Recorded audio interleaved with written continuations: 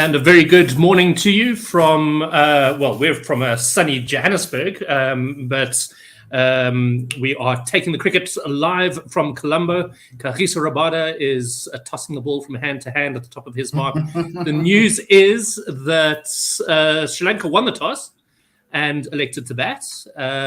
Teams, I think, largely... South Africa's unchanged. No, South Africa's unchanged. Sri Lanka's got 3 changes. Dinesh Chandimal comes in as wicketkeeper for Minod Banuka, who was the opener with Avishka Fernando. And then Kamindo Menzies comes in at 3 for Rajapaksa. On the money from KG Rabada and just defended back down the pitch, no run. Carry on. And the last one is Mahesh Tiksana coming in for Akila Dhananjaya. So 3 changes, quite interesting as well, but we shall see. Mahesh Tiksana's a spin bowler. I think he's a leg spinner. He's on debut, so that's going to be quite interesting to see. Okay, always fun to watch guys on their debut. The 2 opening batsmen, Avishka Fernando and Dinesh Chandimal. It is Fernando who is about to face the second ball from KG Rabada, and this is just defended ice into the offsides. Aiden Markram does the fielding, and no run. Yes, Kagiso bowling in some shoes that are very dirty. They are, hey? Where's his mum?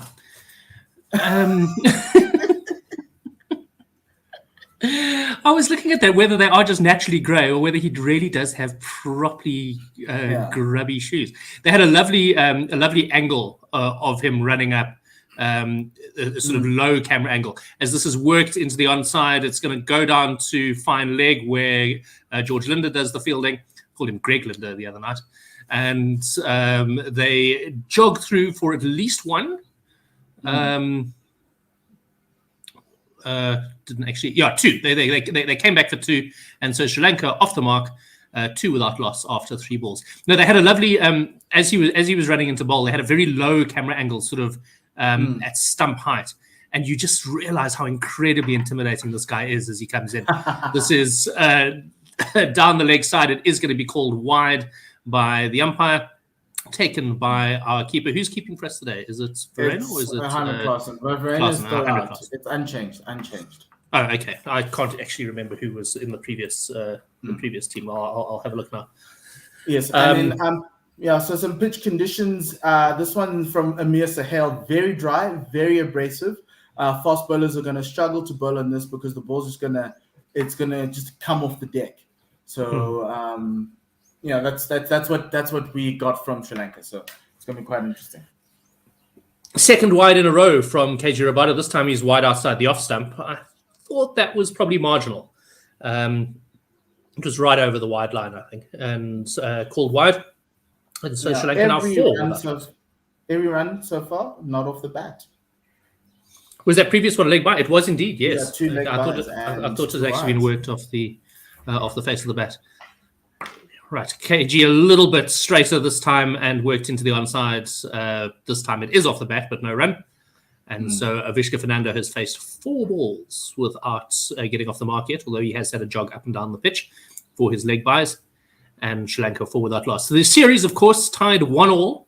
So this is the decider. And I think would be an important one for South Africa to put this away. Well, they kind of have to. It is the the Super League now, not the Test Championship. Ooh. It went straight through the past the outside edge of Avishka and through to the keeper. I really thought he might have actually got an edge to that. That is the length. That's very, very close. Absolutely beautiful. Just on a length and on a sort of 6th stump line, and forcing Avishka to play a miss at that. Actually just went away from the batsman slightly off the pitch. Very, very good bowling from Kagiso. He's now finding his rhythm. And speaking of finding rhythm, the keeper managed to spill this one as it again went down the leg side. Has been a bit of a tatty opening over, I'll be honest. It's actually quite interesting as to why, with Kagiso having that niggle, why they would try and force him to play today. Absolutely insane. Yeah, I mean, he is already one of the most bold players on the planet, and I would have thought they absolutely keep him in cotton wool. As Kagiso once again a little bit more on rhythm there. That was a 9-ball over, I think, 3 wides from it, 5 runs, all of them extras, and so Sri Lanka 5 without loss after the first over. Yeah, no, it's actually quite interesting because obviously you got the Super League going on, and if South Africa, I think, win today, they'll go to 8th on the Super League table, and they'll push New Zealand down to 9th. So it's a very important for the World Cup qualifiers. Obviously, both teams need to win, and they don't want to go through the qualifiers. But we all know that Sri Lanka is going through the qualifiers for the T20 World Cup. Yes, currently South Africa is sitting in 8th, 34 points. If they win, they will go to 5th. And where do they have to be to not have to play qualifiers? You have to be top 8. Sri Lanka are Sri Lanka are 9th, 2 points behind South Africa. And if they win, they also go to 5th. So it's a battle for 5th right now in Colombo. Keshav Maharaj is going to be bowling the second over of the day. I'm absolutely loving having two proper frontline spinners for South Africa, and the second ball now was also defended into the offside, no run. This is something we picked up the other night. I don't think you were on air with me when we spoke about it. Did he praise before every ball? It's not just I've noticed that very. It's what? Sorry. Yes, it's his routine. Yeah. So yeah.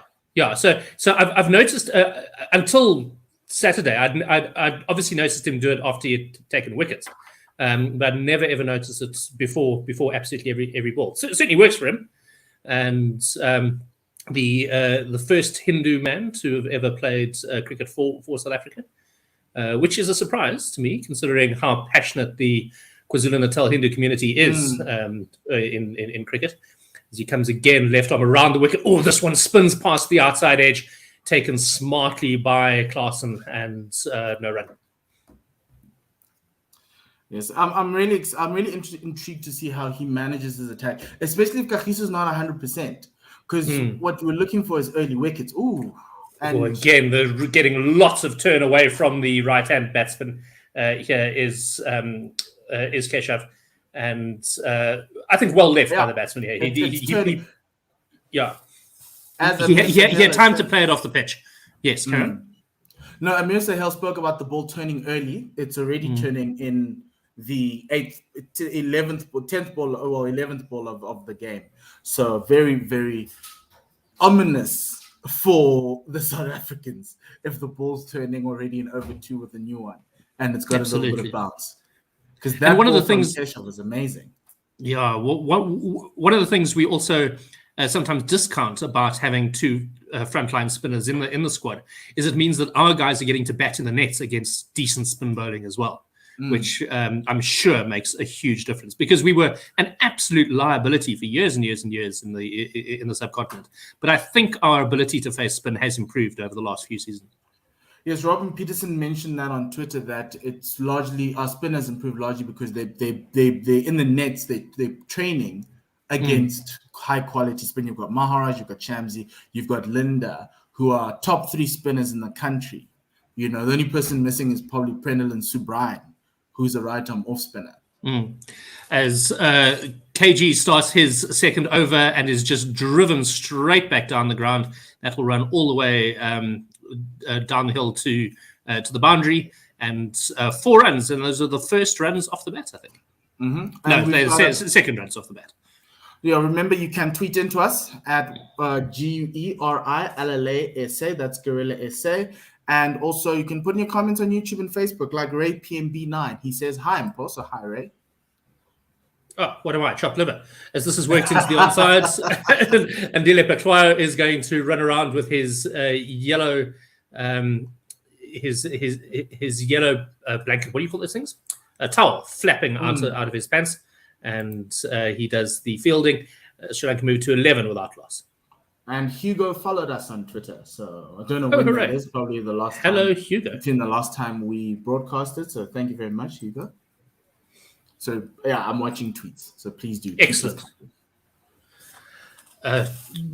shorter ball from KG Rabada, and Chandamal is able to just stand tall and slash this away. It's actually Avishka Fernando who played the shot away to through the offside, and it runs away to the boundary. And on current evidence, KG looks like he should have been left in his hotel room this morning. The ball does not seeming. It's not swinging.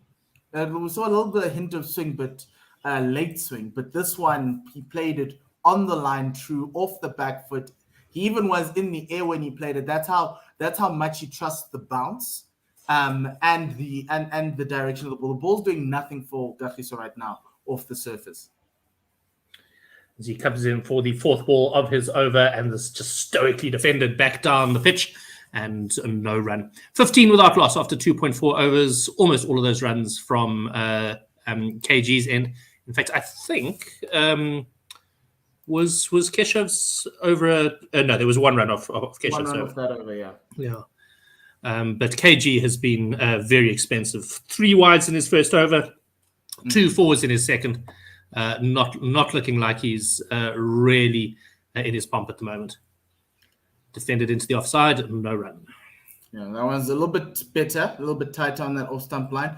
To a certain extent, with a pitch like this, I'd rather have gone with an Anuf Nokia who can crank it up to 150 and just tell him to just bowl the lights out, bowl full, bowl quick, and just always just be a problem for the batsman. There's 2 lengths you can bowl. It's that fuller length, that Yorker length, and also the other one is that shorter length and aiming at the body. Instead of looking for swing like Kagiso is right now, but hindsight is a perfect science. Final ball of the over, defended and no run. To what extent are they being forced to bowl KG? Because of course we've lost Bavuma to injury at the very beginning of this series.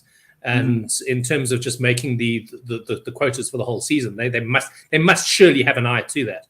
If there are legitimate injuries, do they get a pass on it? Or is you it, should.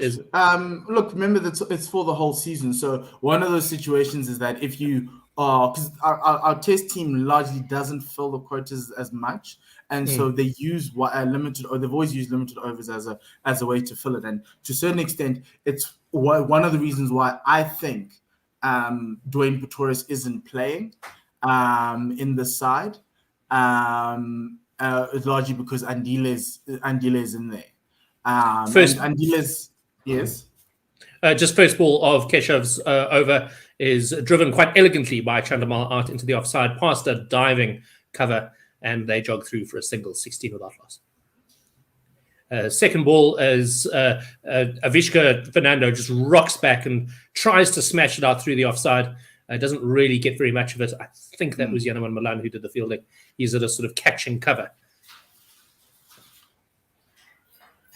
Oh, and now he has a real proper swipe at it. It's lofted away. The cover point is running back to try and collect it, but it does bounce safely, and the batsman come through for a couple. But that was quite uncharacteristically reckless, I thought, by Avishka. No, it was. But the ball's turning. This one straightening a little bit off that angle. As Keshav this time forces the batsman onto the back foot and defended back down the pitch, and no run. 18 without loss after 3.4.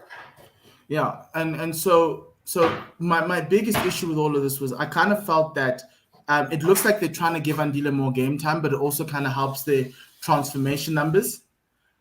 As Fernando this time gets down onto a knee and slog sweeps this away through forward mid-wicket for 4. Very, very good solid shot that.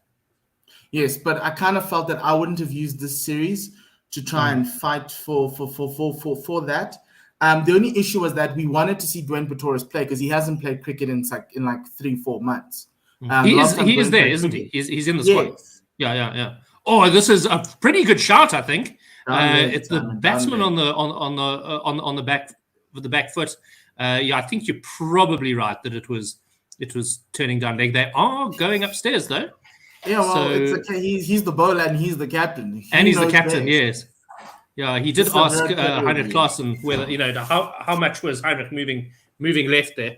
to cover the leg stump. I thought this was a very good shot, to be honest. No, it is.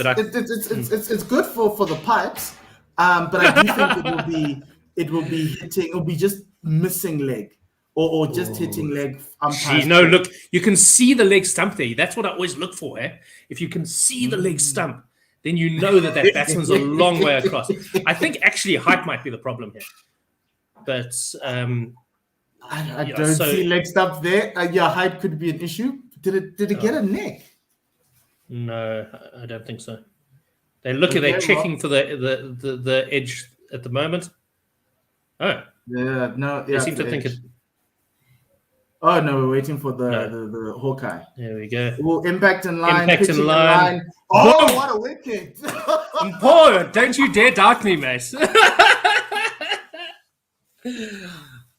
I'm not sure I would have given him on the field, but it was. I definitely thought that looked a lot closer than maybe you thought. So South Africa retain the review. They get the LBW decision. Maharaj is on the board. Avishka Fernando, he faced 18 balls. He scored 10 runs. LBW bowled Keshav Maharaj, and the opening partnership for Sri Lanka, 22 of how many overs have we had here? Of 4 overs. Here's an interesting one, right? I think South Africa should bowl 40 overs of spin. Totally agree with you. Totally agree with you. And this is the only time I'll ever advocate for you can give Aiden 10 overs today. You can give him 10 overs today. I mean, I just remember the first time we saw him bowl 10 overs. He took like 1 for 33 or something. So he's not a mug by any stretch of the imagination. I think we're keeping him in the side because of his bowling. It was when JB Duminy initially started figuring out that he could bowl off spin to keep him in the side when his average was low. I'm not a fan for that because his primary job is to score runs. But for me, I think today's the day you can actually get away with 40 overs of spin. Yeah, I think I would also Maharaj and Aiden, because it's turning like you literally all you just need to do is just tweak your fingers and it's gonna do miracles. I would also consider maybe replacing KG. I mean, he is going to get a third over here, but he's not looking like a particularly happy bowler at the moment. As he comes in and gets a bit of rise outside of the off stump. It's a no ball. You see, he is just not in a great. So here's the thing, right? Lutus Pamela is on tour. They could have given him. He's played ODIs for South Africa before. Yeah, absolutely. If they're worried about the transformation, Luto is the next guy. The only problem is your attack then becomes inexperienced, and the leader of your attack is now Tabea Shamsi and not KG. So as KG pushes this one really, really full, looking for that Yorker, it's smeared rather inelegantly away into the onside by Chandamal, and they jog through for a single, 24 for 1. He's actually looking at the bottom of his bat. I think he really stunned that. On YouTube, Jean-Dion Luke says, greetings, and then he says, give Klaasen the ball too. Another 5 overs of spin. That is true. Klaasen can bowl spin. Oh, can he really? Yeah, the only problem is who's going to be wicketkeeper at the time. Well, Carl Verena. Carl Verena is the 12th man. Is he 12th man? Is he allowed to come on? No, he's in the 11. Well, he was on the field just now. Not in the 11. Isn't he? He's not in the 11. He wasn't in the 11 the last time. We've got George Linda. He took his spot. That's why. I just saw Carl Verena in the huddle, unless he came on to bring drinks, possibly. But then he should have had a bib on, as this is left outside the off stump. Crystal Mendes leaving this one well alone. Kamindo Mendes, rather, not Crystal. Yes, this is the batsman that we all have been waiting to see. He can bowl spin, and on top of that, he was the highest. I think he was one of the highest run scorers in the Sri Lankan domestic competition, where they got all the nationally good players to play against each other. Oh, okay.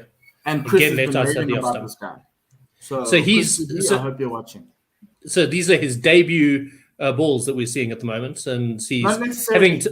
This debut, yes. Sorry. Yeah, so he's having to face KG Rabada first up, which is even an out-of-form KG Rabada is not a hell of a lot of fun to face in your first couple of balls of international cricket. I'm always hyper aware of debutants' parents watching, and you just want them to be okay. And he's going to get off the mark as well as he tucks this one around the corner. It is going to run away for 4. And so he gets off the mark. He's now going to be 4 of 3 and Sri Lanka 28 for 1. You can see what Kagiso is trying to do. The ball, this pitch being dead takes so much energy off the ball, and we see 2 balls on the boundary line. But yeah, so KG bowled that short. Anywhere else in the world, that would have come probably chest height. That one went midriff height, and he was able to just get the bat around there. So just an indication as to what you're going to have to do as a fast bowler to get to get anything from this pitch. The 4th ball of his career, he just strokes beautifully through the offside, and for another 4. And certainly, Kaminda Mendes is off to a flyer. Chris Teebs on YouTube says, we seem to be getting spinners on earlier and earlier and bowling more and more of it. If it were a 5-match series, we'd see 50 overs of spin in the last. Yes, because they're playing on the same square. So it's like that KZN when we played that T20 challenge at Kingsmead, the scores just kept on getting lower and lower and lower, and Keshav kept on getting more wickets. Defended into the offsides, no run. Sri Lanka 32 for 1 after 5 overs. Kaminda Mendes is there on 8, and Chandamal is also there on 8, but he's faced 3 more balls. Avishka Fernando is the man out. He was LBW, bowled Maharaj for 10, and par score, I think, at the moment. It's sort of odds even, I think, after 5 overs. A lot of pressure now on Chandimal, who's in the squad as a backup. He's going to be hoping to score a lot of runs. So too Kaminda Mendes to solidify their spot, also looking to the T20 World Cup. Because Sri Lanka didn't split their squads like South Africa does. They just picked one squad, which makes sense. And so, Chandimal's looking to get himself back into the fold. So this is a massive one because they've just lost their talisman in Avishka Fernando. Keshav Maharaj to start the new over, spinning it away from the right-handed Chandamal. Just defended carefully. No run. We've got Ray PMB asked this question after this ball. Worked into the onsides, and I think it was Andile Petlaya who's doing the fielding there. Threw it in like a man with a sore shoulder, to be honest, which is slightly concerning. And they just jogged through for a single. 33 for 1. That's going to bring Mendes to face his first balls of spin as an international batsman. He's a left-hander facing the left-handed spin of Maharaj. It'll be interesting to see whether Maharaj is going to go left arm over for him. Because the ball would be turning into him. Into him, exactly. So it's going to be quite interesting to see if Maharaj can't get one that just holds its line. So maybe bowl 2 that come in, and then one that holds its line to see maybe if he's going to bite. So left arm over the wicket and just defended. There's also some rough that Kagiso's created there outside of the left-hander that he's aiming for. So, I'm glad Kagiso's done something useful today. Shame, poor guy. I mean, he's literally one of my favorite sportsmen in the entire planet. But this has got plenty of spin here, and Maharaj thinks that there was an edge here. He's asking. They're not going to review it because I think there's a risk outside off all the way through past leg. Yeah, it turned square that, and Keshav thought that this touched the bat on the way through. I don't think it did. Oh, great keeping from Hyman Clausen. I mean, very, very nearly hit the leg stump as well. I mean, wow. Okay, it'll be interesting to see the review, not the review, but the replay of that. As this is defended into the offside, no run. But, I mean, out of absolutely nowhere, he turned that square. Obviously hit that footmark of KG Rabada. Yeah. Well, no, it didn't. Actually, it was further forward. It was a bare patch that caused that. Okay. And again, just getting a bit of bounce this time as well as it's defended into the onside. But Keshav will be very, very happy with that over. So going through some YouTube questions, Ray is asking which IPL team do we support? Any team that has South Africans in it, and that is not. I support individuals in the IPL, not teams. I mean, I tend to pay attention to Royal Challengers Bangalore. I think. Because of AB. That's why. Yeah. Largely because of AB, but that's not AB. No, but I like the Dad's Army. I like Chennai. I used to like Punjab while David Miller was playing there. I kind of felt they had and I still follow them quite a lot. Just they're not as good as I expect them to be because they keep on holding on to Chris Gayle for like ever, and like we need to let Chris Gayle go as a cricketing world. But we'll see him at the World Cup. We'll see him at the World Cup in October. Right.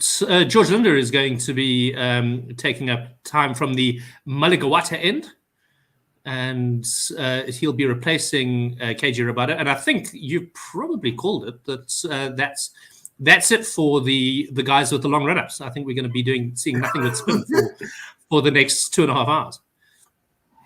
So Linder also left armour. He's bowling around the wicket into the right-handed Chandamal and defended no run.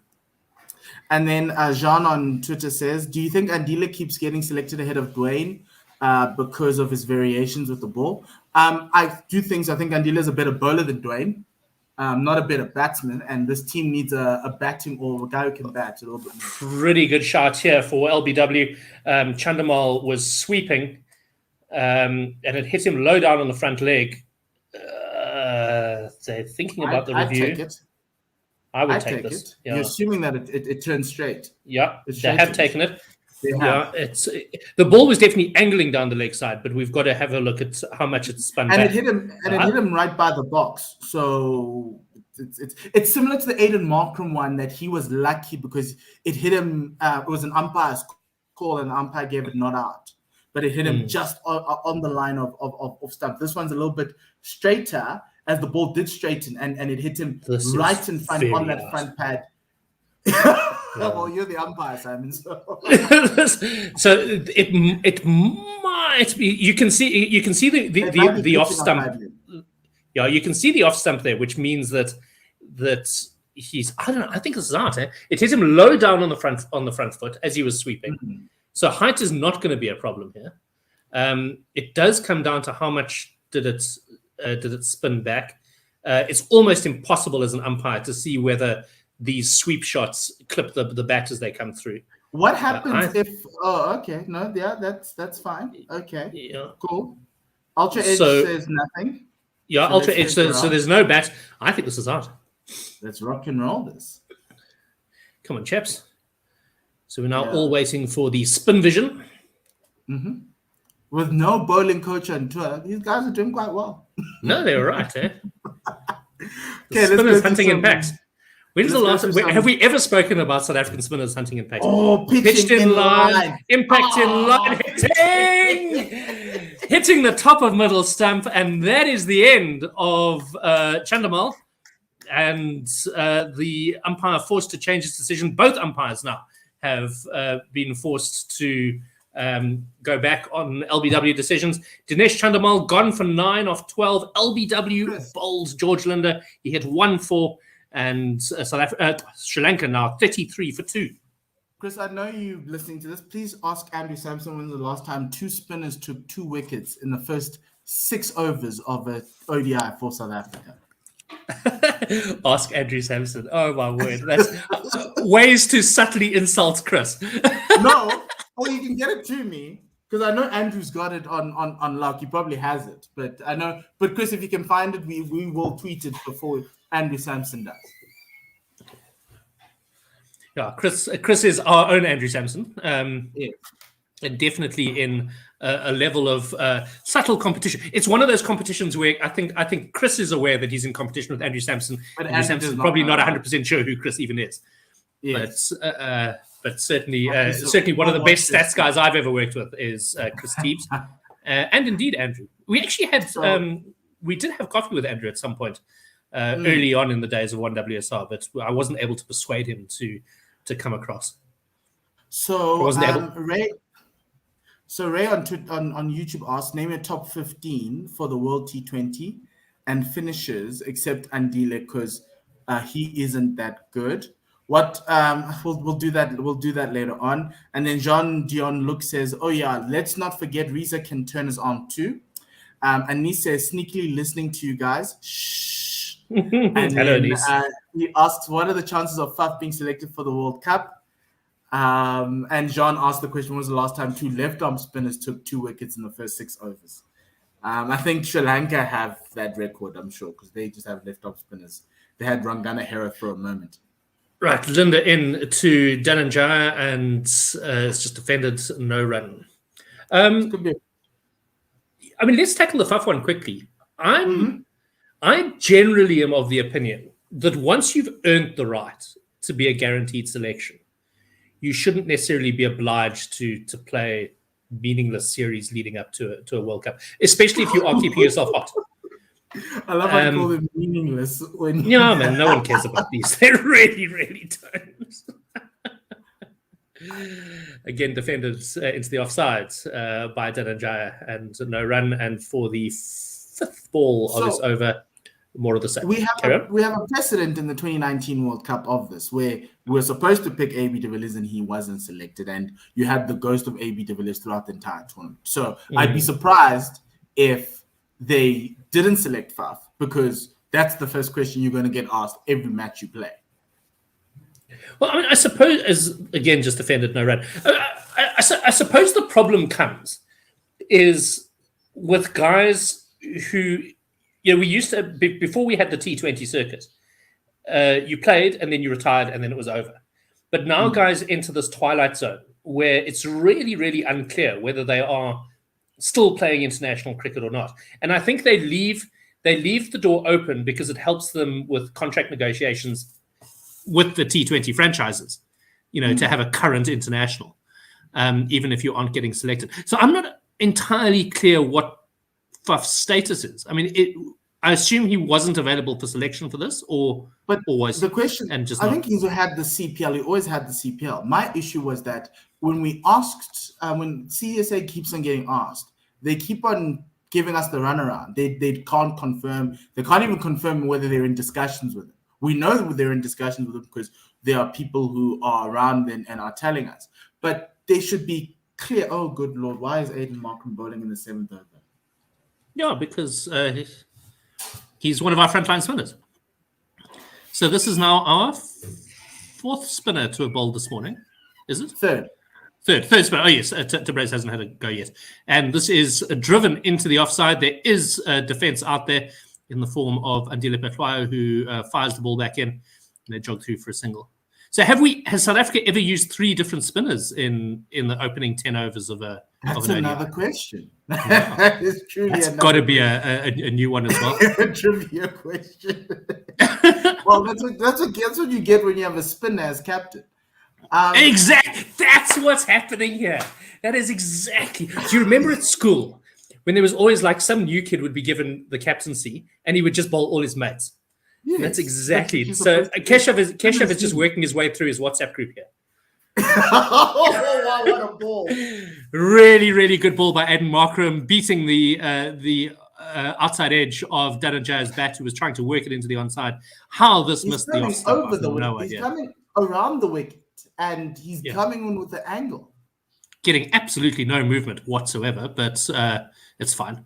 As rather weird little flap of the ball of a sweep by Dhananjaya, and they jog through for 2.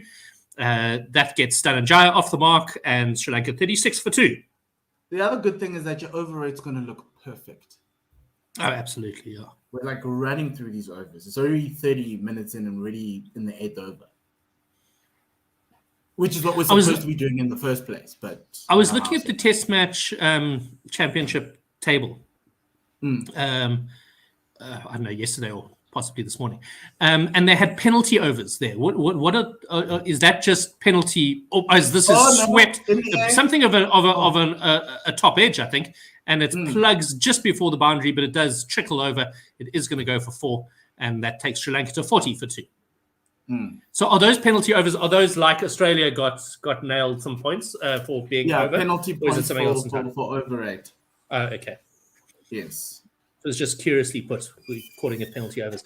Right. So Aidan Markram, who is a reasonable candidate for Mr. January, if the Proteas ever decided to do a he's got that whole stubble thing going on, and he's combed his hair this morning. It's looking very dapper as this is defended into the offside and no run. Yeah, that beard game's working for him. Yeah, so I think back onto Faf, there's no denying that he's the best batsman in the side outside of Quinton. And the only issue I would have is that the messaging from CSA would be so contrary to what they've been telling us before. If Faf's agreed that he's going to play the World Cup, you can say he's agreed to play the World Cup and he's not going to play all these meaningless series. We'd understand. We'd be like, okay, cool, that's fine. That's okay. He's there. This thing of, no, cloaks and daggers and smoke screens doesn't work. And then on top of that, we're announcing the World Cup squad. On the same day, we are announcing the start of the new season, domestic season, which tells me it's good news and bad news. So therefore, the good news is domestic season starting. Bad news is Faf du Plessis not going to the World Cup. That's do you think? I think there's also the slightly confounding factor that we call these meaningless series, but you probably find that there is a contractual obligation to send a full strength team. Yes, and that's you also can't part of the selection criteria. You have to be playing cricket for South Africa in the last year, and he hasn't. He hasn't played cricket for SA in 18 months. Pre-COVID was the last time he played. Oh, really? And that's why many people say Tabraiz Shamsi's Imran Tahir's out, because Imran hasn't played since 2019. But Imran hasn't wanted to be dropped. I mean, he was... Yeah, he's always been available. They never selected him. Yeah. As this has worked into the onside and they jogged through for 41 for 2. George Linder bowling, by the way. And the two batsmen, first round, Mendes and Dhananjaya. And the other thing is Chris Morris. They say Chris has an attitude, but surely you would forsake all of that to have a guy like Chris Morris in your side batting at number 8. Defended into the offside, no run. South African cricket handles players with attitudes very, very poorly. England were able to extract a phenomenal career out of Kevin Pietersen, even though he was an utter nightmare. And I doubt he would ever have had anywhere near that career in South Africa, even if he did get selected, because I think we are at heart quite a conservative nation still. But yes, and you saw that with Andrew Strauss. When Andrew Strauss came into the side, Kevin Pietersen walked out. Yeah. Well, there you go, because suddenly he had a South African looking after him. It didn't cope with it at all. It was interesting. I was watching. There's some very, very good Dale Steyn documentaries on at the moment. There's a long chat between Dale and is it Matthew Pearce, the cricket journal, and he identified Andrew Strauss as one of the guys he really struggled to bowl against, which was quite nice. Yes, South Africans have always struggled to go. The only South Africans who loved bowling to left-handers was Makaya. The rest of them just all struggled. The rest, it's always been weird, but I think because of that angle that Makaya had. Yeah, speaking of left-handers, it is the left-handed George Linder bowling to the left-handed Comindo Mendes. And I must say, Mendes has looked like the real deal. I can completely understand why Chris has been so excited. There was just the one ball from Keshav which turned absolutely square and would have beaten any batsman on the planet. And in fact, superb wicket keeping by Klaasen to be able to get across and take it. But other than that, he's looked very, very solid. Right now, though, he is bowling to Dhananjaya de Silva, and he'll be left arm around the wicket. And this is just plonked, I suppose is the word I'm looking for, out to mid-off, and they jog through for a single. So we've got some comments on YouTube. Ray says, QDK, Faf, Aiden, Rassi, Miller, Pretorius, Linda, Rabada, Nokia, Shamsi. I'm assuming that's 11. And then he says it's either Tembo or Rassi, which I disagree with. And he also says Faf scored a superb 100. I just love how people love Aiden so much. Honestly, this guy can do no wrong. No wrong. But it's fine. Well, he's easy on the eye for a start, Mr. January. And yeah. But I don't know. He's a proper cricketer. You know, like the high elbow and the whole thing. Like he's a very, very organized cricketer. But the problem is that the world will always say, like right now, Aiden's the guy who's going to get dropped out of the side for Faf if Faf plays, right? What you'll get is guys saying, "Oh no, Timber's the reason why Aiden's out the side." No, it's not. Aiden's the reason why Aiden's out the side. He came on too late. Remember, worked into the onsides and they jogged through for a single, 45 for 2. Mendes is there on 11. Dhananjay De Silva is there on 9. It's Ed Markram bowling at the moment. He's gone for 8 runs off 7 balls, which, considering that this is a spinner's wicket out and out, it's probably not a great return. So he comes left arm over the wickets to the right arm around the wicket to the left-hander, and is just working to the onside. A part-timer. This is why he's a part-time. He has the left hand in front of him, right? He's got the rough that Kagiso created. He's not aiming for the rough. He's aiming for the guy's feet, like he's darting it in to save runs. Dude, let the ball turn. Let it turn away from the right-hander. Aim for that rough. As De Silva uses his feet here, comes down the pitch and just drives Aiden very, very easily down the ground for 4. And I think that this might actually force Keshav's hand a little bit here. Yeah, Bring in senior player. Bring in senior player, Mulder. Please. Not please. Yes, of course. Actually, these are the sort of conditions that Mulder should be pretty good at. And, yes, that's why I think he was selected. Much fuller ball and just dinked beautifully down to third man. He put absolutely no pace on it whatsoever, so it is going to be easily pulled in. They take a single. That is going to bring up... they took 2, in fact, and Sri Lanka's 50 came up the previous ball. We didn't pick it up, but Sri Lanka now 52 for 2 off 9.4 overs, which I think is probably... Yeah, I still think this is par. I think South Africa are going to struggle when it comes their turn to bat on this. As again using his feet and just worked into the onside with a lot of intent. And again, they are only going to get a single, 53 for 2. Then one of the spinners tell Aiden to come over the wicket. This around the wicket situation is just killing his form. He's leaning too far to the left. He's literally pulling the ball away from the right hander. It's as Mendes defends this, it goes down to a short fine leg. They don't take a run. That is the end of the 10th over. 53 for 2. Kaminda Mendes is there on 12 off 15. Dhananjay De Silva is there off 16 off 16, a runnable 16. Markram has gone for 16 runs in his 2 overs. That is too expensive in the context of this match. So I think that's probably the last we're going to see of him. He's a part-timer. Yeah, no, absolutely. I think they were trying to burgle a couple of overs like we used to do in the... No, but the thing for me with Aiden is that somebody needs to tell Aiden, especially for today, it's turning, right? You don't need to do much. Just pick a spot, try aim for that spot, wide outside the left-hander's off stump, and let it work. The ball's going to turn away. He's going to try play for turn. There'll be one that's going to go on straight. That's your money ball. That's all he needs to do. There's no need to fight. Yeah, I think it's spin is such a confidence game as well. And I'm sure that Aiden is very aware that he's third string. And this is the best part because he can bowl it wide. He can bowl it full, force them to drive. There's a slip there for you. There's a man at extra cover. So if he needs to make sure that he's great. I just don't... Somebody just needs to have a chat with him. George Linder has this lovely, nice high action, and he gets some bounce out of the pitch as well. He gets De Silva here to chop it down, and is that Yanaman Malan at slip? Yeah, it's Riza. Riza's your... Is it Riza? Oh, okay. Yeah. Safest pair of hands outside of Jacques Callis. Defended into the offside and no run. Outside of Brian McMillan. My daughter is coached by Brian McMillan's brother, Graham, who was a commentator with us for a little while. And he's got Brian's bucket hands. I was watching him catch the ball the other day during fielding. And I mean, when you've got hands that size, I mean, it's literally like having wicketkeeper gloves on. Of course, you can take great catches at first slip.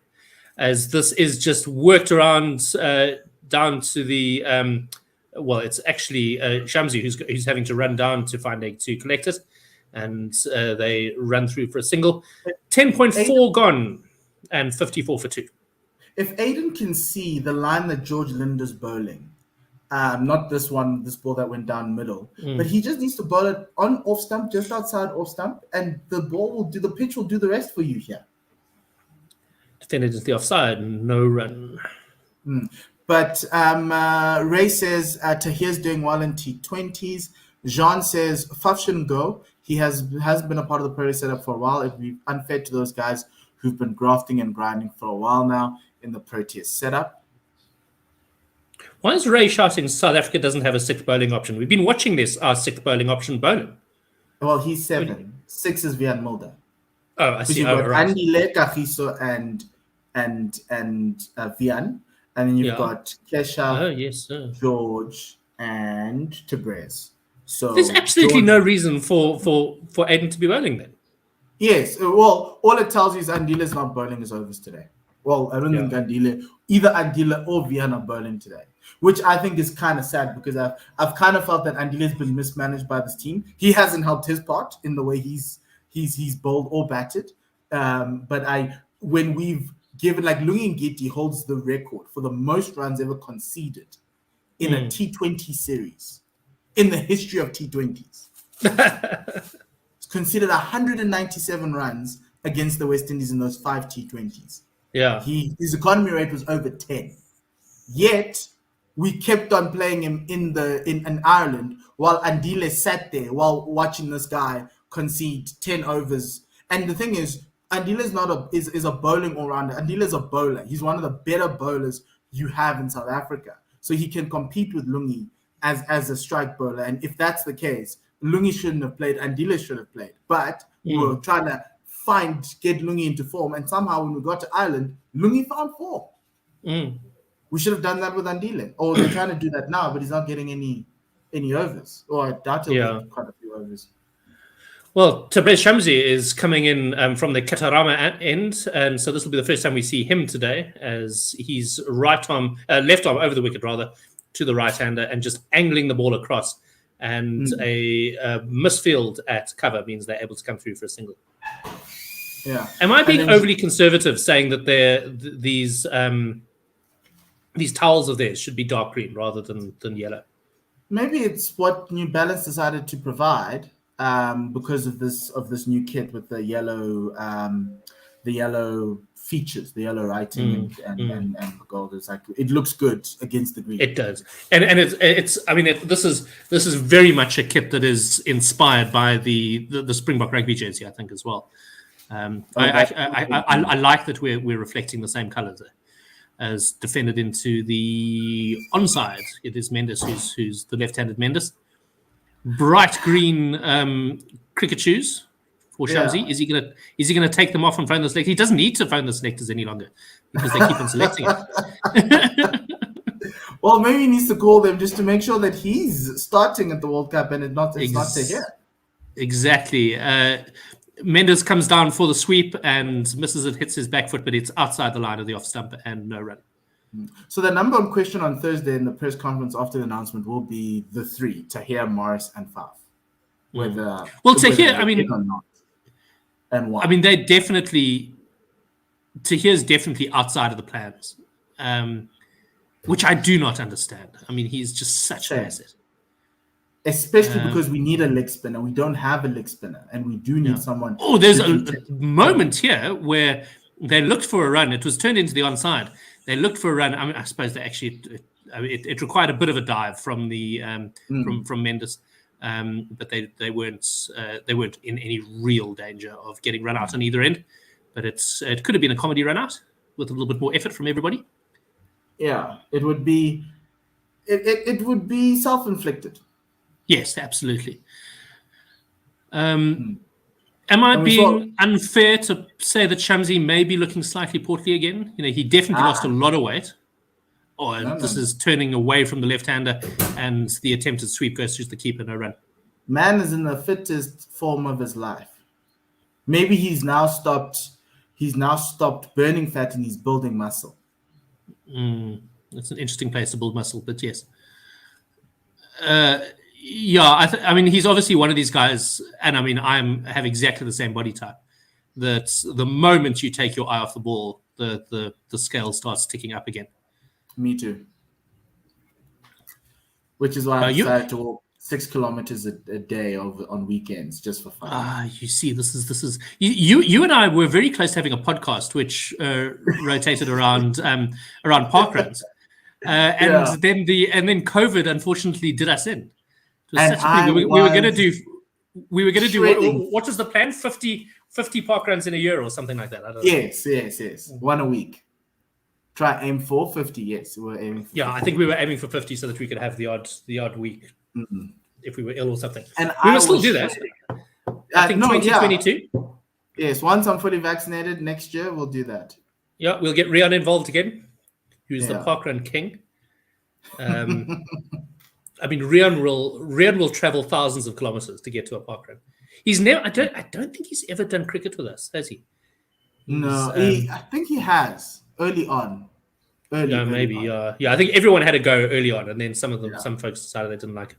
One of the nicest guys on the planet as well. And he says, yes. Lance Klusen is a perfect example of someone who's said to have an attitude and clashed with Graham Smith's vision and had his career ended. Yeah, I saw that. I'm not entirely sure that that's true. I think it is. I think Lance was on the wane by the time Graham came in. Lance had basically 18 amazing months. You said more. But I mean, and that was at a time when everyone else in the team was crap. I think Lance's novelty kind of weighed because at the time in the world, having a Jacques Kallis in your side who can do everything, kind of just South Africa never needed a sixth batsman because by the time they got to those big scores, like it was the top 4 or 5 who got there, and so Lance at 6 and 7 wasn't as needed as he was in 99. Sorry. Kamindo Mendes bringing out the reverse sweep here. I hope his father is tutting and shaking his head. No need to be playing the reverse sweep here. And to be honest, I mean, he was lucky that he got his leg outside of the line there. That ball was definitely going on to hit the stumps, but hit him outside the line, which saved him. As again, Linda comes in, left arm over the wicket to the left-handed Kamindo Mendes, and a no run. Then Jean says there's no bowling coach to advise Aiden. That's true because Charles is probably still in the bubble in Sri Lanka. Yeah, but you don't need a bowling coach to advise him. You've got two really, really top spinners and Linda in a sort of really decent spinner. They're in the squad. I absolutely don't think you need this last ball was beautiful. It just straightened, held its line. Oh, coming in with the angle, then it holds its line. He knew it. We just needed it at edge. Oh, I'm going to enjoy watching this game with all the spin bowlers on show. Oh, yeah, absolutely. George Linder, number 27 on his back, which was my high score when I was 9 years old. I made 27 against St. Peter's, not out. Yeah. And I won't tell you guys what my high score was. That is the end of the over. 13, 59 for 2. You and I, the last time you and I batted together was that ridiculous situation where we were trying to lose one of our wickets so that we could get David. We could get Gary Beck back in. It was last man stands, but of course we weren't willing to just like knock our bails off. We were just taking stupid runs. And it's amazing how difficult it is to actually give your wicket away because all your instinct goes the other way. That was stacks of fun. Yeah, we must get our last man stands team going again. So the start of the next over, Shamsi is the bowler, and this is worked away into the onside. They go through for a single, 60 for 2 off 13.1 overs. Simon, we have a question from Ray. He's asking who your top 4 test bowlers are. He says his are Bumrah, Cummins, Ashwin, and Anderson. Ashwin's not even making the 11 at the moment. He should be. Honestly, he should be. I completely agree. He should be. It's bizarre, as this again is worked into the onside, and they go through for a single. So I'm assuming he means current bowlers. Yes, yeah, Anderson's there for sure. Bumrah on current form. I mean his performance yesterday was phenomenal. Anderson is amazing. I mean, he just gets better and better and better. South African's not going to make this list, hey? Sure. Yeah, that's fine. We're not that great. Maybe Kesh instead of Ashwin, because I think no, really. No. I think Kesh has done well. The only problem, let me stop that. Jadeja is much better than Keshav. You see, yeah. I mean, the thing is, I don't think international batsmen fear Kesh. He's a solid test bowler, but no one's going to have his poster on their walls. Whereas I'd have an Ashwin and a Jadeja poster on my walls, as well as Akshar Patel, because I think Akshar Patel is next level. Yeah, I just want India to come to South Africa and we play them like in PE, and they unleash all three of their spinners just for fun. Well, geez, 3-day test for the win. As Tabrez Shamsi fields off his own bowling and jogs back to his mark. He's bowling to the right-handed Dhananjaya, but has stayed left arm over the whole way through. Did you hear what Kohli said to the Indian team at Lords when they were just hammering England in that session just after they were bowled out and they had to bowl England out for the win? You can tell me after this ball as this is worked into the onside. Andile Pekwayo comes and does the fielding and sends it back in. They take a single, 63 for 2 at the end of the 14th over. Mendes is there on 16 of 28. He's had a good, solid start to his career. Considering that he hits 8 runs off the first 3 balls he faced, he's actually slowed down quite a bit. And Dhananjaya de Silva is 22 of 27. So Mendes probably actually needs to get a bit of a hurry on here. Tabrez Shamsi, he's taken no wickets at the moment, gone for 6 runs off 2 overs, and George Linder has bowled beautifully. He's 1 for 8 off 4. This feels like a 220 type of game. So what? Yeah, sorry, you were telling me. Yeah, unconfirmed reports state that Kohli in that huddle when they were going to take the 10 wickets to win the game at Lords said, "Unleash hell." That's cool. I like that. Linder to start his next over. He's batting slowly, 85 k's an hour, which is the sort of numbers that you see from the women when they're bowling spin. Apart from what happened on Saturday night. Well, who knows what happened on Saturday night? I don't, because I wasn't able to get the feed, but I clearly, by the time it was 12 for 4, we thought, okay, well, we don't need to bother. Oh, and it is, it's the fucking ball? Yes, it is. He spun it into the left-handed Mendes, and Mendes just popped it up, and George Linder running across to his left took a diving catch off his own bowling. Mendes is shaking his head like he can't believe. I think, did he get a leading edge here? I think he might. Oh, it's just one of those horrible ones where he basically dinked it straight back at the bowler. And George Linder diving across in front of Dhananjaya de Silva and took a very, very good solid catch off his own bowling. Kaminda Mendes gone for 16 off 29. Caught and bowled Linder, 2 fours. Those 2 fours in the first 4 balls of his innings. And he was definitely getting tied down a little bit. What a pity, but definitely a man I think we're going to see plenty of in the future.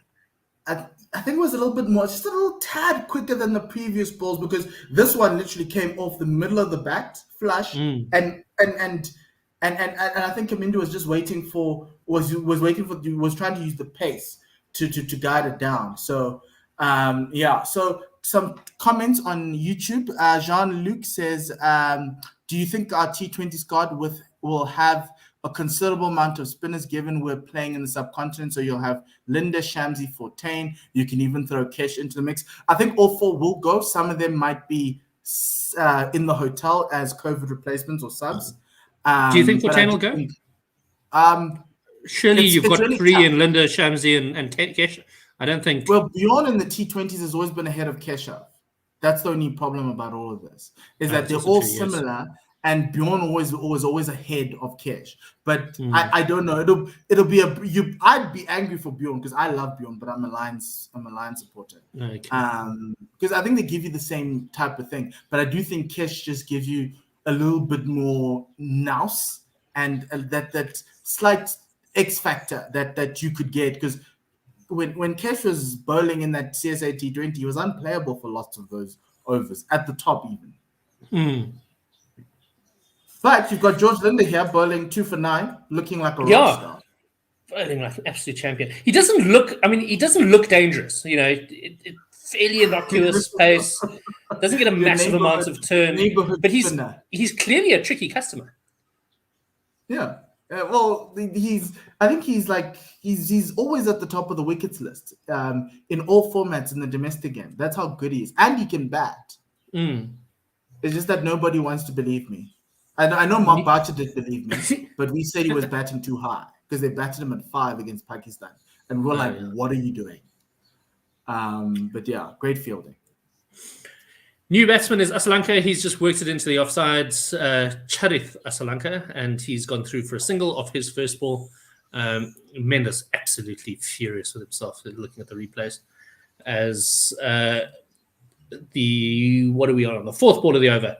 A bit of a shy at the non-strikers' ends as they try and scamper through for a single. Dhananjaya gets there, no problem. He's 23 of 29. In fact, they didn't take the run in the end. It was Asalanka who was sent back. Sri Lanka 65 for 3 at the moment, deep into the 15th over. So things are slow and cautious at the moment, as this is played straight back. In fact, misfielded off his own bowling by George Linder, and they're able to take a single. And Dhananjaya on to 24 of 30. So Ray says this jersey is okay. 2015 World Cup jersey was better. Oh, Adidas gave us a beautiful jersey in 2015. Beautiful jersey. I'm trying to remember what it's. It had dark green with the orange with the yellow sleeves. Yes, vaguely remember it. As this is worked behind the wicket, and Milan does the fielding, is returning his divots. He actually picked something up. He dropped something out of his pocket there. He's putting back his personal sandpaper back into his pocket. And he doesn't need sandpaper today. This pitch is impressive enough. With guns like that, he doesn't need sandpaper, that's for sure. He can chew the ball. I mean, Linda's looking absolutely full money here at the moment, and I think bowling himself into that T20 World Cup squad, because he was definitely of these spinners, he's probably third choice. Well, maybe white ball, maybe he's second choice ahead of Keshav. I'm not sure. Yeah, he is. It's Shamsi, Linda, Forte, and then Keshav. But I think all 4 will be either in a hotel or at the ground. Yeah. A bit of a dreadful ball here by Tabrez Shamsi. Really dragged it down. And the batsman, I think, will feel like he didn't get full money for that. All he did was slap it out to mid-on, and they go through for a single. And yes, so Jean says spinners are slowing the rate nicely here. Ray says it is absolutely true. I think it was the Kohli comment where I said unleash hell. Yes, okay. And then all 60 overs. Yes? I like this Indian side under Kohli. Yes. It was one of my real criticisms of India under Tendulkar, that they just folded so easily. And they never felt like they were hunting in packs under Tendulkar. I think Tendulkar is just fundamentally too nice a guy to be a Test match captain. Ganguly, they spoke a good game, but they just couldn't back it up. Yeah, but suddenly you've got this team that is just brimming with talent and aggressive with it as well, and I really, really like it. It's like India's suddenly channeled Australia from the early 2000s. And that's what I love it. That's what I loved about that Australia tour, because I was like, finally, they're giving it to them. Yes, absolutely. As a half volley that is poorly played by Dhananjaya de Silva, really didn't get very much of it, and it goes on the bounce down to the man. It is George Linder, in fact, who's who's doing the fielding down there with 2 hats on. I'm assuming one of them belongs to Tabrez Shamsi, unless he's promised his mum that he definitely wouldn't get sunburned. And they jog through for a single. Yeah. Ray says all 60 overs, they need to feel the heat. They should feel like hell, and nobody should smile in front of them, said Kohli. That's a very Aussie thing, hey? Remember, that was the beginning of the Australian attitude. Was in the Ashes of 1990, I think it was, where they decided they weren't going to be friendly to anyone on the field, and I wouldn't be able to do that. I find it so hard because I just love smiling. No, I know you would be completely useless. I'd bowl a short ball and be like, "Oh, are you okay?" Yeah. There's Paul giggling at first slip. Telling stories to second slip. You know, you would be a similar sort of handful to Brian McMillan. Apparently, McMillan, his attitude to sledging was that he tried to make the batsman laugh, and was just like a genuinely funny, pleasant guy. But that's what it's supposed to be. Absolutely. And you know what? I mean, it really is deeply unpleasant when you're umpiring teams that are overtly aggressive. Because firstly, you become part of the game as well. You know, because they're not only aggressive to the opposition, they're aggressive to you as well. And you become very, very aware that you're being played just as hard as the batsmen are being played. Jean says another 2 quick wickets here, and Sri Lanka could be in considerable trouble. That was before they lost Kaminda Mendes. They definitely will struggle to get to 220. KG Rabada back into the attack, having gone for 22 off his 3 overs, and so that's an interesting move. He's the only pace bowler that we've had today. I would definitely have thought maybe bringing Viano Andile through in at this point would have been a more interesting move. No, Kesh wants to go home quickly. He's going for a strike bowler because I think he smells wickets. I would still rather have Viano on, I think, as this ball is played fairly easily into mid-on. They go through for a single. Sri Lanka 73 for 3 at the moment. We've done 16 overs, so you are entitled to disappear. What I might ask is, because I'm going to be doing 3.5 hours on the trot here, if I can just have a comfort break quickly, and you can keep Chris Tyndale company. Let's add him to the screen, and then I will come and sure, no problem. Cool to hear that's the plan. I thought I was just going to be alone for the whole session. No. I've done it before. So Rabada back into the attack. Obviously, I'm a little bit behind you guys. Okay, that's fine. I've just seen the first delivery of the 17th over. Okay, just wait, Chris. Let me just finish this over, then we'll go back. So the next one just played out to the offside, off the bat of Sri Lanka, the left-hander. They come through for a single. That's the 3rd ball of the 17th over. Because we still haven't had a drinks break, by the way. So that's the thing, because South Africa is like mooching through these. It can be after 17 might be when they do it. Yeah, I guess we're running a little bit ahead of schedule. Lots and lots of spin. But this is the new South Africa. I love that. We're so averse to spin for a long time. And I mean, Imran Tahir did a huge amount in changing South Africa's opinion of spin. And I think if we didn't have Imran Tahir, we wouldn't have a team that's willing to go with as much spin as we do now. Yeah, so KG into Dhananjaya. This next ball, that's the 5th ball of this over, played out to the offside. No run. Reza Hendricks, the fielder. I know you tweeted, so let me read your tweet. You said, I'd imagine that Malcolm can learn more about spin bowling from the guys in the squad than any South African spin bowler. I know that Shamsi said he learned from Tahir than any other as a coach. That was Shamsi and Jared Kimber's podcast talking about exactly what I was talking about. Even checking to see the Sri Lankan media, the Sri Lankan broadcast is even checking to see if Reza Hendricks has bowled in List A before. So, I'm pretty sure he has. I'll have a look. Yeah. Okay, so we've got a drinks break happening. That last ball's out to the offside. No run. 75 for 3. Sri Lanka are after 17. Let's go through some comments on YouTube. Remember, you can send through your comments. Anis asks, can we not find a off spinner somewhere besides Aiden. Jean replying to him says Reza Hendricks and Yanaman can't bowl with those massive guns. Jean says this Indian side is like the Aussie sides of 2003, 2000 to 2007. Does seem like What do you it. think about that? It's Yeah. in terms of the way that they're playing, but also the aggression, I think, is what we're talking about. There's a confidence, there's an expectation to win. And it's funny that even though New Zealand won the World Test Championship, I think everyone still thinks of India as the big test team, the invincible side. And didn't you mention that New Zealand aren't playing any of the big three in New Zealand? No. I'll have a look at the World Test Championship schedule. I think we're one of the teams, and then it might be like Sri Lanka and Bangladesh as well that are touring New Zealand. I'll have a look.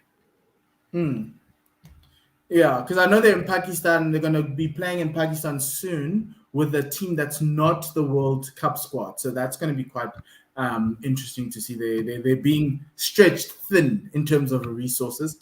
And then Ray says his South African World T20 squad is QDK, Faf, Aiden, Rassi, Miller, Temba, Pretorius, Linda, Morris, Rabada, Nokia, Shamsi, Marco Janssen, Tahir, and Hendricks. Is that 15? 1, 2, 3, 4, 5, 6, 7, 8, 9, 10, 11, 12, 13. Oh, it is 15. That's actually quite. Yeah, so I've got New Zealand's home fixtures if you want, and it's exactly what I said. It's 2 matches against Bangladesh, 2 matches against South Africa, 2 matches against Sri Lanka. Okay. And then the next one is Anis Mohammed saying, Jean, those aren't bowling guns, them's be batting guns when they're talking about Yanaman. And then Jean says Lazard Williams has that Kohli aggression in him, I think. And then Ray says Chris wanna be a P-Dog. I don't know. And I did have to look up who P-Dog is, and I don't know which part about it is me trying to be P-Dog. Because the only thing I could think is my hair, but I don't think my hair does look like his hair. And obviously I can't hear his voice. His shirt doesn't look like my shirt. I'm not sure which part of me is P-Dog, so that needs to be explained a little bit further. So, Simon, we're going to be moving over to Chris's stream because he's the slowest one of the 3 of us. Okay, cool, Dennis. So will when Chris you do see ball the by ball? ads, yeah, you will. Okay. Cool. We're just discussing. Yeah, and then trucks. Same. I'm watching the same man. And then he says, "Remember when trucks. For trucks? We need a truck. Who needs A big one? I don't know if that's on the budget. Do you want to probably not. I don't know. And then Jean says, remember when Paul Harris was our spinning consultant? Dark days. God, jeez. Yeah, I don't want to slander Paul Harris, but I mean, as I was saying, you can probably learn more from our current spinners. I think Keshav Maharaj is a much better spinner than Paul Harris was, and you can probably learn more from him than from Paul Harris. Yes. I mean, Paul Harris, I'm sure is a lovely guy, but I mean, might possibly have been one of the most ordinary players ever to play Test cricket. Yeah, he's the random Test cricketer I think about randomly. So one of my friends, Tala, tweeted, he name an international cricketer you randomly think about oddly, and he said, "I'll go first. Mine is Andy Bitchell, whatever his name is." Bichel. And I was like, what you're going to do, Chris, is you're going to tell us as Aiden Markram goes past the... Okay, I'm still seeing highlights of all the wickets and all the reviews. I think I'd probably think about Nathan Bracken more than anyone else. I don't know. He comes up into my head as well. Just randomly. Yeah, I don't know. He didn't have the longest career, but I think when I first really got into cricket and we were playing Australia a lot, he was a big part of that side. Okay, I see Aiden Markram ball in hand, but he hasn't bowled just yet. Okay, just let me know as he goes past another option. the umpire. I'm trying to find. I mean, if you ask me to name a Test cricketer, Jimmy Cook is the one that comes to mind first. Oh, for me, it was Yasir Shah. Pops into my head randomly. I know you love Yasir Shah. He's playing in the Caribbean T20 League at the moment. I don't think he's doing a huge amount, or at least he hasn't in the couple of games that I've watched. So, Aiden Markram, he's coming in right arm around the wicket into the left-handed Asalanka. This one just pitches foolish on leg stump, is played into the onside, picked up by the man at short mid-wicket for no run. You literally had one instruction, which was to tell us as he came past the umpire, but it's fine. He passed No, the no, umpire that's fine. exactly now, and this one's on off stump, played into the offside, and they'll probably go through for a single, which will take them on to 76 for 3 with Sri Lanka moving on to 6. Okay, I'm happy to then go back to doing ball by ball, Chris, if you want to do your stats and the tweets and that sort of thing. I had one stat, which, just because I was talking about Kamindu Mendes before, and I was more enamored with the fact that he can bowl left and right-handed. But he's also come into this game with his last 5 innings being 67, 110, 74, 53, and 66 across T20 and list A cricket. So he's got batting form and just very exciting that he can bowl 2 kinds of spin. And Paul, are you still with us? What's your plan? I'm still here. I'll wait until past.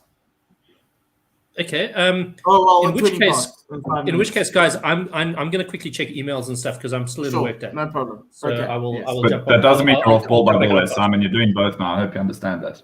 Here's Adam Markram into the right-handed. Dhananjaya played to long off, and they'll go through for another single. Yes. Some tweets here. Jean says, Sean Tate randomly pops into my head.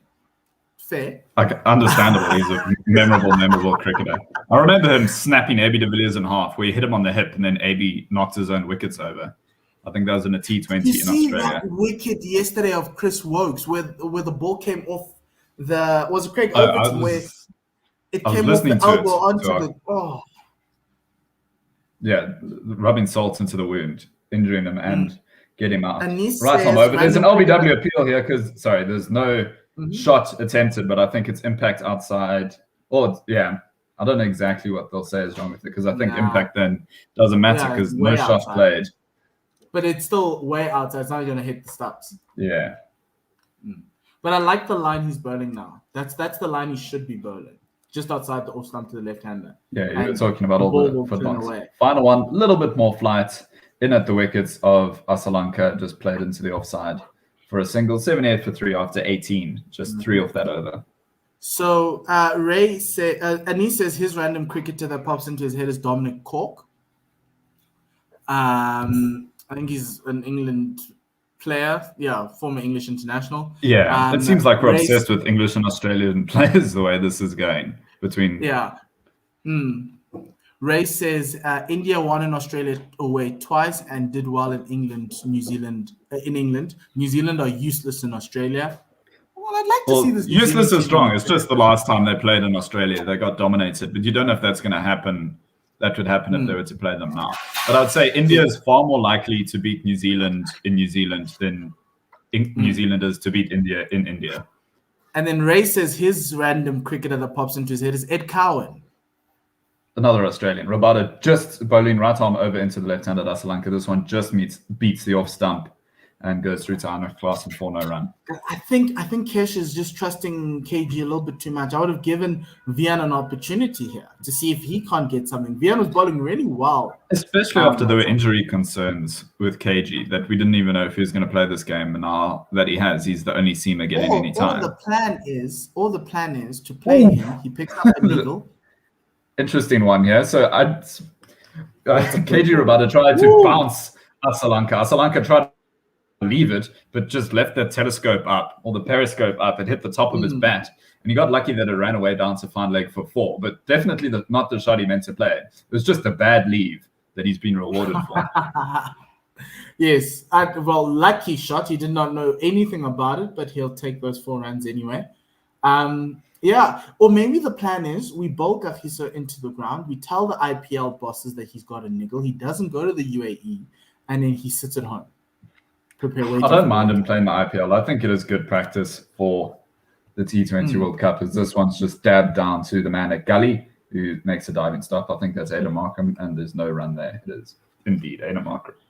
Yes, and then Jean says, can't wait for the Proteas to hammer India in December. Hopefully we'll be allowed to attend games. Well, if you want to attend games, go get vaccinated. Simple answer. The health minister did say that he is looking into options of having fully vaccinated fans in stadiums. So this one, the slower ball from Cookies for Rabada, but it's also called as a no ball, as it just squirts into the offside for what is a dot, but we're going to see have to see a free hit here, and front foot no ball on the slower ball. So really trying to make the effort to disguise that slower ball, but gets punished. Oh, in the that's end. bad. That is a bad no ball. Very, very bad no Yeah. ball. 7 Good extras slower were ball, made. but there's the mistake. And then Ray says New Zealand won the World Test Championship because they played 2 Test series before the Indian players were playing IPL. And New He Zealand follows up the free hit ends up being a wide, which means it's going to be another free hit because Cookies Rabada went for the bouncer, went over the head of Sri Lanka, and so there's another extra for us. Yeah. And he says, and New Zealand, if they can beat India anyway, it's England. And then Ray says South Africa versus India will be a 1-1 draw. I would take that right now, as long as we can keep that stat of never lost to India at home alive. I'd like to do that. I don't mind a draw, as the free hit is dispatched too long on and looks like it's going to run away for the ball. So not a great over here from Cookies Rabada between the boundaries and the extras. Yeah, KG's not having the best 10 runs of off days. of it. He passed the fitness test, but he's lost his form. I see Tim, the cricket guy, talking about the random cricketer in his mind is Sid Barnes, but that's the English Sid Barnes, Sydney Barnes. So there's Sydney Barnes and there's Sid Barnes, and the English man is Sydney, ironically, and the Australian is Sid Barnes, who was a batsman in the Donald Bradman Invincibles era. So this one's another wide, strays down leg side, and so this over just seems like it's not going to end. Already 11 runs and only 4 legitimate deliveries so far. And another wide. This is KG protesting and saying, "Stop bowling me. I have a nickel. We've got 2 other seamers." Just bowl your spinners now, Kesh. Bowl yourself. Looks like an attempted off-cutter there, and he's just got his line all wrong, and he's fallen over in the follow-through as well.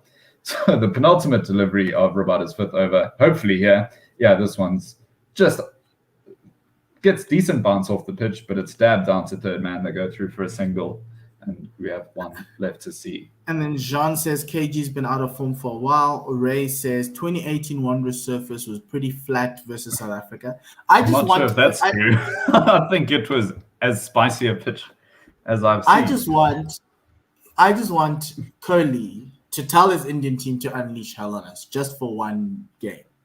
Yeah, but that 2018 Wanderers pitch, wasn't that called as a bad pitch because people were breaking hands and breaking elbows, everyone had reinforced gloves. Final deliveries just on above the off stump of Dhananjaya, dabbed into the offside, no run. So finally that over's over, and after 19, Sri Lanka on 90 for 3. That was a truly ridiculous match. Guys coming in with double gloves, guys putting cardboard. Oh, it was something else. And we did end up getting in trouble for it. There was a warning about it being a bad pitch, wasn't there?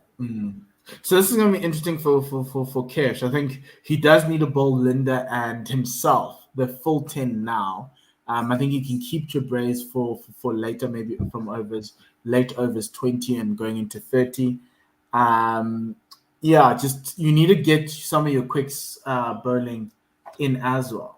So I think that's exactly. You can just experiment at least with Mulder and Petloquire now. I do want to see how other pacers get a go. Otherwise, they're not. Like I told you, best, 40 overs couldn't say. So Adam Markram's continuing. It looks like he's just going to keep bowling forever as Sri Lanka gets on the back foot, plays this one into the offside, and they go through for another single. 91 for 3 after 19.1. So good line there from Aiden just outside that left-hander's off stump. So I'm more happy with that because you're bowling to your field. Don't try to get the ball going into middle stump because you're just opening up the leg side for the batsman. This one just played to George Linda at long on, and they go through for another single. It seems, at least for the first 2 deliveries, they're happy to just go for the singles, put Adam Markram's bowling in the right area. Nothing flashy just yet, but we'll see if that changes because he is a bowler batsman can attack, as this one's just defended and not even a single taken this time, just a dot delivery from the third.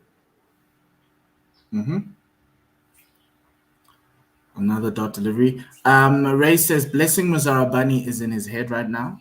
So that's a good cricketer to have in your head. Did he make his debut against South Africa in that day-night test? It was one of his first games anyway. They go through for another single here.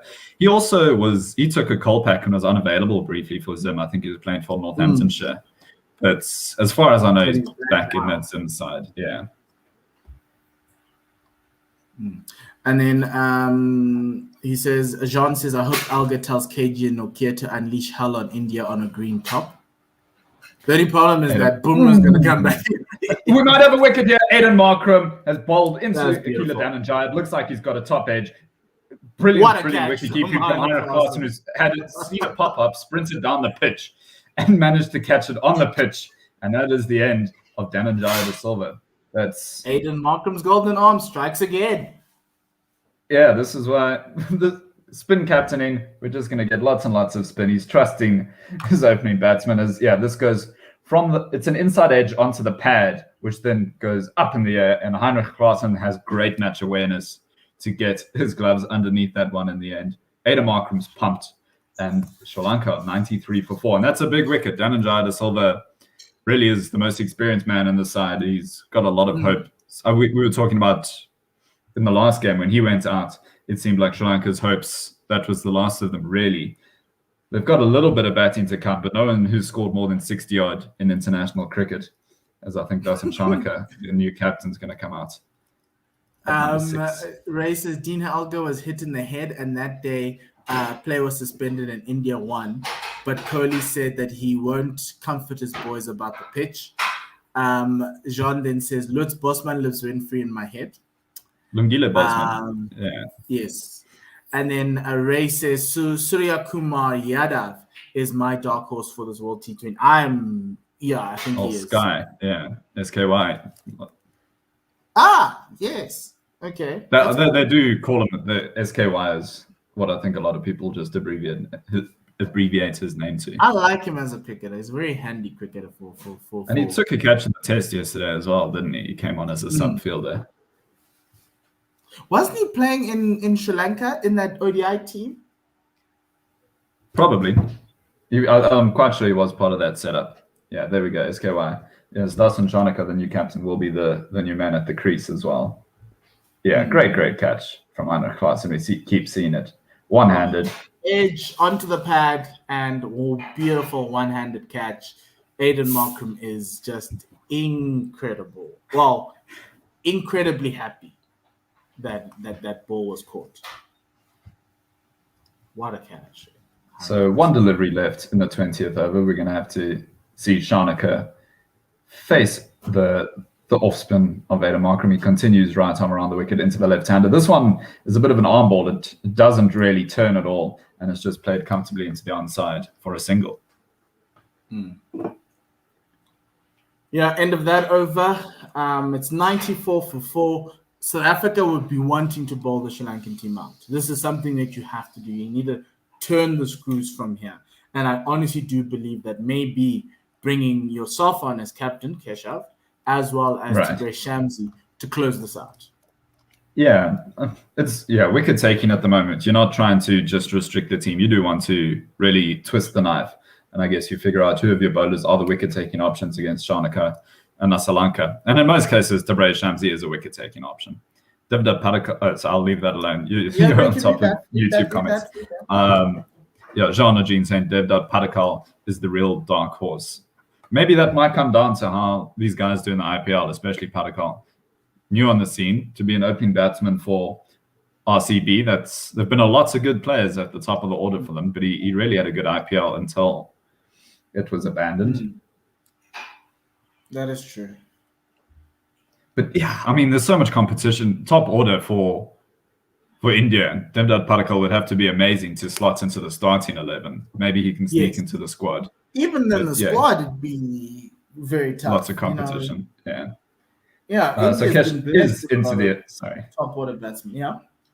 Keshav Maharaj, captain, back into the attack, bowling at his opposite number and at Dasan Chanaka. This one just defended back up the crease for no runs. Second delivery coming in now. He's bowling left arm around the wicket into the right-hander. Again, just defended into the square of the offside, and it's another dot. Captain versus captain. Yeah, I think this might just be my last over, so if Simon's listening, get through all those emails quick, as this one is a lofted drive that just beats the man in the covers. It runs to long off, and Chanaka gets his second run. Sri Lanka on to 95. We'll have to see it from the other angle. I don't think it was a real chance, but it wasn't a great shot either. I don't think he meant to loft it the way he did. It was coming at perfect catching height, but just a meter too far for the man in the covers there.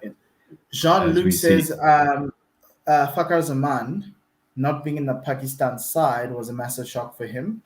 And then Ray says Shamsi signed for Rajasthan Royals, and so did Evan Lewis and Thomas. O'Shane Thomas, probably. I'd imagine that's O'Shane Thomas. Rajasthan. So O'Shane Thomas, who... Yeah. This one, so the last two deliveries were also just dots. O'Shane Thomas, who I think went a very long time. He went about 20 internationals without taking a catch, but he did finally take a catch. So the Pakistan squad, Baba Azam, Shadab Khan, Asif Ali, Azam Khan, Haris Rauf, Hassan Ali, Imad Wasim, Krishdil Shah, Mohammed Hafiz. Last deliveries, just a single turned into the onside. So 2 runs off that over. Yeah, so Mohammed Hafiz, Mohammed Hasnain, Mohammed Nawaz, Mohammed Rizwan, Mohammed Wasim, Shaheen Shahafidi, and Shahib Maksud. Lots of new faces, youngsters in the side. But yeah, I'm surprised as well. Okay, guys, I'll see you on for the final 15 overs. Cool. Cheers, and Paul. Thanks very much for your time. Sorry. Cool. Cheers. Do you want to carry on doing ball by ball, Chris?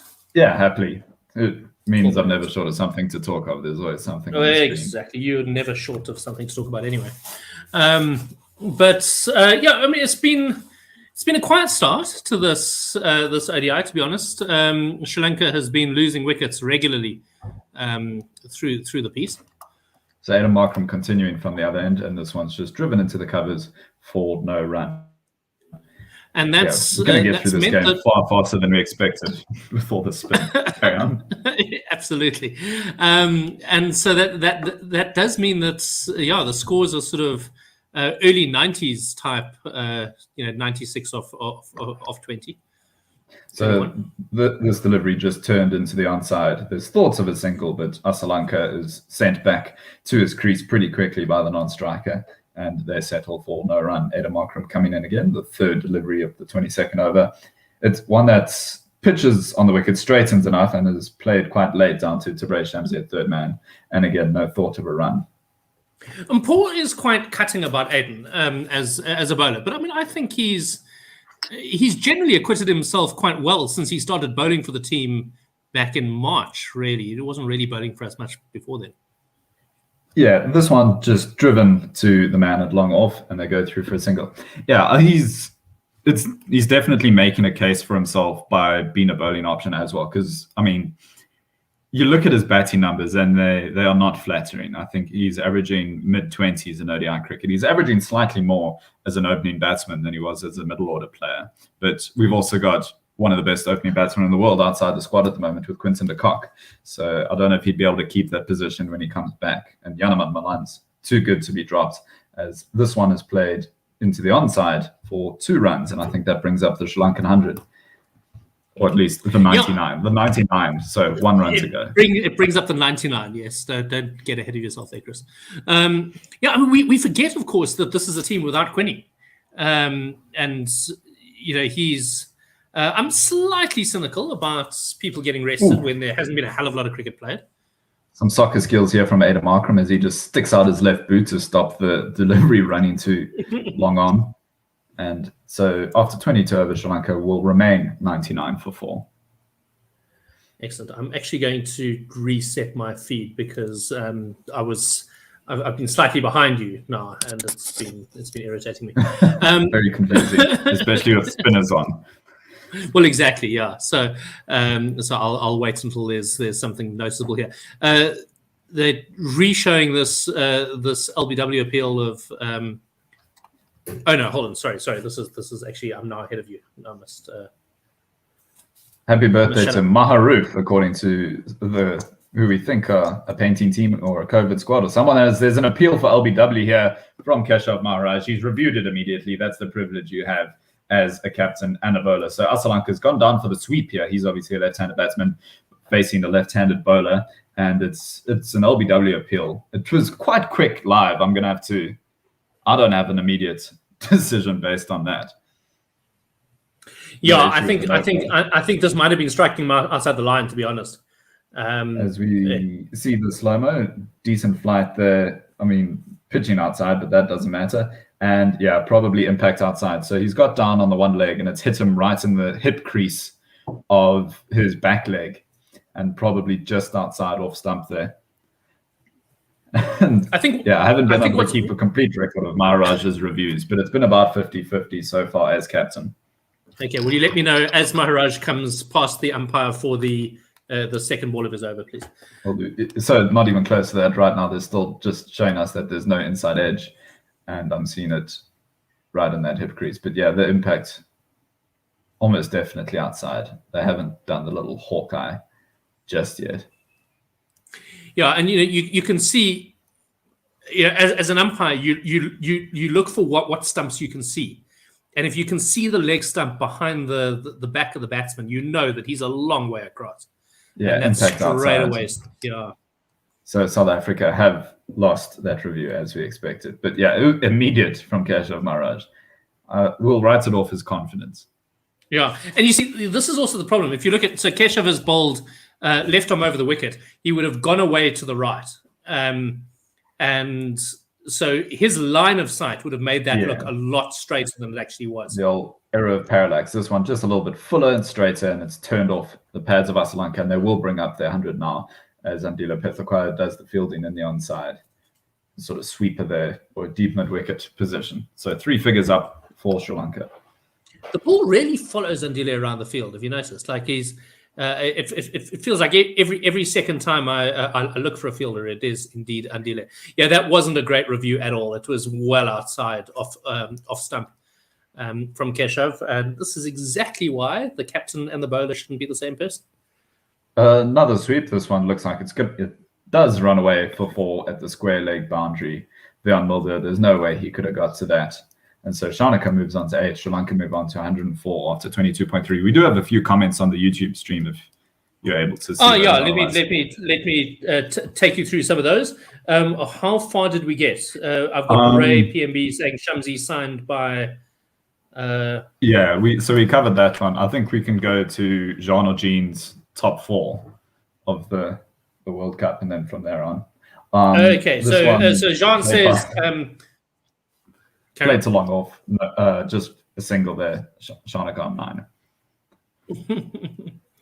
9. Jean says, who do you guys think will make the last 4 of the T20 World Cup?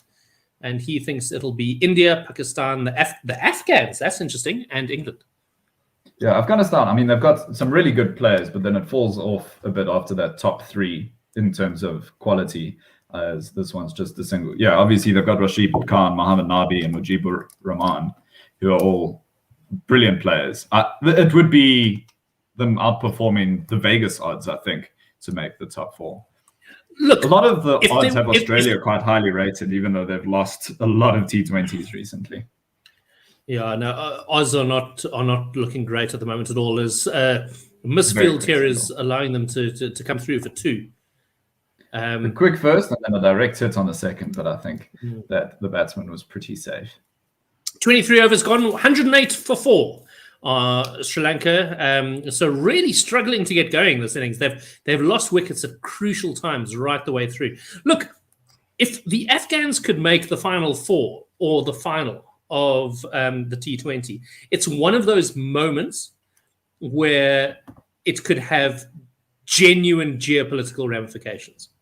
Right. If the Taliban can see that this is a team that are fantastic ambassadors for the country, and everything that goes with that, and the country itself gets behind them, then it literally could change a generation style of governance, assuming, of course, that the Taliban would be interested in adapting their style of government to accommodate sport. But this is supposedly the new hip Taliban. They're trying to rebrand themselves. I don't think I'm going to fall into that trap, as this one beats the outside edge of Sri Lanka. There's an appeal from Heinrich Klaassen, but it's pretty speculative. I don't think there's anything there. But Adam Akram looking dangerous after getting the wicket. This one, a bit of a chance. Yeah, it's just straight into the hands of Klaassen, no bat on it on the way through. He's in again, and this one's a little bit slower, so Sri Lanka is able to get on the back foot, play it through the covers. There's a misfield, and so they go through for a single. Ray PMB saying, rate your IPL replacements. Ray, I don't spend enough time even thinking about the IPL proper without thinking about the replacements. So I don't even really fully understand what he's talking about. I know some of the players who have come in, but I don't know all the players that they're replacing. So if you're trying to compare like for like, it can be difficult. Some great fielding here from Tabraiz Shamsi as he stops it just on the ring, and I think that means they had just a single off the third delivery of Markram's sixth over. But there's some interesting players coming in. Obviously, we've got Hasaranga and Shamira, the two Sri Lankans, coming in. They'll be the only two Sri Lankans in the competition. We've got a Singapore player coming in, Tim David, as this one's played back up the crease to Ada Markram for a dot. I'll see exactly. He was playing a bit in, I think he's played in the Big Bash. He was definitely playing in the 100, Tim David. Actually, I mean, that's quite fun when you have guys from, somewhere completely different. Yeah, like Sandeep Lamachani and Nepal is, Sri Lanka gets on the back foot, beautiful cut shot. But as you were saying, Andila Petlakai, the ball follows him. He's sitting there at a deep point position and is able to restrict them to a single. So Sri Lanka now, Nelson, 111 for 4 after 23.5. So I'm going to be off my headphones while I just change my jacket quickly. This one just right on the pads of Shanaka. Not too much issue playing that, and they go through for a single into the onside again. So Sri Lanka 112 for 4 now after 24 overs. Sri Lanka is there on 24 of 32. Sri Lanka 13 of 11. And a bit of a rebuilding phase here. This is could very well be the boring middle overs that are so famous in guerrilla cricket circles. Because these guys really do need to just knock it around now for the next 15 overs and just try and get Sri Lanka as deep into this innings as they possibly can.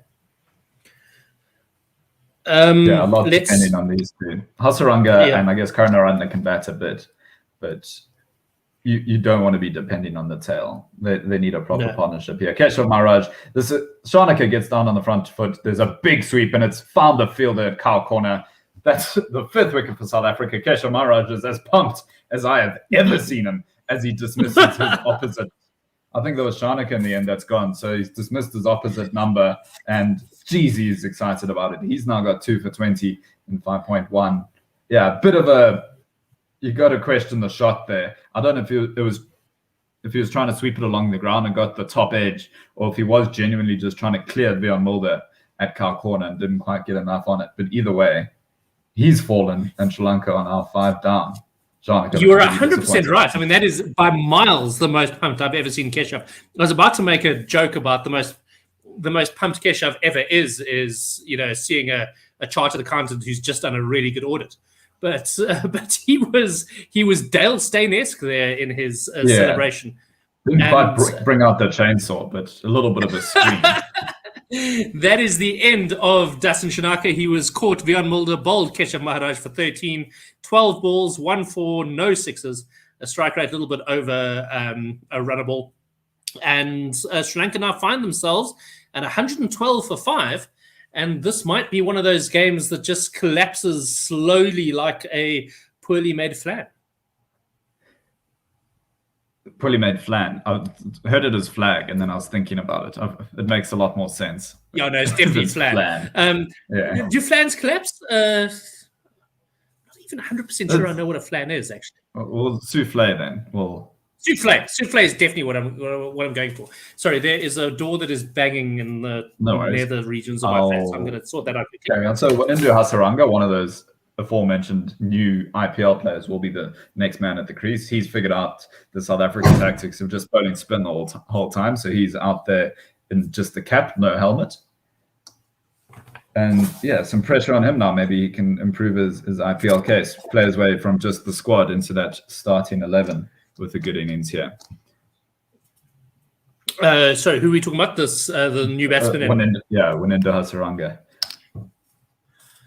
Wanindu Hasaranga de Silva. So Keshav's looking a bit red in the face, eh? That's still the effects of the new Captain Kesh, as this one is just turned into the onside. There's half a chance at a run up, but the throw was pretty squiff, and so they get home safely. Right, let's try and rattle through some messages on YouTube and on tweets. Jean saying Sri Lanka looks a great fit for Sri Lanka. Tidy player. Yeah. Top run scorer in for Sri Lanka, and maybe in the whole series so far. I think he is up there. Exactly. I'll give you more after this ball. So Keshav Maharaj around the wicket into the right-handed Winindu Hasaranka, who plays it straight back at the captain for no run. So Ray points out that Afghanistan are in the same group as India and Pakistan. And, right. So that's going to be very, very tricky for them to get to the final four, which is a pity. Well, yeah, Maharaj. And again, this one turns away a bit, so it's just played to the man at point, and there's again no run. Yeah, I think that's the favourites to get out of that group are probably New Zealand and India. It would be a bit of a story if Pakistan are a good side, but I'd say similar to South Africa, sort of just a rung below that the expected top four, as this one gets a thick outside edge and there's no run there. Then John and Ray basically discussing this. John says he can't see Australia making the last four. Windies should make the last four with England. I don't know, because South Africa I would have said that until we beat them. Mention here I would have said the same thing, but we beat them 4-1. So now I'm convinced that the West Indies are terrible, as this one's played too long off for a single. Ray saying Tim David is a superb player. I've never seen this guy play. Where are people watching him? Yeah, so he played in the 100. I didn't watch the Big Bash. The most. I see. Ray says that he's actually been playing for Surrey as well. But he also played in the 100. So I think although he's Singapore born and plays for Singapore, he grew up mostly in Australia. All right. Which can often be the case with the Scottish and the Dutch players. A lot of them are South African, Australian. That's why I found lots of guys playing in the 100 who turned out to be South African born players. Brad Wheel, Chris Benjamin, players who I haven't even really heard of, who've been playing their trade up in Europe without us hearing too much about them. Yeah, and there's one thing if guys leave at 18, but I think if someone's left at 5, it's a little bit different. Yeah, I'm not worried about Marnus Labuschagne, who went over at 10. As Markram continues, this one just played up the pitch to him at Hasaranka. And I remember being sarcastic what a lovely on Twitter. guy. Yeah. I remember being sarcastic on Twitter, and that's never a good idea because no one ever understands it. Maharaj, and again, this one slightly lofted. It looks like it's going to run to the man at long off. They'll probably just settle for a single. But someone was talking about Maharaj leaving South Africa, and I was like, yeah, he left at 10. He saw that there weren't enough cricketing opportunities and there was more room for growth in Australia. And people saying, I doubt that he was actually thinking about cricket moving across at 10 years old. Yeah, no, his dad, I'm sure, was off for a mining job or something like that. Josie Oak, who we haven't heard for a while. Hello, Woy Pom Pom. He says, what's happening with the upcoming season? Is there a domestic season? Are we allowed in to watch games? Flippin' good question, actually, Josie. My daughter was supposed to be playing this afternoon, and I never got round to finding out if we were allowed in because the opposing team cancelled. So Markram in again to Winindu Hasaranka. This one played down the pitch. There's a diving effort from Ada Markram, but he doesn't get hand to it. It goes to the man at long off, and there's long on, and there's a single there. And Hasaranka I actually saw 26. Sri Lanka 117 for 5. I saw a great tweet about this the other day with someone saying, does Cyril know that he's just left us on level 3 and forgot about it? It seems like everyone's just slowly exactly gone back to happened. life as usual. Yeah, they've left us at level 3 and then just walked away. And so until we get to, I can't remember which way it goes. Does it go down or up? Until we get down to the lower the level, the better it is for us. Yeah, is it? Okay, there we go. So dot off the last 2 deliveries of this over. So after 26, Sri Lanka 117 for 5. We won't be allowed. And the thing is with cricket, with sport in general, but with cricket, because you are you are governed by a very competent governing body. You've really got to be quite careful about things like crowds and so on. So what I've noticed is that at club level, you can have people coming in and watching, no problem at all. But any game that is played at a school or in a national stadium becomes very tightly controlled. Although we were able to do that commentary of the men's senior league with, I mean, it was a family crowd that was there that we did live. Yeah. But it was probably still 50-odd people. But yeah, I mean, there were a lot of people who weren't, so what happens there is that people get the teams load their list with managers and whatnot that are not really. So we did this a lot at club level, and I landed up umpiring a lot of Amy's games just so that I could come, volunteering to umpire. First delivery of Maharaj is over was 2. This one is into Hasaranga, just played through the covers on the offside. Sweeper picks it up and it's a single. So 3 of the first 2 deliveries here, and Sri Lanka 120 for 5. Which I must tell you, my daughter absolutely hates. She detests having me umpire her games. Just because you're very biased. Well, yeah. Well, I think she doesn't rate me as an umpire, which is slightly concerning. This one played by Asalanka to the man at long on, and they settled for a single, 121 for 5. And the level of subtle dissent that I get from her, she knows, like just a raised eyebrow. So Maharaj into the right-handed Hasaranga, who plays a lofted drive. It's right in the air, but it's picked up just short of the boundary by Reese Hendricks. And Jesus, send-off from Keshav Maharaj. These are unprecedented times. He waves off when into Hasaranga. So Hasaranga, the man to go there. A similarly questionable shot to what we saw from Shanaka. Just ready for the Mickey Arthur cam and for him to look exasperated again. But geez. Yeah, both players. Keshav gives him the wave. You're quite right. But it was thought he could go for 6. It was a very, very odd shot, a check drive, where if he had just followed through with it, I'm sure it would have carried over the boundary. Anyway, that is the end of Wanindo Hasaranga. He's gone for 6 off 10, and so Sri Lanka now staring down the barrel somewhat at 121 for 6. Barely halfway through their innings. Their run rate is 4.5 runs and over at the moment. And so wickets. The last time we saw this in an ODI was when Kepler Wessels was still opening for South Africa. Geez, it's funny to look back at some of those scorecards. I think the most famous one was that World Cup final with Sanil Gavaskar. I think scored something like 36 of 160. Back when ODIs were 60 over affairs. Yeah, I mean, I remember, a 60 over ODI in PE where, I don't know, 362 played 364 or something like that in the early days of the Aussies coming out here. But that's also where, people complain about the 100 statistics being included in T20s, but it's really not that different if you think we've had 40, 50, and 60 over ODIs. And test matches have also been bowled with 4, 5, 6, 8 ball overs. It makes sense that the 100's close enough to T20 that the stats are together. I mean, when all was said and done, my major gripe with the 100 were the TV graphics. I really didn't like them. But the rest I love playing the game of watching with my sister, and then every now and again saying just as fast as you can, what's the score? And you have to look all over to figure out exactly which numbers are important.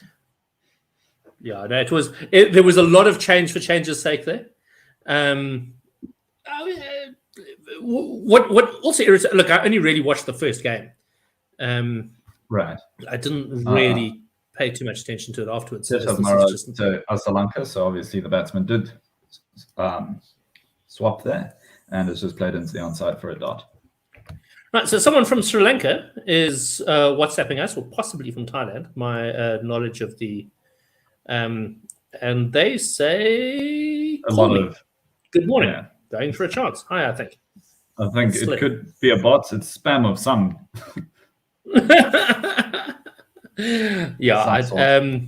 But John Just saying delivery Kesh is is fired single. up. He is indeed. Kesh is having the time of his life at the moment. I think, firstly, this is a guy who we should have had captaining ages ago.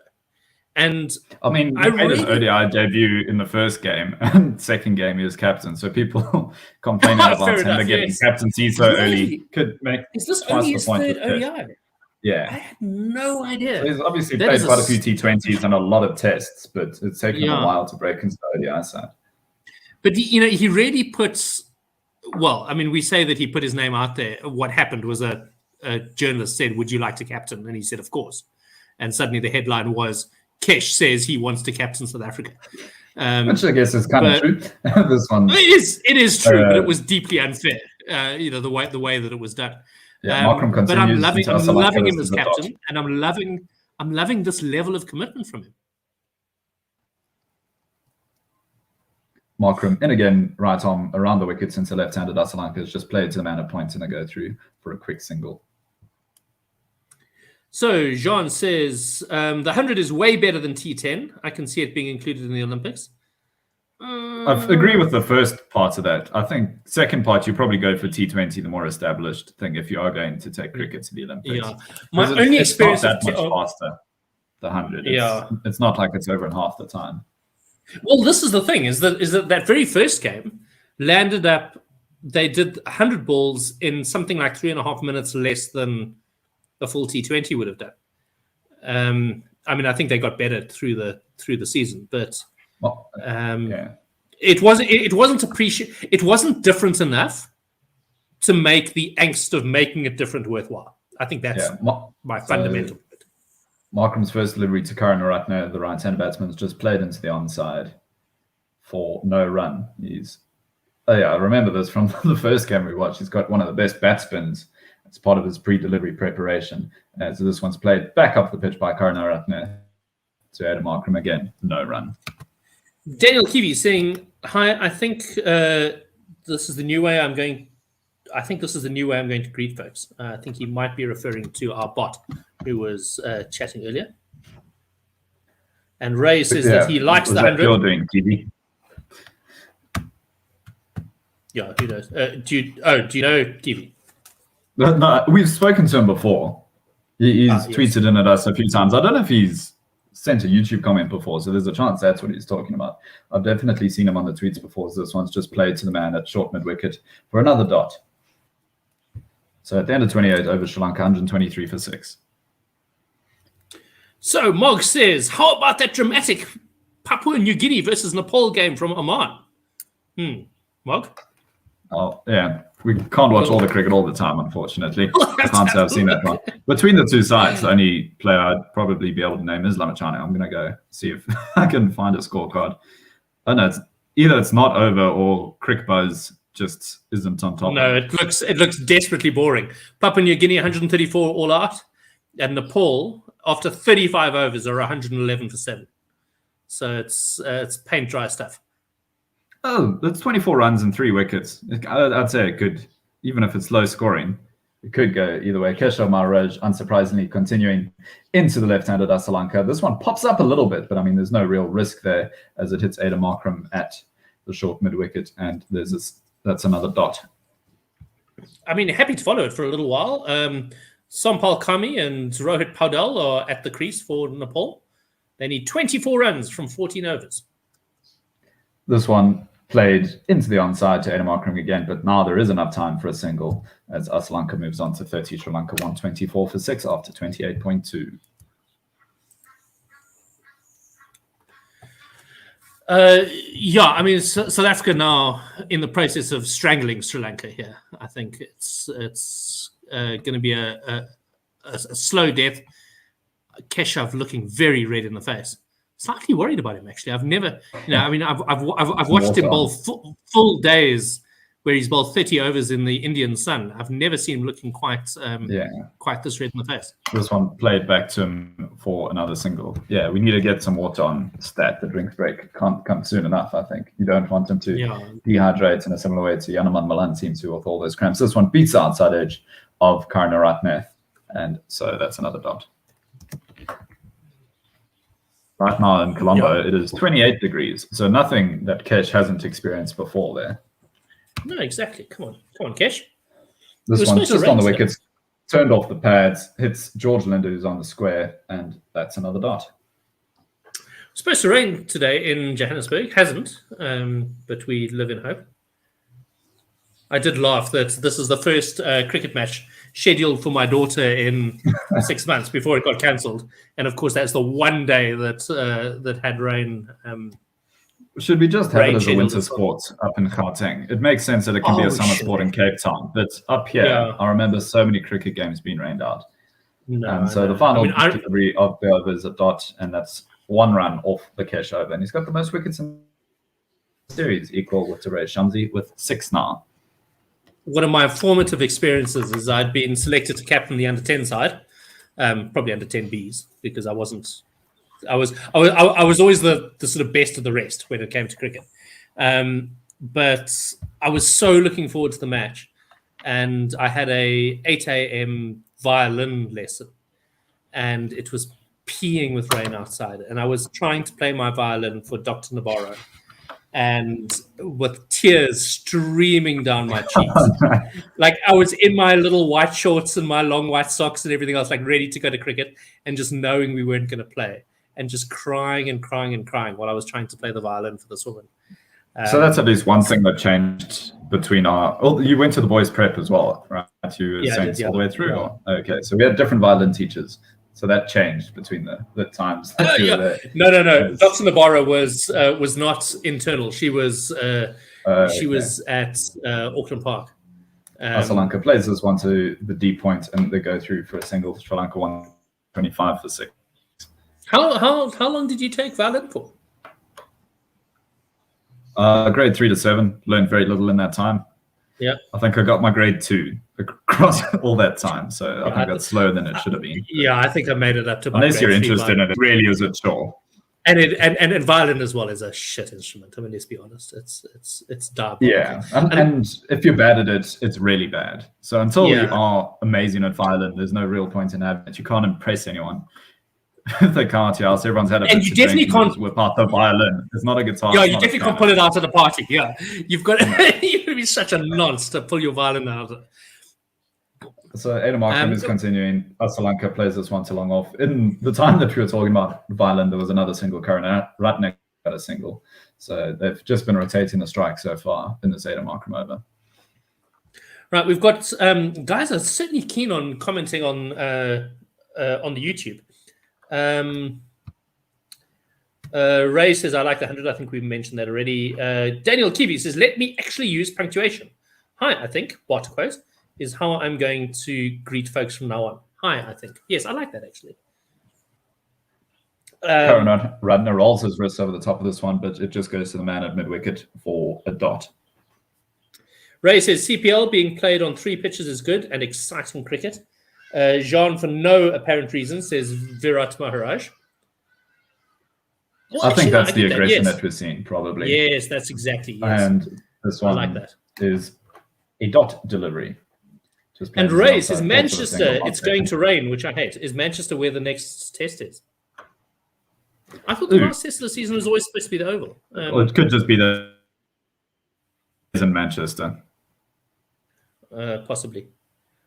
I mean, do you just hate rain, or do you? Into Karen Ratner. Final delivery of the over goes to long on, and they'll go through for a single. Yeah, so the final test is in Manchester. It is in Manchester. That's on Friday. It starts.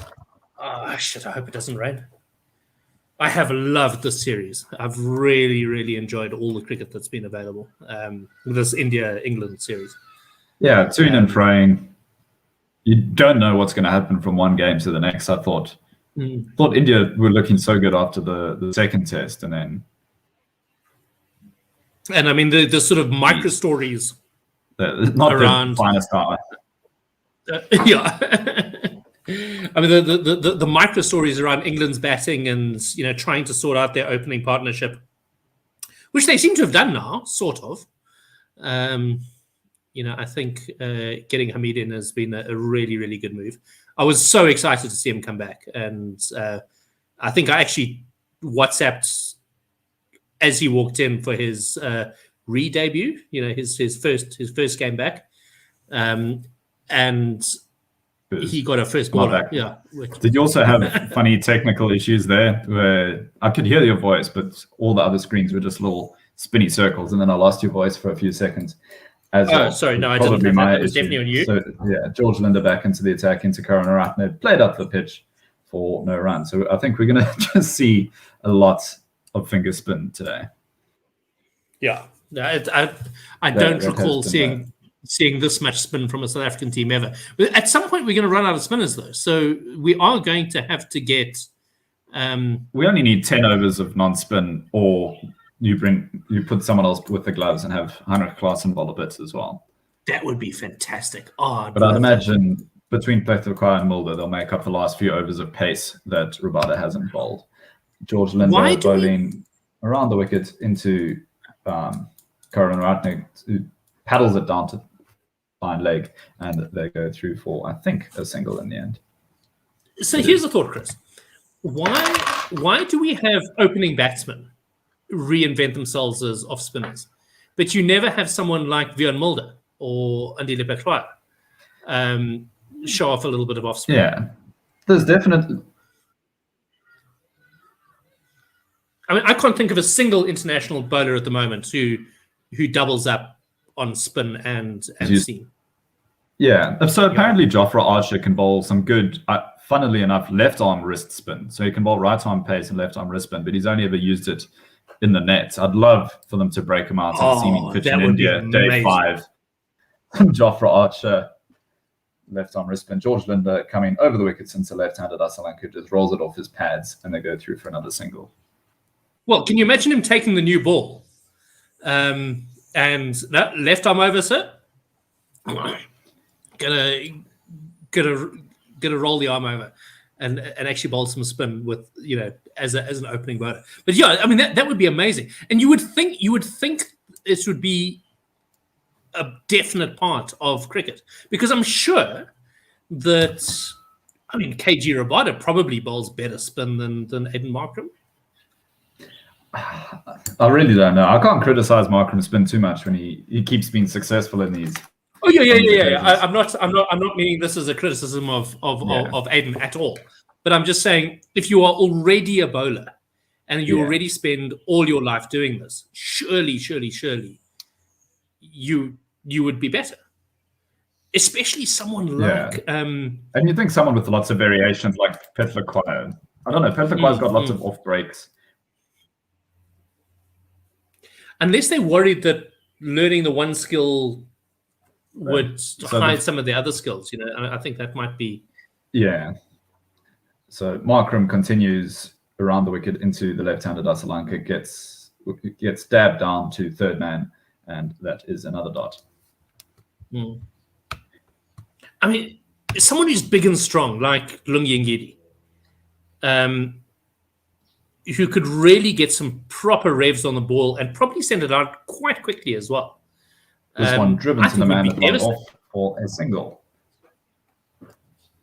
Yeah, I don't know. The really tall off spinner, someone like Solomon Ben, I guess, and Paul Harris similarly.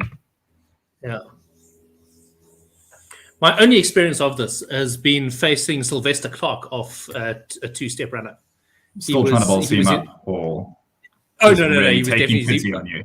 He was definitely bowling seamer, but it was one of the most terrifying experiences of my life. I suppose I must have been about 10, and he was invited. So surely he was taking a bit of time. He wasn't bowling as fast as he could off 2 steps at a 10-year-old, was he? This is someone who's renowned as the most frightening bowlers of all time, Sylvester Clark. Just taking the head of a child.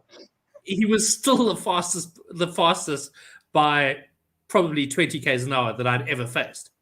But yeah, he was giving invited you some short stuff, or just sort of putting it in a place where you weren't in danger. Well, he was just no. I mean, he was unplayable. I just remember that. I just remember thinking, here's this guy who, is literally bowling, and it didn't even really feel like he turned his arm over. It felt like he just flicked his wrist to get rid of the ball. So he wasn't even really bowling. And he was absolutely terrifying to a 10-year-old me. So we've seen 3 dots whilst we've been talking about Sylvester Clark. The final delivery of this over is a bit of a loose shot from Jamaica Karunaratne, which goes over the covers into the offside. Rusty van der Dussen comes around from long off, picks it up, and they'll go through for 2. So at the end of 32 overs, Sri Lanka 133 for 6. And Adam Akram, I think, is the first of our bowlers to bowl all 10. If you had money on that, congratulations, because I imagine the sort of return you get is quite high. So yeah, 10 overs, 41 runs, the 1 wicket, economy of 4.09. All things considered, I guess he's done his job. It's a good performance from someone who's considered a part-timer. No, absolutely. I mean, she's 10 overs, 41 for 1 in an ODI cricket. There is absolutely nothing wrong with that whatsoever. And he's bowled well. He's clearly not confident with his bowling, I think.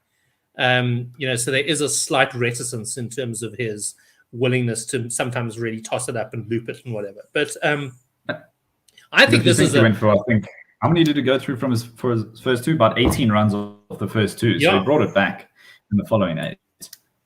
Yeah, 16, I think, of his first 2. So yeah, it's an experiment that's working. Until left-handed Sri Lanka. Okay.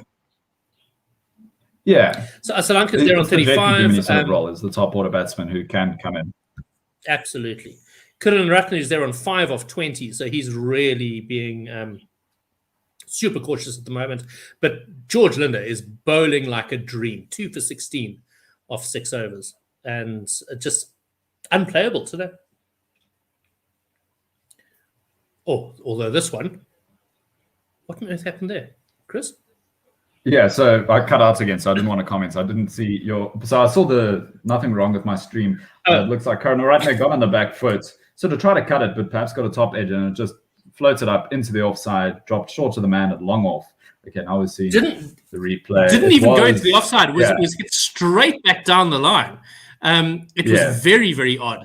So a bit of turn and bounce from Linda, and Karunaratne looking to cut it, landed up just flat batting it back over the bowler. It was very, very odd. 2 runs in the end was the result. So Linda in a game, putting his left arm finger spin into the right hand. Karunaratne gets down on one leg, sweeps it to the man at fine leg, who is Tabraiz Shamsi, and that's a dot. So we've got to 32 overs, which means you're probably due to be replaced. We'll see who's supposed to be the one doing that. Otto is coming to join us afterwards, but you might have to just stay on with me until such point as Otto arrives. And we'll probably do the same thing again. Considering that I am doing the full 3.5 hours, I'll probably have a quick break. Big turn there from George Linder as he beats the outside edge there. That's looking almost as red in the face as his captain at the moment. So 2 deliveries left in this George Linder over. This one into the right-hander Karunaratne, who similar turn, but this time Karunaratne gets bat on it, dabs it into the offside, and hits another dot. They think about a single, but have to change their mind. I'm not going to give you credit for doing the full 3.5 hours just because you had that little break for emails. Unfortunately, the break. Yes, no, fair enough. And I promise you, I did use that break for emails. I'm under under proper pressure at the moment, and I'm sure my bosses are wondering what on earth. Yeah. Final delivery, Karunaratne really wants to go for the single, but again, Sri Lanka turns it down as he's a third of the way down the pitch, and so it's a dot to finish. So George Linder is 2 for 18 in his 7, and after 33, Sri Lanka are 136 for 6.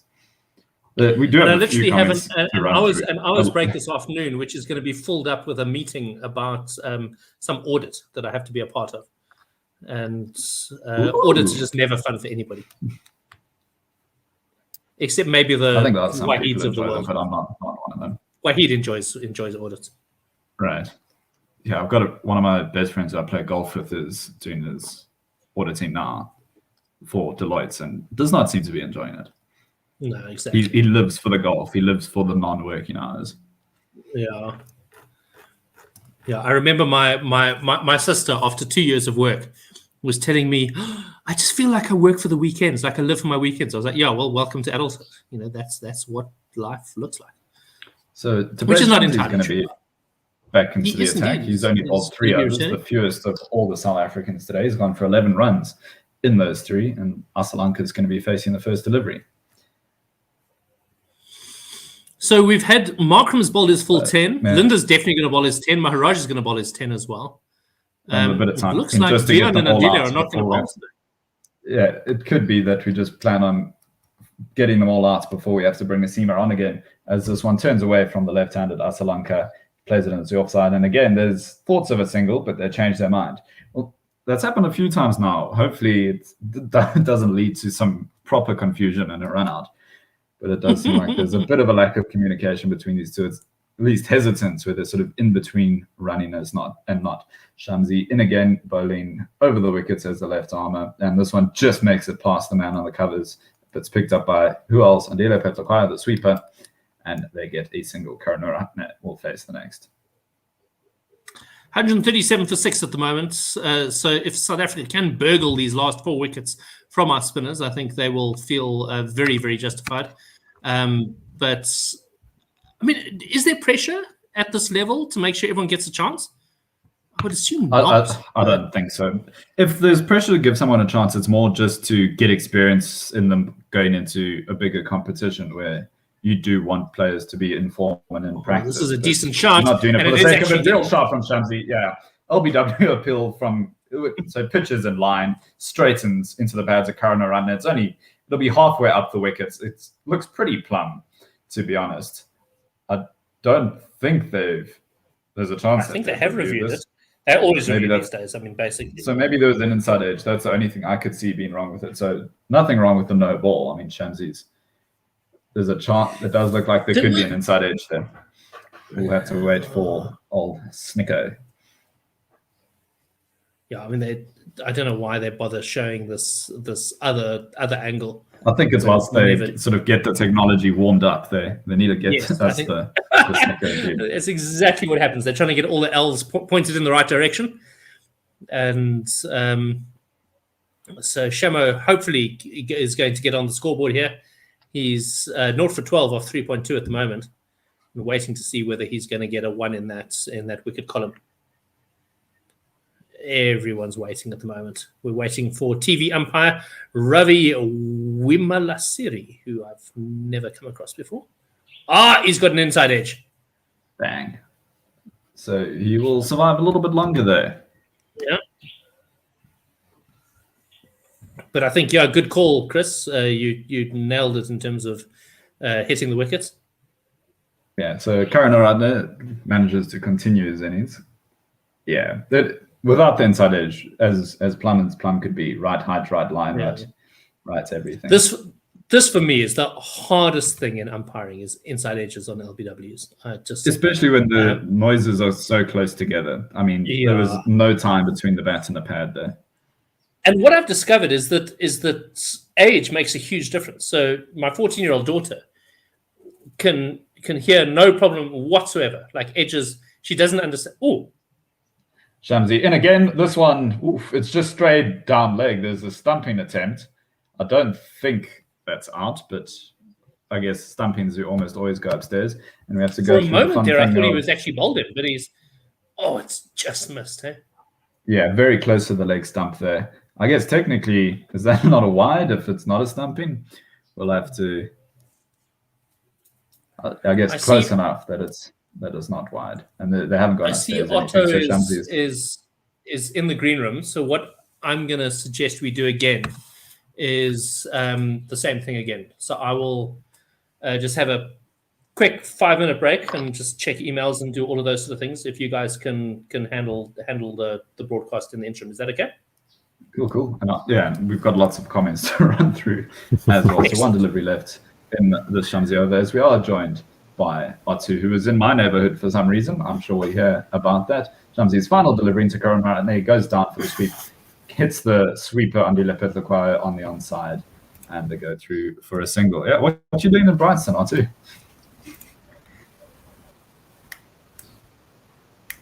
I guess we'll never know. If you can... Yes, hello, Chris. Can you hear me? There we go. Cool. Yes, I can. Cool. Okay. What are you doing this side?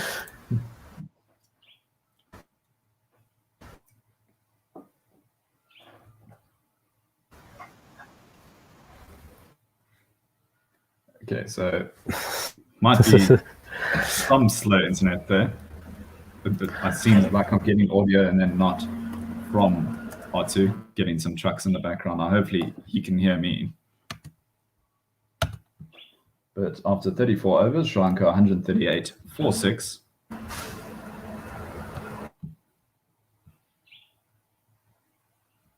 And maybe I'll start going through some of the comments that are a little bit old now. But yeah, Jean or Jean talks about former Lions seamer Ethan O'Reilly as George Linder continues his left arm around the wicket into Karunaratne, who just defends us to Kyle Verreynne, who's on the field for someone, obviously, for no run. Ethan O'Reilly, which is former Lions seamer Ethan O'Reilly, who played years ago in a club game, reckons his in-swingers weren't playable. You reckon he was one of those players on the domestic circuit who was unlucky to not play for RSA? And I think that's a little bit before my time, Ethan O'Reilly. I'll have to have a look as this one's played to Kyle Verreynne again on the square, on the offside. It's not a name I'm familiar with. I guess I wasn't watching a lot of domestic cricket at the time that he was coming up through the ranks.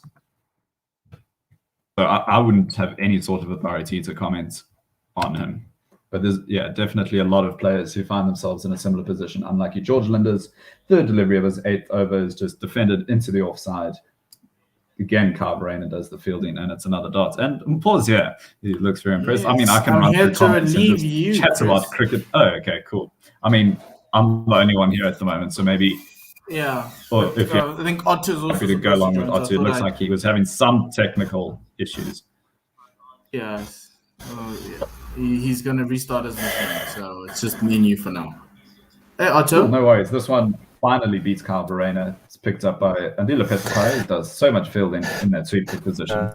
Should just restart my machine. I'll be back. Cool. Sure.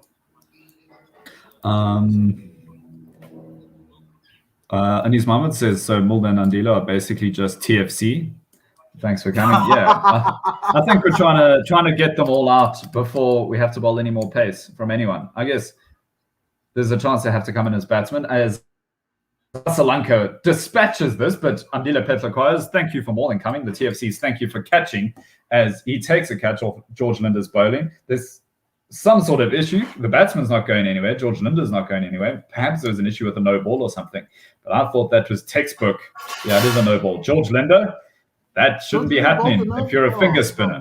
He's having a bit of a laugh, but that's quite disappointing. We're about to have Keshav Maharaj making a real contribution, catching that out there. So we're going to have to see a free hit back as well off the spinner now. Yes. Yeah, Otto is having some technical issues, so everyone's covering for everyone. I don't think anyone actually scheduled for this time is commentating at this time. That's well, I did say I was available at 1:20. So. Yeah, so who's keen to do the next hour then, basically, I suppose is the question. I'll have to jump off eventually because we've got someone taking photos of the house at 3 and I need to clean it before then. Are you selling the house? Yeah, well, doing our best to. If we were selling it, I'd be pretty pleased, but yeah, attempting to sell the house. So yeah, if anyone's interested in living in Bryanston, probably just the same area, smaller house.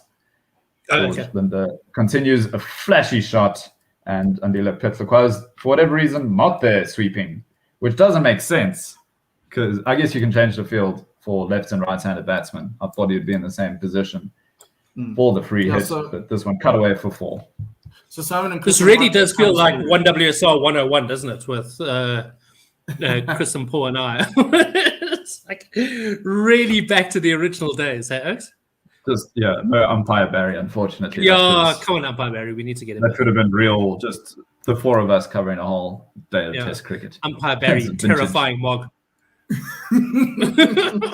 Final delivery of the 35th. Karunaratne just gets down, sweeps it to Tabrei Shamsu's at fine leg, and that's a dot. Well, what would be great is if we actually got these 4 wickets very quickly, so we the Proteas can actually start batting, and then we have a shortened day instead of one that finishes like 7 p.m. Well, exactly. I mean, we live in hope. And that's definitely how I think cricket should work. But sometimes cricket can be a pain in the ass.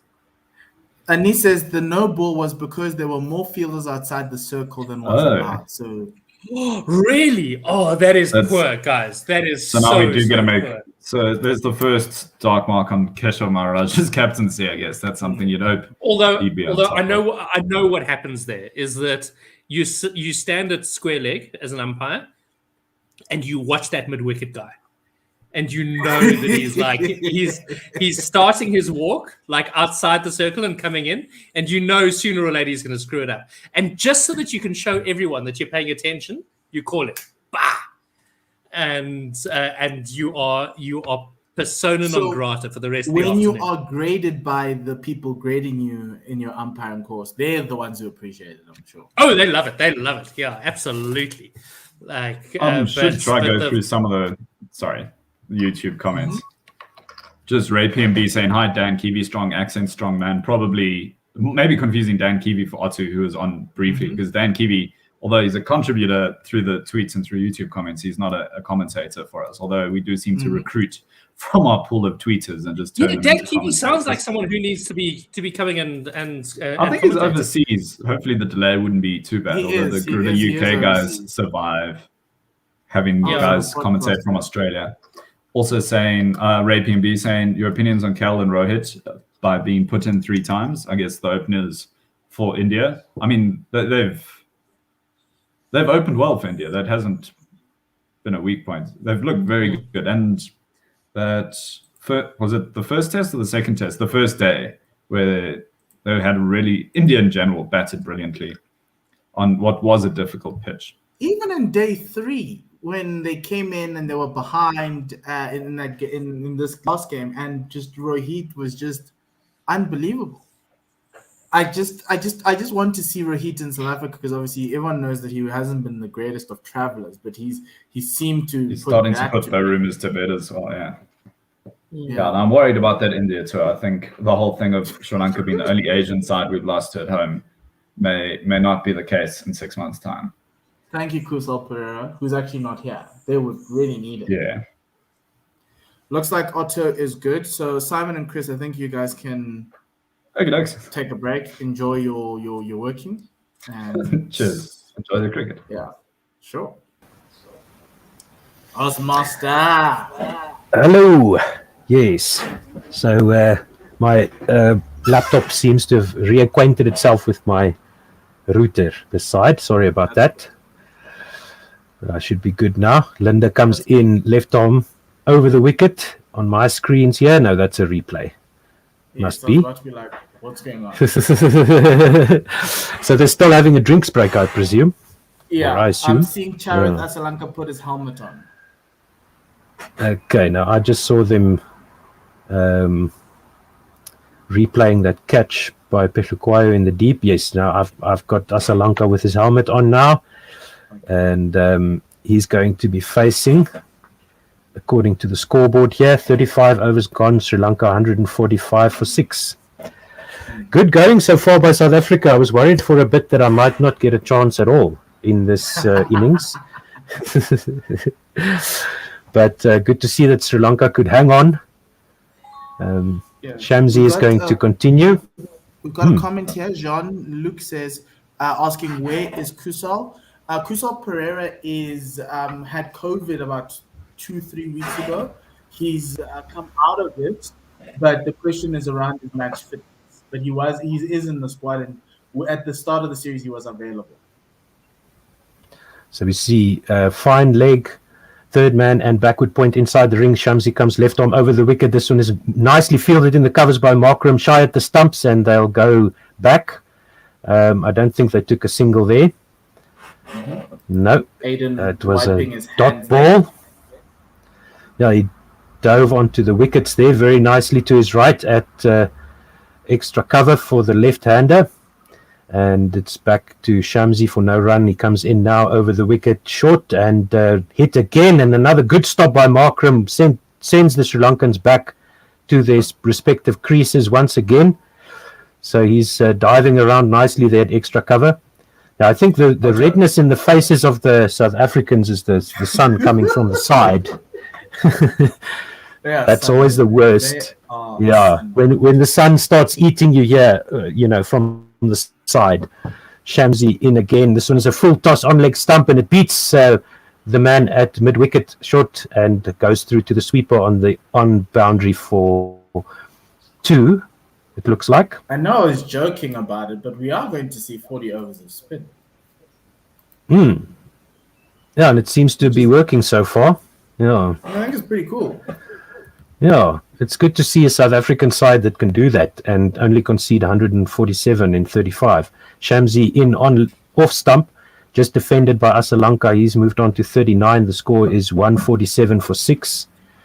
Yeah, 'cause right now, Keshav's bowled 8, Linda's bowled 8, that's 16, Aiden's bowled 10, that's 26, Shamsi's bowled 5, gets you to 31, and yeah, I'm assuming Linda and Keshav are going to bowl their full 10.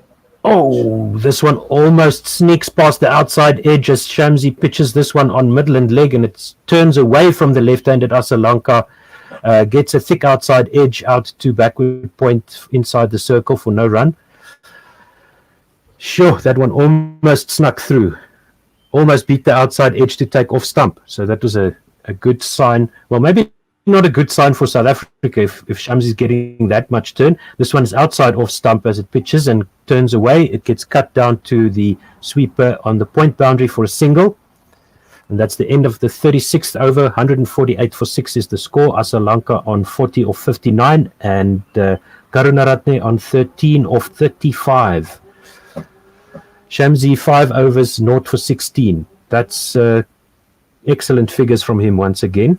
Run rate now 4.11. Projected scores at the current rate 206. 6 runs and over from here will get Sri Lanka to 232. 8 runs and over from here to 260. 10 to 288 and 12 will get them over 300. Rate of our bowlers. 360. Keshav's economy rate is 3.5. George Linda's economy rate is 3.05. Aidan Markham 4.09. Jabresh Shamsi 3.2. Well, that's proper. Now that is just amazing to watch. Otto, Ray PMB asked. Yeah, Linda starts his 9th over. That one is just defended out to backward point for no run. Tried to steer that to third man, but it couldn't beat. As Otto goes to the next ball, goes down the leg side, played by Sri Lanka for a single. He's now on 40 of 60, which is quite surprising, but he's always the quiet one. You back, Mr. Osman? Yeah, sorry about that. Yeah. No problem. Yeah. Just a dab to the onside for a single.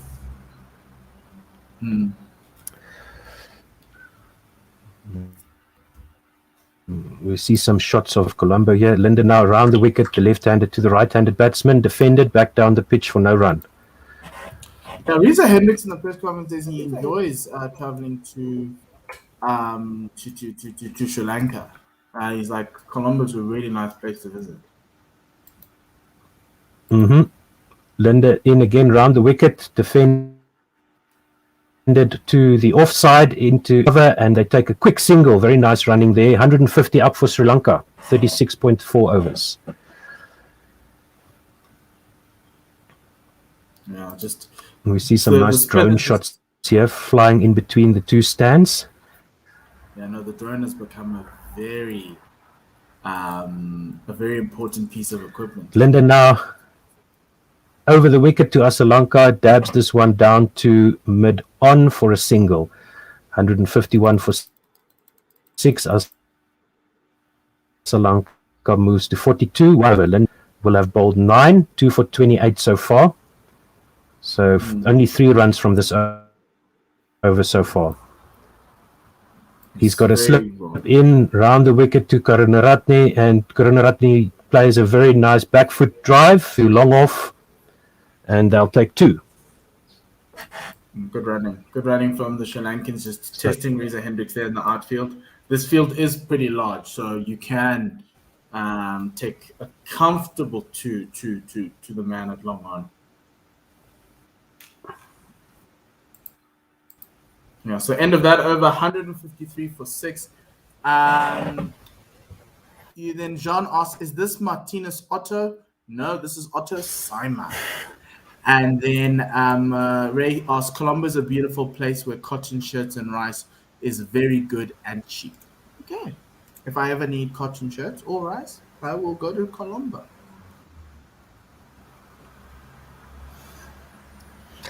So, Shamsi to resume. Yeah, he comes left arm over the wicket to the left-handed Asalanka, pitches outside off, spins away, but Asalanka gets a hold of this down to point, and they'll take a single. Score is 154 for 6.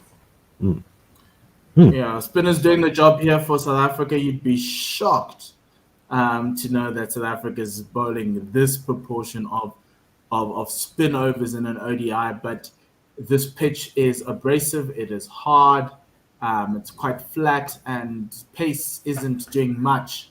Oh, LBW shout by Shamsi, and he's got him. He's got the decision.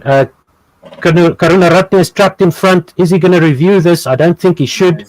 Nice. He signals yes, he's going to review. He signaled to the umpire that he wants to have a look at that, but that was plumb. It spun straightened from Shamsi coming over the wicket to the right-hander, pitched on middle, hitting middle. Review taken, but I don't think that was a wise decision. Yes, this was a conventional leg spinner from Shamsi. It just turned into the right-handed Karunaratne, who was thinking that the ball was going to go on with the arm and get the googly. So some good bowling there from Shamsi, and this one just missing entirely. You can even see the bat is angled down the leg side, which kind of tells you that he wasn't necessarily he wasn't expecting the ball to straighten as much as it did, or to turn as much as it did. He was hoping that it was going to go on with the arm, and yeah, there's no ultra edge there, so there was no edge on ultra edge. So we shall see whether if it's missing the stumps, because I think that's the only thing. But it pitched on off, turned in, hitting him in line and hitting him on leg. A proper left arm wrist spinner's dream, turning into the right hander, pitching on off stump and hitting leg. And so this one is another wicket for South Africa. Sri Lanka now 154 for 7. Chamika Karunaratne, LBW Shamsi for 16 of 39. And he's actually only hit one boundary in his 39 balls. A little bit of a nice little stand there that he had with Asalanka to try and keep Sri Lanka in the game. That partnership, I'm going to get you that number for that partnership. It was worth 33. So but they lost it 11 point in just over 11 overs. So that's a very good from Chamika Karunaratne, who's a bowler essentially. So really good there from him to just hang around. John on YouTube says got him. Ray PMB says Delstan is the greatest 21st century for me. And then John says that's for sure. And then he says we're into the tail as Dusmantas Chamira resumes, and Shamsi will be licking his lips. What a beautiful ball that was, Otto. Yeah, no, perfect execution there by Shamsi, and let's hope that the South African batters can live with the spin on this wicket, because it looks quite tasty for the spinners. And Shamsi proving his worth once again. Yeah, I mean, if you can pitch on off, if you can pitch on off and hit leg stump, then anybody is going to look dangerous who can do that. Let's hope that there's a video that one of our South commentators Africa can survive. There's a video that one of our commentators Simi put on Twitter with Shamsi bowling to him, their schoolmates, and I think it was recent. And Simi ended up double stepping Shamsi, and Shamsi took off his middle stump. So yeah, it was a pretty awesome situation there for Simi. That was really awesome. So Shamsi with a leg slip and a conventional slip. This one is driven very nicely by Chamira through extra cover. There's nobody there. 4 runs to Sri Lanka. Good shot, good looking shot. Too wide from Shamsi. Yeah, that was just a gimme there, easy ball. I think Shamsi's just overthinking it now. That line's too wide. That is just too wide. You needed an off stump to kind of force the batsman to play off the back foot, and then you might go through. So lost a little bit of control there. This is a hard, was a hard skill. And this one again outside off stump, but this one it's driven straight to long off or to mid off, and they take a quick single there. Ball is back with Shamsi, and the score moves to 159 for 7, 37.4 overs gone. Sri Lanka facing 43 of 63. Yes. Jean says anything below 200 from here will be a walk in the park for SA. Sri Lanka facing Shamsi, cuts this one wide outside off stump, pitched outside off, spun away, and they take another single. Yeah, there's a question for you here. Who is your dark horse for the World T20 bowler and batsman? So we've had these questions. Ooh, dark horse. Yeah. Jeez, I'll have to go and look at everybody's squads. Shamsi, left arm over the wicket. This one pitching on off and straightening or going on with the arm, hitting the outside edge. Yes, that's indeed the one that goes away from the right-hander. 38 overs gone, 160 for 7. Yes. Who is my dark horse for the So Shamsi has bowled 6, 1 for 23. I'd love it to be Andile on the bowling side and the batting side. That'll be cool. That would be really good. I think for me internationally, I'm going to say dark horse. I fancy me some Darcy Short. I think Darcy Short's going to play. It's an interesting question. And I think he's going to be quite good, even with the ball, because he can bowl some leg spin. As Linda comes into Sri Lanka, he works this one down to the fine leg inside the circle. There's a review for a run out as Sri Lanka came down the pitch, but the ball came straight back to Klaasen, who's the wicket keeper for South Africa. And they're going to just have a look here quickly. No, he's safe. He's got his bat behind the line, and it was a good throw. Yeah. I'm glad. So that'll be not out. Stop that thing of if you are behind the line and your bat just all of a sudden pops up, you are out. Whereas if you've just crossed the line, it deems you out. Yeah. Not out, not necessarily out. So that's a good thing with it. Then you're in. Yeah. So. Exactly the same shot there. Sri Lanka just working this with the spin to fine leg in the circle for another dot ball. So Linda bowling his final over here.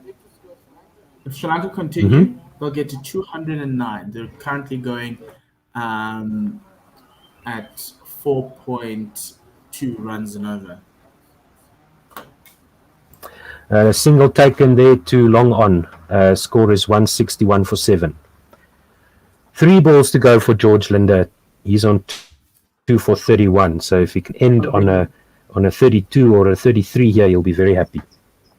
I'm being told by Ray that Darcy Short isn't there.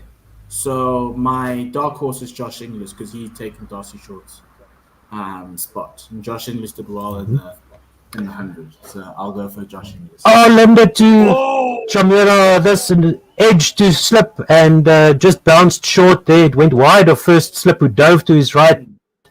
But that ball touched the ground before it reached the slip, I think. Let's see. Yeah, it just bounced short of first slip. Ooh, so close for George. He comes in again, left arm round the wicket. Another one beating the outside edge of Chamira, and it's a dot through to the keeper. 161 for 7. 1 ball to go, and that'll be George's spell gone. For South Africa, if I was Sri Lanka, I'd start with my spinners. Oh yes. I honestly I wouldn't even bowl my seamers. I'd start with my spinners and put South Africa under pressure, especially Markram and Yanaman for this 160. And it's going to be because they were ultra aggressive in that first game. Then they calmed down in the second.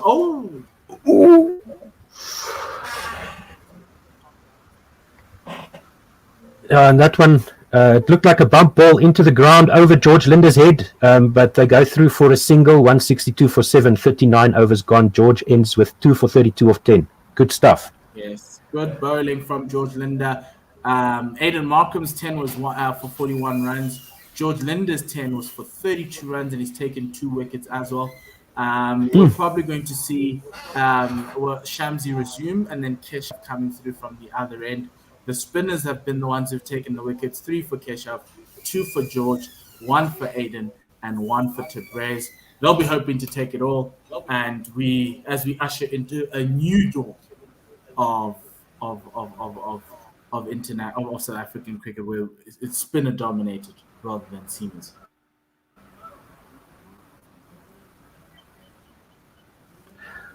Oh, no, that last one from George Linder's over was a chance. It went through the air to him. Shamsi now, and he hits the pads once again, but I think that struck outside leg. Umpire gives it. I would review this if I was Sri Lanka, but I've got a little bit of grain on my feed here, so it might not be the best advice.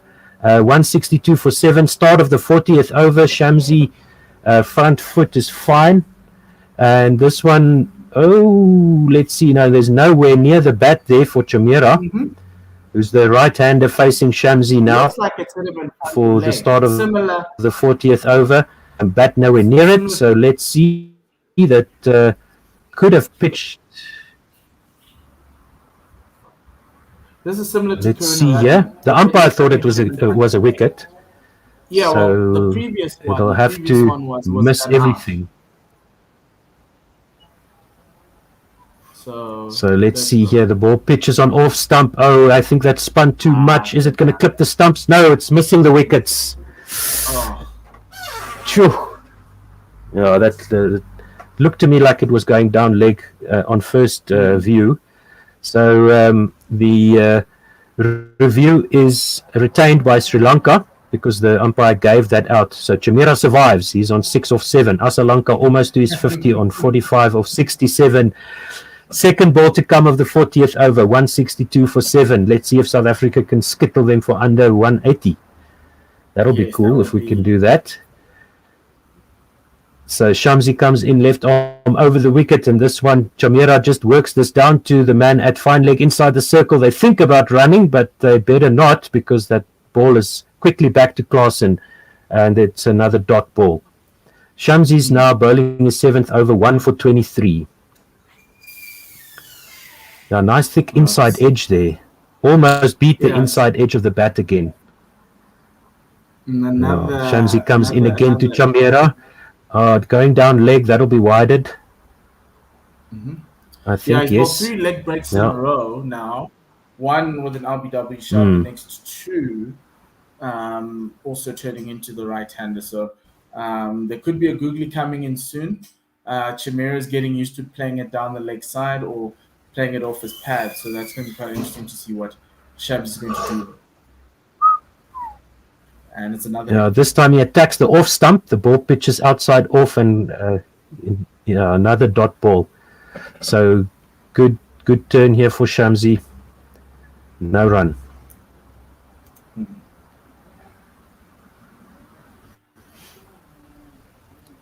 And we see Shamsi coming in again over the wicket, outside off stump, driven through extra cover by Chamira.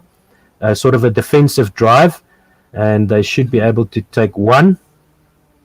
And they're showing the turn that Shamsi is getting here. It's very, very well done by him. He's going to Asalanka now. This one just defended back down the pitch, collected by the keeper. No run. What's also impressive is getting a little bit of bounce. Oh, yes. So 164 for 7. Is that the score at the moment?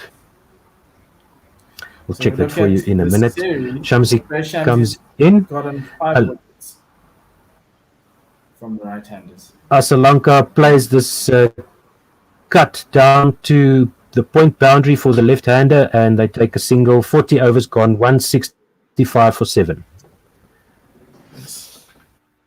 Yeah, ending that over. So Shamsi's taking 7 wickets this series. 5 of them have been against right-handers, 2 have been against left-handers, which which is interesting because you would normally assume him struggling with the left-handers, but there aren't that many left-handers in the Sri Lankan side. And so, he's just always found joy with the right-handers turning the ball into them and them not being able to pick him out of his hand as to which ball he's bowling. You're seeing the fruits of that as the lights are starting to come on in Colombo. Not because of the overcast conditions, just because of the time of day in Sri Lanka. Yep, it is a day-night match in Sri Lanka. And we see the start of the 41st over. It will be Maharaj to bowl his last spell.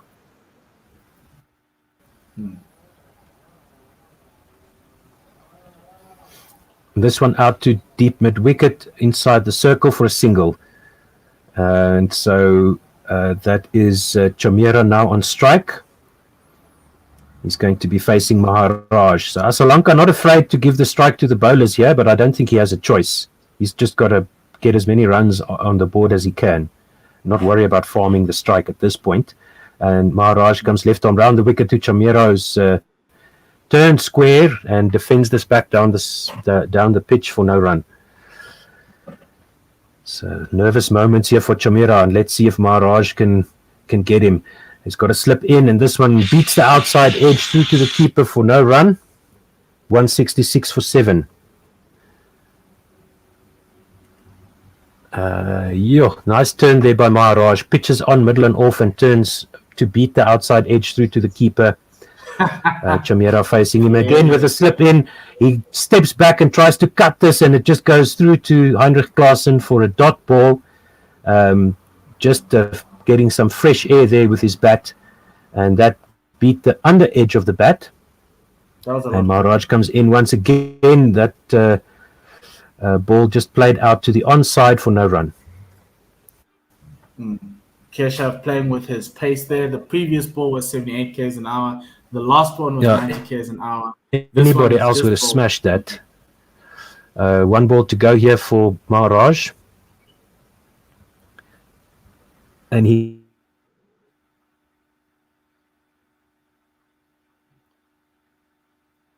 plays that one back to the bowler, does Chamera. 166 for 7 at the end of that over, at the end of the 41st. Jean says for him, Liam Livingston and David Willey are proper dark horses. And then he's also giving us play-by-plays, like another wicket. Oh, that missed. So he's also living it with us. Remember, you can tweet into us, and you can send your messages on YouTube and as well as Facebook. We do read them out. So let's have. Chris on Twitter says the most overs of spin by SN and ODI current record is 33 versus India in 1996. We are about to overtake that. Yeah. And then Mark says, how about the dramatic Papua New Guinea versus Nepal game from Oman? How far away are South Africa from announcing the World Cup squad? Well, South Africa will announce on Thursday at 12 a.m. or 12 p.m. And then Australia used to have Colin Miller doing pace and spin. Shamsi resuming his over. As we're just seeing some highlights of Shamsi coming through to Sri Lanka, and this one beating the bat with a stumping there that happened. Actually, that's a wicket from Tabraiz Shamsi. As we see him getting his second wicket, Charith Sri Lanka stumped by Klaassen, even though they're giving it to him as a. Let's see. Yes. Oh, it's an edge. Is that an edge? So we're trying to figure out if he's stumped or if he's caught. But this ball was a leg spinner pulled away, and there's an edge on ultra edge, a thin, faint edge on ultra edge, which then means that Charith Sri Lanka has been caught behind by Heinrich Klaassen, and then that would mean that he is out. We're just waiting for the umpire to give us a signal. and the finger goes up, and South Africa have their 8th wicket. Charith Asalanka is out. For 47, Court Clarkson bowled Shamsi of 71 balls. Sri Lanka 166 for 8.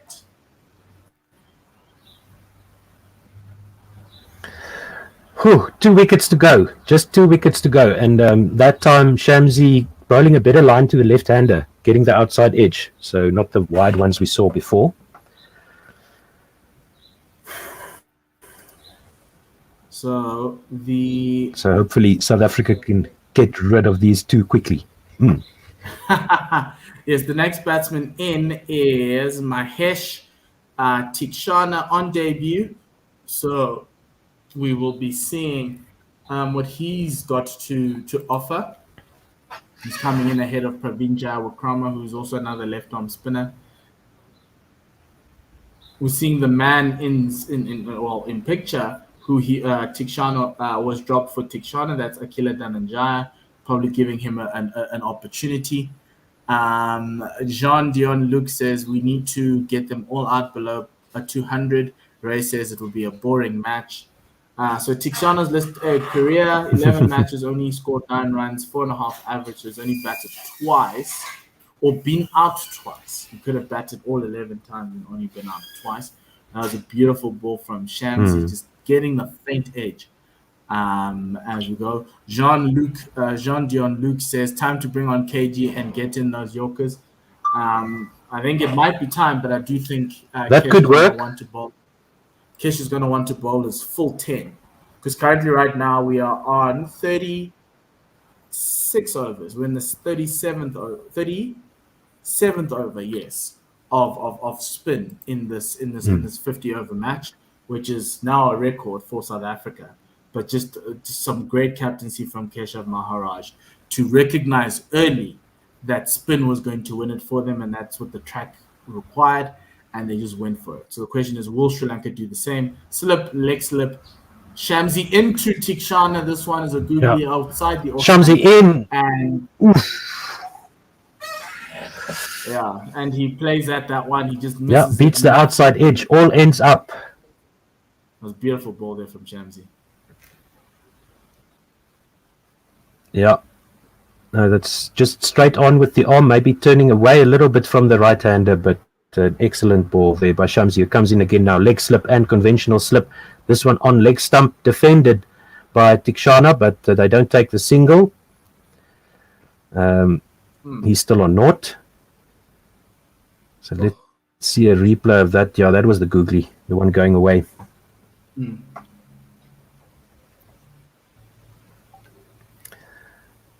And 3 balls to go here by Shamsi in his 8th over. He comes in left arm over the wicket, and this one is Fuller on off stump and defended well. Back to the bowler, no run. 166 for 8. 41.4 overs gone.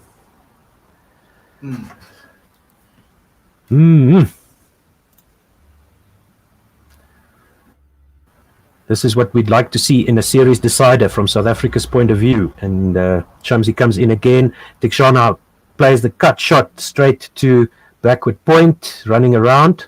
And they take a single. Chamira will face the final ball of the 42nd over. 167 now for 8. Yeah, Tikshana getting off the mark in his international cricket debut. Yeah, so well done to him. His first international run. 1 off 4 he's now on. And Shamsi comes in 1 ball, 1 run and a wicket so far. It's a sweep shot, slog sweep by Chamira. It goes 1 bounce, 2 bounces to the man on the leg side boundary, and they only get a single. So that ball went quickly to the fielder, and a bit of a fumble, but Andile Pehlukayo getting it back to the wickets, and it's 42 overs gone, 168 for 8. Shamsi 2 for 28 off 8. Chamira is not out on 8 of 16, and Tikshana on 1 of 4. Yeah, Sri Lanka finding so themselves 11 extras. Yes, that is not ideal, but they know they can defend almost any score on at home if they find the right the right mix of bowlers and conditions in Sri Lanka, they can dismiss anybody for name a score, they can defend it. They take 2 here as Chamira plays the ball out to mid-wicket, and that is 170 up for Sri Lanka. 42.1 overs gone. Chamira gets into double figures, 10 off 17. Maharaj bowling his final over, 3 for 31. Yep. Yeah, he just strayed in line and length there a little bit. This one is tight on off stump, whipped out to mid-wicket by Chamira. They go for the second. The ball is picked up and thrown into the keeper, and I think Chamira's bat got stuck in the wicket. I don't think his bat crossed the line before Klaasen took the bails off, but his foot might have crossed the line. We'll take a look here. The umpires are going upstairs for this one. Oh no, his bat was well over. Well said. Let's just see if it was grounded. And Klaasen almost injuring himself with the stumps there as he straddled the stumps, took the ball in front of the stumps and then broke them. But I think Chamira was in there. Let's just see if his bat was grounded. Yeah, it was definitely grounded before the bails were dislodged. That was close. Well, not that close, but cheeky second run there by Chamira. They started the second run as the field had picked up the ball at mid-on. So Chamira working that one from outside the off stump to mid-on and taking 2. 172 for 8 now. Maharaj not impressed with that, but it was good running by Sri Lanka. Yeah, well, they There's kind of nothing wrong with the fielding there. They kind of need you because, as you say, every run counts, even though they can defend whatever score. But yeah, 172 still not good enough at an international level, and you expect even a South African batting lineup that everyone thinks has struggled with spin to get this 172. Yeah, that last one was a dot. This one, Chamira slog sweeps this to deep mid wicket. It bounces just in front of the boundary for a 4. Nobody near it. Good slog sweep there by Chamira. No sixes in the innings yet. 13 fours. Yes, no, that shot was just beautiful from Chamira. Length a little bit short, and he just took that one on. It was in his slot, and yeah, it just Keshav. I know Keshav's not going to bowl a ball like that again, but a really good shot from Chamira. This time it's a full toss on off stump, and it's played out to long off for a single, and it's a 177 for 8. 1 ball to go in Maharaj's 10, and he's gone for 3 for 38 so far. So also really good if he can end it well and not cross that 40 mark. Geez, well, we're setting high standards for our spinners already. This one is blocked by Tikshana on middle and off. No run. 43 overs gone. 177 for 8. Maharaj finishes his 10 on 3 for 38. It's a really good spell from Keshav Maharaj. 3 wickets for 38 runs. The pick of our bowlers.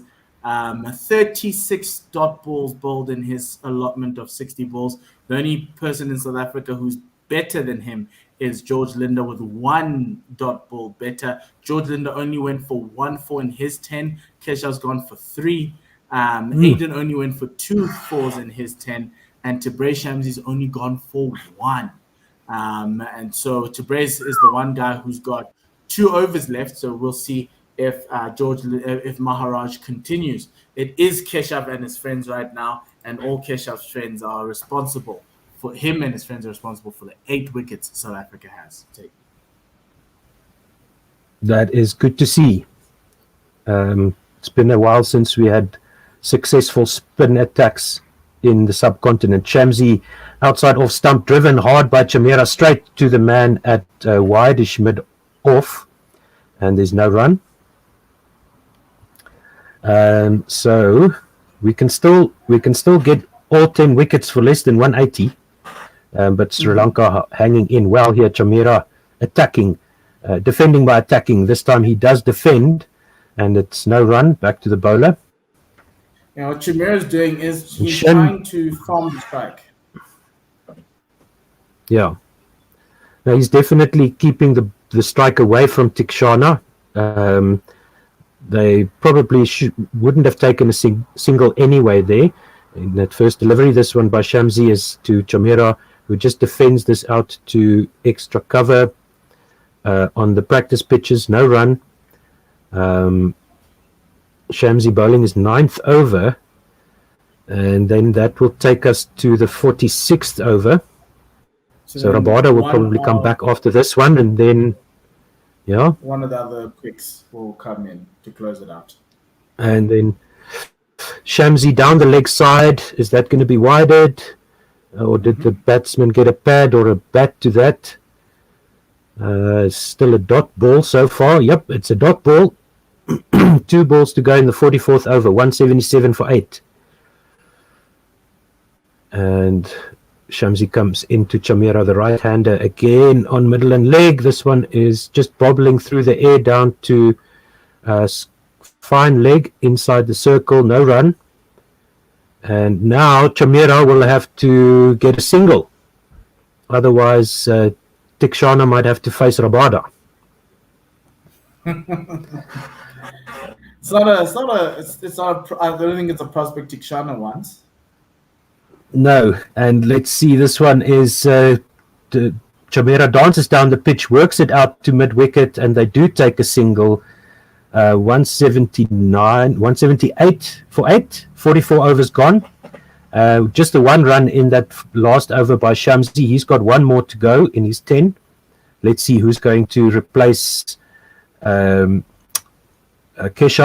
who's bowled his full quota of 10.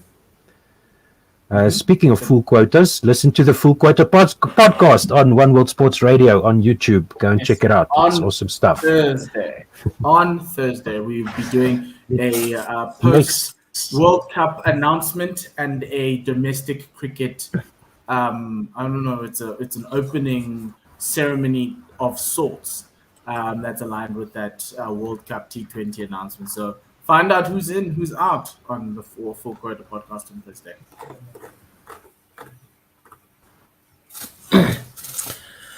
Now I'm joining you guys for the last 6 overs. I thought it's been ages since I've been on air. Hello, Simon. Hello, man. It's been far too long. Oh, good Lord. Yes.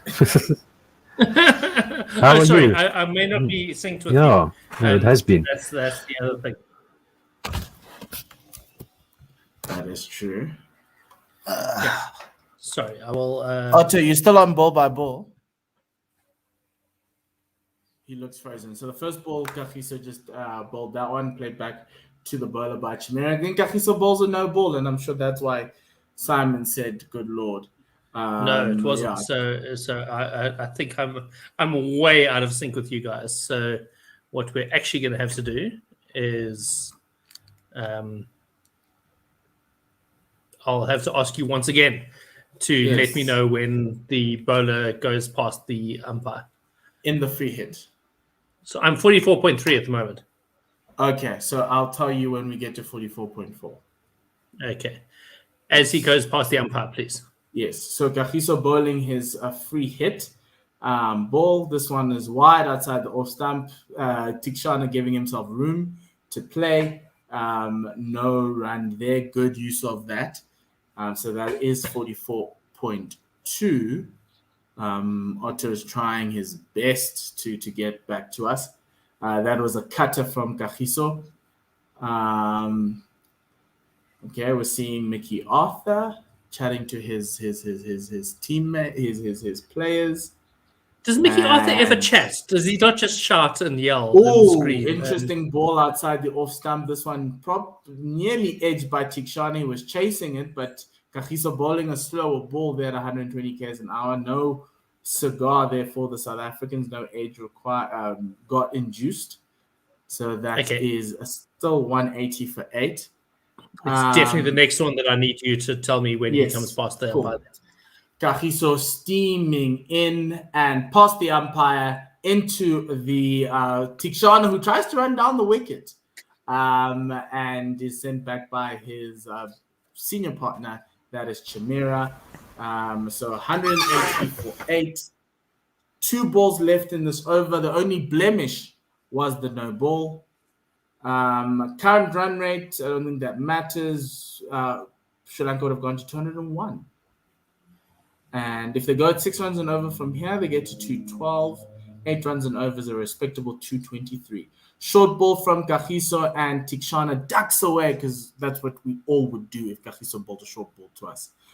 Even if he bowled us a full ball, we duck away. Am I alone in thinking that this is not an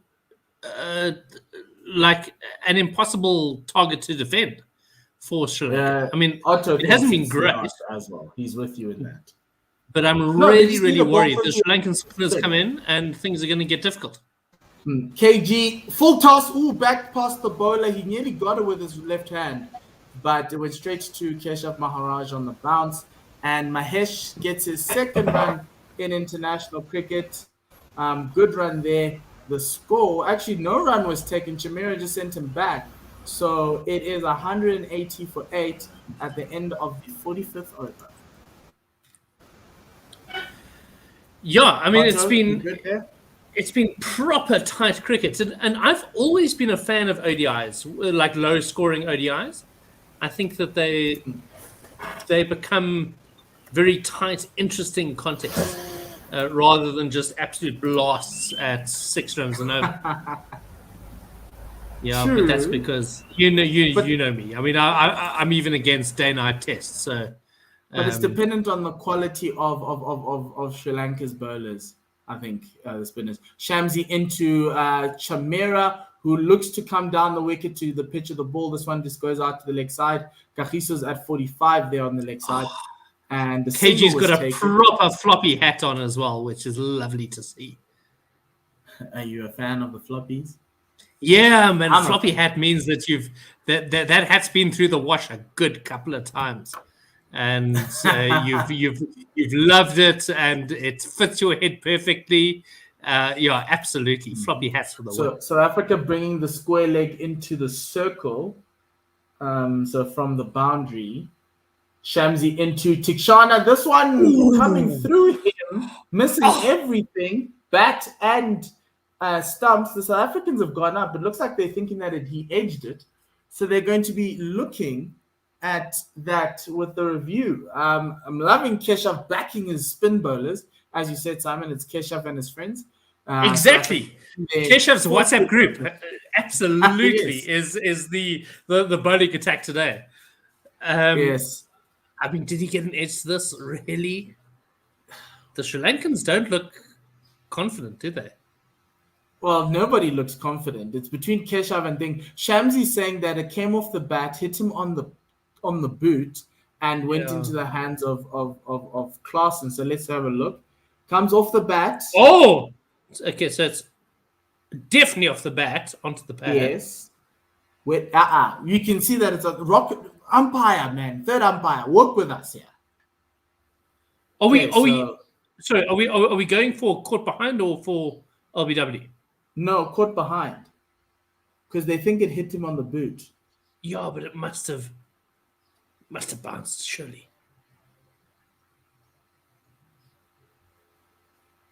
Yeah, so Keshav's busy talking to the umpire about this. Let's go. You just need them to just roll it forward. Okay, came off the ground. Okay, so that review will be lost. Definitely off the ground. Yes. Okay. Yeah. Come on, Alex. That is really like trying your luck. Yes. Grant Alexander says, "Hey Simon, good to see you on screen again. Glad you were commentating. How's the weather?" Oh, the weather's boring at the moment, to be honest. Let's get some thunderstorms going. For goodness sakes. The weather's especially boring because no one's paying me to do it for them. So if you have anyone who's looking for a weather guy, I'm your man. Next ball in from Shamsi. This one coming off the pad of Tiksana, and it loops to the leg side. It just have some bat on it, but Shamsi does not have a lot of close-in fielders, which is worrying. And it came off the pad very high. Unless if they're thinking that Klaasen can do his superhuman efforts like he did for the Markram wicket. Oh, man, a bit of like short Oh, leg this one's action. Oh, come on! And finds an empty patch of grass. He chipped it into the outfield. Did Tikshana, Chimera actually, and it was actually Tikshana, by the way. And they come through. Was that Chimera or Tikshana? It was Tikshana, yeah. And they managed to come through for a single. How cool is mature, confident Shamsi? Hey, like, isn't it lovely to see him just like feeling okay with his space in the team? Oh, then there's a sweep that comes out this time, but it was outside the off stump. Heino Clausen is just screaming for just to clear his pipes. Maybe he's got a quiet practice afterwards in the dressing room. Where's Otto going again? To make sure. Otto's just struggling with his connection. Otto comes and goes. No, it is the like time when America wakes up and your bandwidth just gets sucked away. Oh, really? By America, yes. The rest of the world feels it's at about 2. Why is Otto getting his bandwidth from America? He must try hard. No, we all are. It's just that really? Okay. Yeah. This one from Shamsi, fuller ball to Chimera, plays it back to the bowler. He does a little bit of a jog to end his 10. His 10 ends at 2 for 31. So Sri Lanka 182 for 8. Such good that figures. Ends the 40th over of spin in this ODI. It is a record. The previous record was 33 against India in 1996. South Africa have gone one better. And Shamsi, with the best economy rate of the 5 bowlers today, 3.1 at 31 runs in his 10. Very, very good. Only gone for 1 wicket. What an absolute class bowler. And what a guy who's just turned his life around. From being, he was already in the Proteas setup when we were talking about him, but he was definitely on the edge, and then suddenly just someone who is world class. True to form, just like when pace comes with Kagiso, so do the runs. This one just edged down to the third man boundary for 2. So the score goes up to 184 for 8. Anything, honestly, you could have let Reza Hendricks bowl. Honestly, would have just told Reza to bowl some more spinners. Yeah, I mean the fact that we haven't bowled Andile or Vian today. Yeah, says a lot. Yeah. And well, we're going to need somebody to finish off the overs. Yeah, they're going to have to make a plan. George Linder also got a bit of a floppy hat, eh? These guys. KG into Tikshana, who doesn't duck away this time. He gets behind the ball, gets his back there, and he just dots it out to the offside. No run. Braver man than many of us, I must say. Yeah, I if mean, KG came and bowled full tilt to me, I'd be like, nah, dude, sorry. Yeah, no, absolutely. Even on a flat pitch. That's even worse because the ball bounces a little bit. Oh, my word. Kagiso into Tikshana. There's a short ball. He tries to ramp it and duck underneath it at the same time. All he gets for his trouble is a wide. And that increases South Africa's extras, most of which I think come from Kagiso. There was that no ball that... his first over was 6 extras.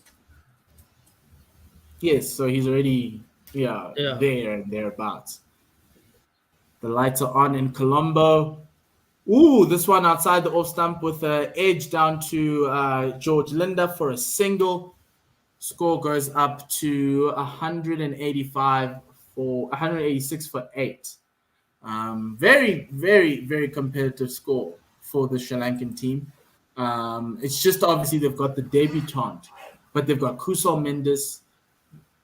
They've got Kamindu Mendes, they've got Dhananjaya, they've got Hasaranga, they also have Tikshana and Jawad Krama, so they can actually go match South Africa from the amount of spin overs they bowled. This one outside the off stump missed entirely, swing and a miss from Chimera. Yep, and they can definitely defend this. Yeah, I mean, I think so. I think this is going to be one of these weird, tight ODIs that we used to experience in the 1990s. Yeah, I mean, I remember thinking in the 1990s. Oh, next ball is up in the air, and safe. Safe. Don't worry. 2 mid wickets. Reza Hendricks had to come a long way from long on, and a very safe shot from Chimera. So I remember in the 1990s, like 220 was about the perfect ODI score, where you knew that the second innings was going to be tight and interesting. And, I was never a big fan of the massive, 300 plays, 310. Next ball from Kagiso honing in onto that middle stump, defended back to the bowler by Tikshana. That is the end of that over, 187 for Ed. Which quick bowler will Keshav go to now? I know, because he has to, hey? So it's Viano Andile. And this is probably one of those things that will signal a decision on Thursday. Although they probably will both make the squad, won't they? I don't think they will. I think teams are picking 15-man squads. They're not actually picking 22 like we initially thought. So it makes it a little bit harder because some guys are going to be left out. No, so whoever bowls now is going to be the guy who's going to be there on Thursday. Unless he ships 24 and over, in which case, aish. So, I mean, there you go. So KG's gone for 6 runs and over. Everyone else has gone for 3. Oh, it's Andile. It's Andile. So there we know where the fight is. Andile with the beard. He's trying to look like Sia Khaleesi. And a bit of a bald patch as well. He's got a bald patch to match Pavuma because he's clearly copied him. Andy P, Come on, let's Andy. Go. I don't think there's another sportsman in the world that I want to succeed as much as this guy. And then he starts with a slower ball. It's a short ball cutter. And they get 2. Played off the back foot, off the bat of Chimera. And the Sri Lankans get 2. Largely not because Vandila is bowling, but because Reza Hendricks decided to let him down with the fielding. Left the ball behind. Exactly. No, we know how good Otto, welcome can back. play. Yeah, I'm not quite back. I was frantically trying to get everything to work here on my side, and then I realized that my kids are at home, and I need to kick them off the Wi-Fi. Bloody kids! And, dude, kids are a menace. No, mine are cool, but next ball from Andile, they are internet hogs. The They keep hogging the internet. But you're an IT guy. You should have amazing internet. I would if I lived in another part of the city. Well, yeah, I I'm mean, you live in bit a snookered here where I. second-rate- Yes, we do. In terms of internet, the fiber coverage stops about 400 meters south of my house. So there you go. Oh, really? Okay. Andile into Tikshana, who plays this off the back foot. Pace is very easy to play in this game. Pushed out to cover for a single. Tikshana's now gone to 6 of 18 in his debut innings. Yeah, he's doing well. Hey? I mean, the Sri Lankan debutants shooting the lights out today. I mean, Mendes looked fantastic, and then just lost all his confidence in the latter half of his innings, which was rather weird. Andile's next ball. This one takes a healthy edge and passes to Bray Shamsi in the circle at third man and will roll all the way to that third man boundary. This over is starting to be a little bit expensive for Andile with 8 off of it. Do they then bowl Vian Mulder for the final over of the innings? Well, they're going to have to, I think. Give him a chance. Because otherwise his parents are going to say, why did I come all the way here to watch my son not bowl? Why did I walk all the way from my bedroom to the couch to watch my son not bowl? Or even that, unless if South Africa has a massive collapse. Yeah, he's fielding third man the whole day. Chimera, this one's down the leg side. They take a quick single. Kagiso with a gun throw to the stumps there, and he manages to break them. And so a single was taken, but no additional runs there. So 9 off of that over. 1 ball left in Andile's first over of the innings in the 48th over of the game. 48. Yo, so Well, 196 for 8. When's the last time we saw this, eh?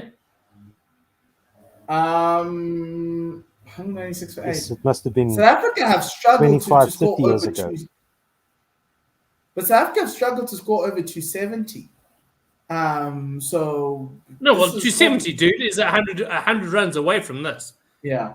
This one to Andile. Andile rolls this one to Tikshana, who plays this one very lovely out to the offside. They take a single. This partnership is worth 31. Sri Lanka 197 for 8. So they are in competitive run saving territory right now. So I'm calling this. I'm calling that this is a par score. I reckon that SA are gonna struggle here. So I think they'll be happens, very happy if they can chase this. If South Africa can't defend 200 or can't win off of a 200 attack 200, yeah, then we might as well send Mark Boucher on a plane tomorrow. If not, we will be right. Mate, have we not been calling that for ages anyway? CSA's offices on Thursday asking for the coach to be fired and a new coach to be announced that day on Thursday. Because that would just be ridiculous. Jeez, there's so many conversations that need to be had around that. Vian! Simon, here's another thing. Oh my word. Okay, Vian Mulder's about to start to bowl. He said he's going to bowl one over, the poor guy. I mean, really. So my other theory is that the CSA, the Proteas team have not given us Mark Boucher because they know in the press conferences it's been captain. And senior players. Jeez, can you imagine Mark Boucher in a press conference at the moment? It's absolute carnage. That's why if South Africa can't chase 200, he has to come out. Yeah. I mean, if Mulder we know starting his first ball, this one outside the off stump, they come through for a quick single. Tikshana's in with it. He's focused, taking singles very easily. We know if Mark Boucher popped up for a press conference here, firstly, you would log on. I'm logging on to the press conference after the game, waiting for him. Exactly, and there would be proper questions. No, there's no ways Mark Boucher is. I just want to ask him why he didn't pick Heino Klaasen as captain. That's all I want to know. What did he do to you? Yeah. Oh, come on. Kesha's been fantastic. Next ball in from Mulder. This one is pulled straight into the throat of the fielder at deep square leg. Yes. And there's your answer, Simon. Vian Mulder should be on the plane. Into the man. Come on, Vian. He smashed that straight at the belly button. So Amy and I spend our evenings throwing tennis balls at each other, and we aim for our belly buttons. And we could not have done better than this. So that's the end of that one. To Samantha Chimera, 29 of 39. Yeah. Good stuff there. So Sri Lanka 198 for 9 now. So really getting down to the proper tail, obviously. But he just got that in the screws, but hit it straight at the gut of the man in square leg, who was Yanomam Malan with the guts. It was Yanomam Malan, indeed, who's been most of the day at slip, but was there and just accepted that into his belly button, no problem whatsoever. Giving us visuals of the Colombo, I'm assuming it's a train yard, where all there's lots of trains of all the trains in the world reside. Any of you guys been toy train enthusiasts in your youth? Nah. Mulder into Tikshana. This one's up in the air slightly, and it bounces just in front of Rassie van der Dissen. Lucky for him that he didn't get that in the middle, because that would have been out for 198. So weirdly, I thought you probably would be. So yes, but more of a balsa flyers, RC flyers, and Scalectric. Okay. The 12 volt Scalectric, the proper one. Oh, and the next ball this time finds the middle of the bat and it goes over Rassie van der Dissen this time. And they will take a single. Score goes up to 191. And the batsman, Jai Wickrama, is off the mark. Jesus, I've I'm just looking read- at the fall of wickets here. 7 for 154, 8 for 166, and it didn't look like they were going anywhere near 200 at that stage. That is quite true. Amy and Tail I- wagging. Mulder Yeah. into Tikshana down the my leg ball. side, and Sri Lanka reached 200 with a wide. So No Amy way. and I are constantly on the lookout for moments where I've done something for the last time. And so as a result, every time we get in a swimming pool, she makes me do a handstand because like she doesn't want that to ever be the last time. But Scalextrics, I've just realized I've probably played with Scalextrics for the last time. Oh, beautiful ball from Vian Mulder outside the off stump. Tikshana played that missed that one. And it'll be a dot ball, most importantly, for the South Africans. 118 kilometers per hour. A cutter from Vian Mulder. This guy's got skills. Yeah, man. For sure. He should have bowled way earlier than this. And No, to be we honest, wanted should have our taken 40 some of overs of spin. KG's overs. Yeah. he Honestly, might as well. after over 2, I was calling for KG to be Yeah, replaced. it's End of that. Oh, over, there we go. Swan Throw it back at the Played batsman. it back at Vian Mulder, who throws it back at the tailender, Tikshana, who's taking notes because you're going to bamboozle him with the spin when Vian Mulder comes in. End of that over 200 for 9. Yeah, so Scalextrics, one of those things that I'd honestly forgotten about for the last 20 this is years. not good. We've lost him. You mean Say it again. Scalextric? Yes, there we go. Karen? Otto? I think he's frozen a little. What's Yeah, Scalextrics? Okay, so Scalextrics is that racing game with the little grooves in the tracks, and you put the cars in. Remember them, eh? No, I don't remember them. I see them on TV. I remember seeing them on TV thinking, okay, that's just too expensive a price point for me to even ask. Oh, I'm sorry, man. I'm sorry. Kagiso resuming the final over. This one's outside the off stump. Playing a miss there as Jawa Krama chases the ball and he just misses it entirely. Yeah, so that was my big thing when I was a little kid. I was into Scalextrics for... Isn't there like a gym thing called Scalextrics now? Oh, no, I don't think so. Okay. I think we're going to remove Otto and see whether he comes back a little This bit more one alive. from Kagiso just played out to third man. Shamsi, the fielder at third man for a single 201 for 9.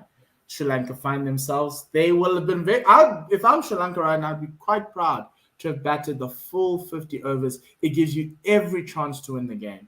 And, it gives you a good balance or a good benchmark as to what you need to do in when you're defending the score. So really happy Absolutely. to get 50. I think this is going to be an interesting total for South Africa to chase. I don't think it's going to be a doddle at all. I don't Short think this is ball. going to be...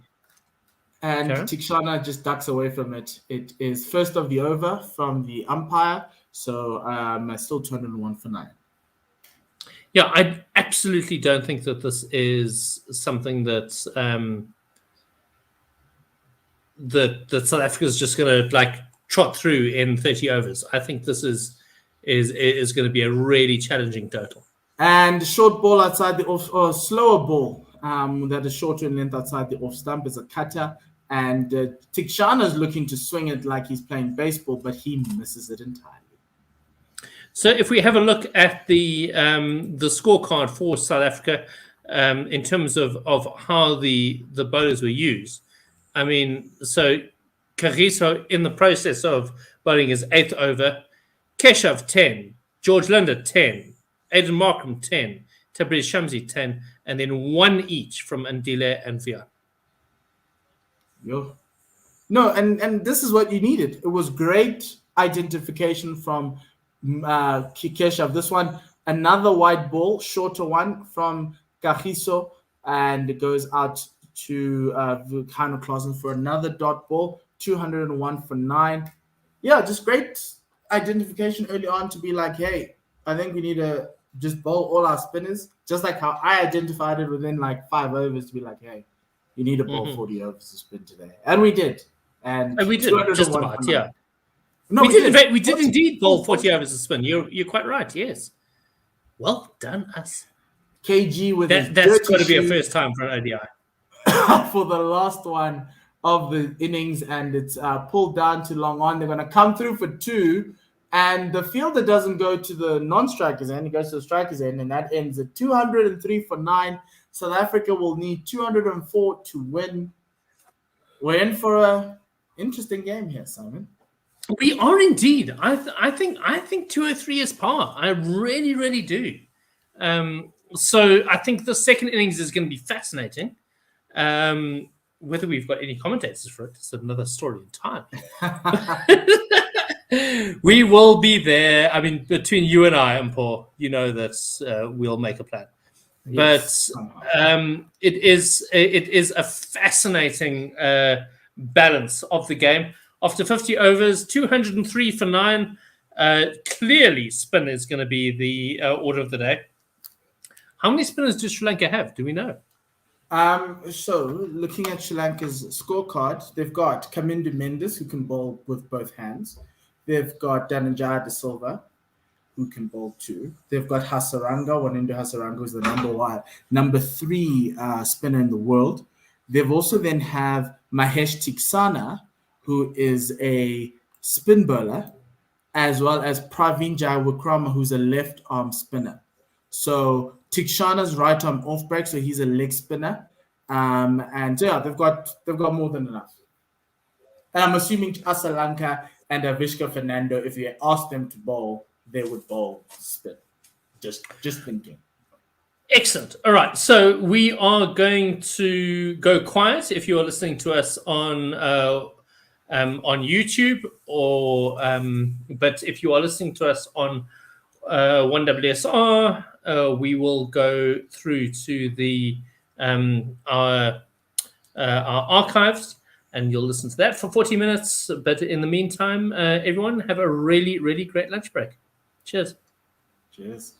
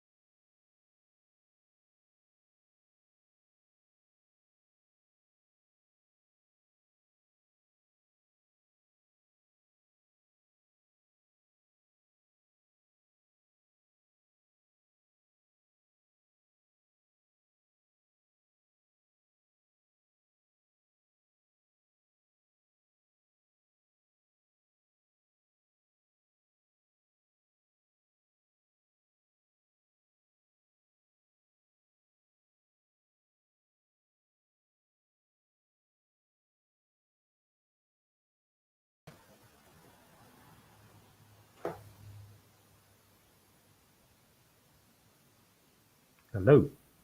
No. Hi, everyone. Welcome back to One World Sports Radio for this the South Africa's chase of 204. I've got Otto with me, Yes. so I'll be leading off of him from a ball by ball perspective, and I'm sure Simon will join in at about 4 p.m. onwards. So yeah, so South Africa restricted Sri Lanka to 203 for 9. They bowled 40 overs of spin. And it looks like Janneman Malan and Aiden Markram are at the crease, so it's going to be quite interesting to see how they fare against the spinners of Sri Lanka. Yep, 6 seconds to go here on my side. I'm watching on the live feed, and I'll take you through the ball by ball. Restricted Sri Lanka, I would say Sri Lanka did well to reach 203. We'll see now how they approach this defense of that target. Now especially, I think they could definitely defend this.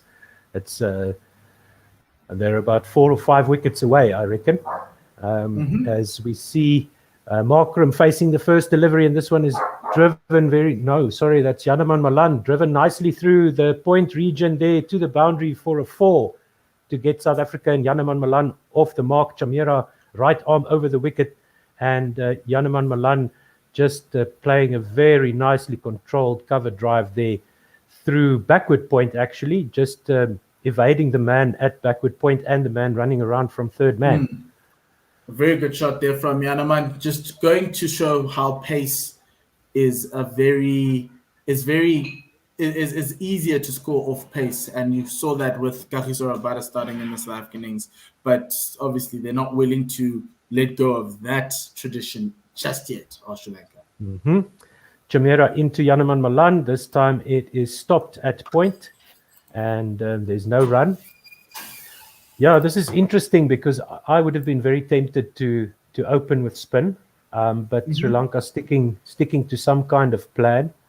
And they've got the bowlers to cause trouble for South African batters on this wicket. Let's see how long it takes them to switch to the spin. Hopefully they'll continue with a nice medium-paced attack here for the 2 openers for South Africa. One slip in for Chamera, it goes to Janneman Malan straight to extra cover, and there's no run. Yes. So what Chamera is trying to say to Janneman is you can drive, but you just need to make sure that just remember that we've got fielders in your eye line in that 45 angle on the offside at cover and as well at extra cover. So it's still a risky shot for him to take, but so far he's played it quite well, just finding the fielders. Yep, he's found the fielders at cover and extra cover with those last 2. He's still on 4 after that first boundary. Chamera in again, and that slip is on about second slip. This one just back foot defensive shot, goes down to third man for a single. Let's see what Markram can do. 5 without loss, 4 balls gone in the first over. Yeah, what South Africa will be hoping for is for these 2 to start off really well, to kind of take the wind out of the Sri Lankan attack and just give it a gut punch. So just another opening stand of above 50, closer to 100, maybe even I think 75 would be what they would need, what South Africa would want as a start. But I still think maybe a 50 partnership would be what they'd be looking for. Markram facing Chamera. This one defended back past the bowler to mid-off, and they take a quick single. Throw for the stumps, but I think both men were in their crease, and the score moves on to 6 without loss. Markram off the mark, off his first delivery, and we see Markram there safely through for the single as the ball passes the wickets at the non-striker's end. Throw coming in from mid-off.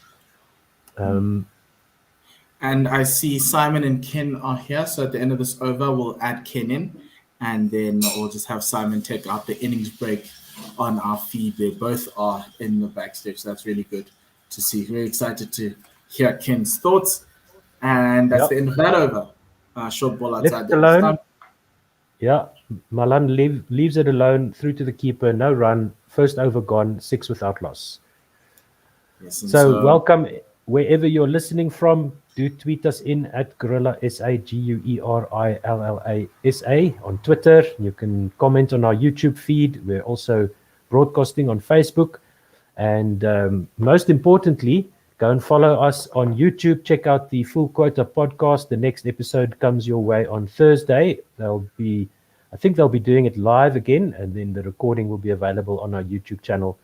Some quality interviews that we managed to, I should say the podcast team, let's say the podcast team, led very well by Mpo, managing to snag some really interesting interviewees. Hello, Ken.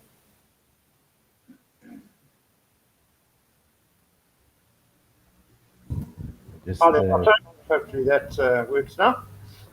Yes, here we go. And it's spin in the second over. Jaya Wikrama is into the attack. I'll carry on with ball by ball if you don't mind, Ken.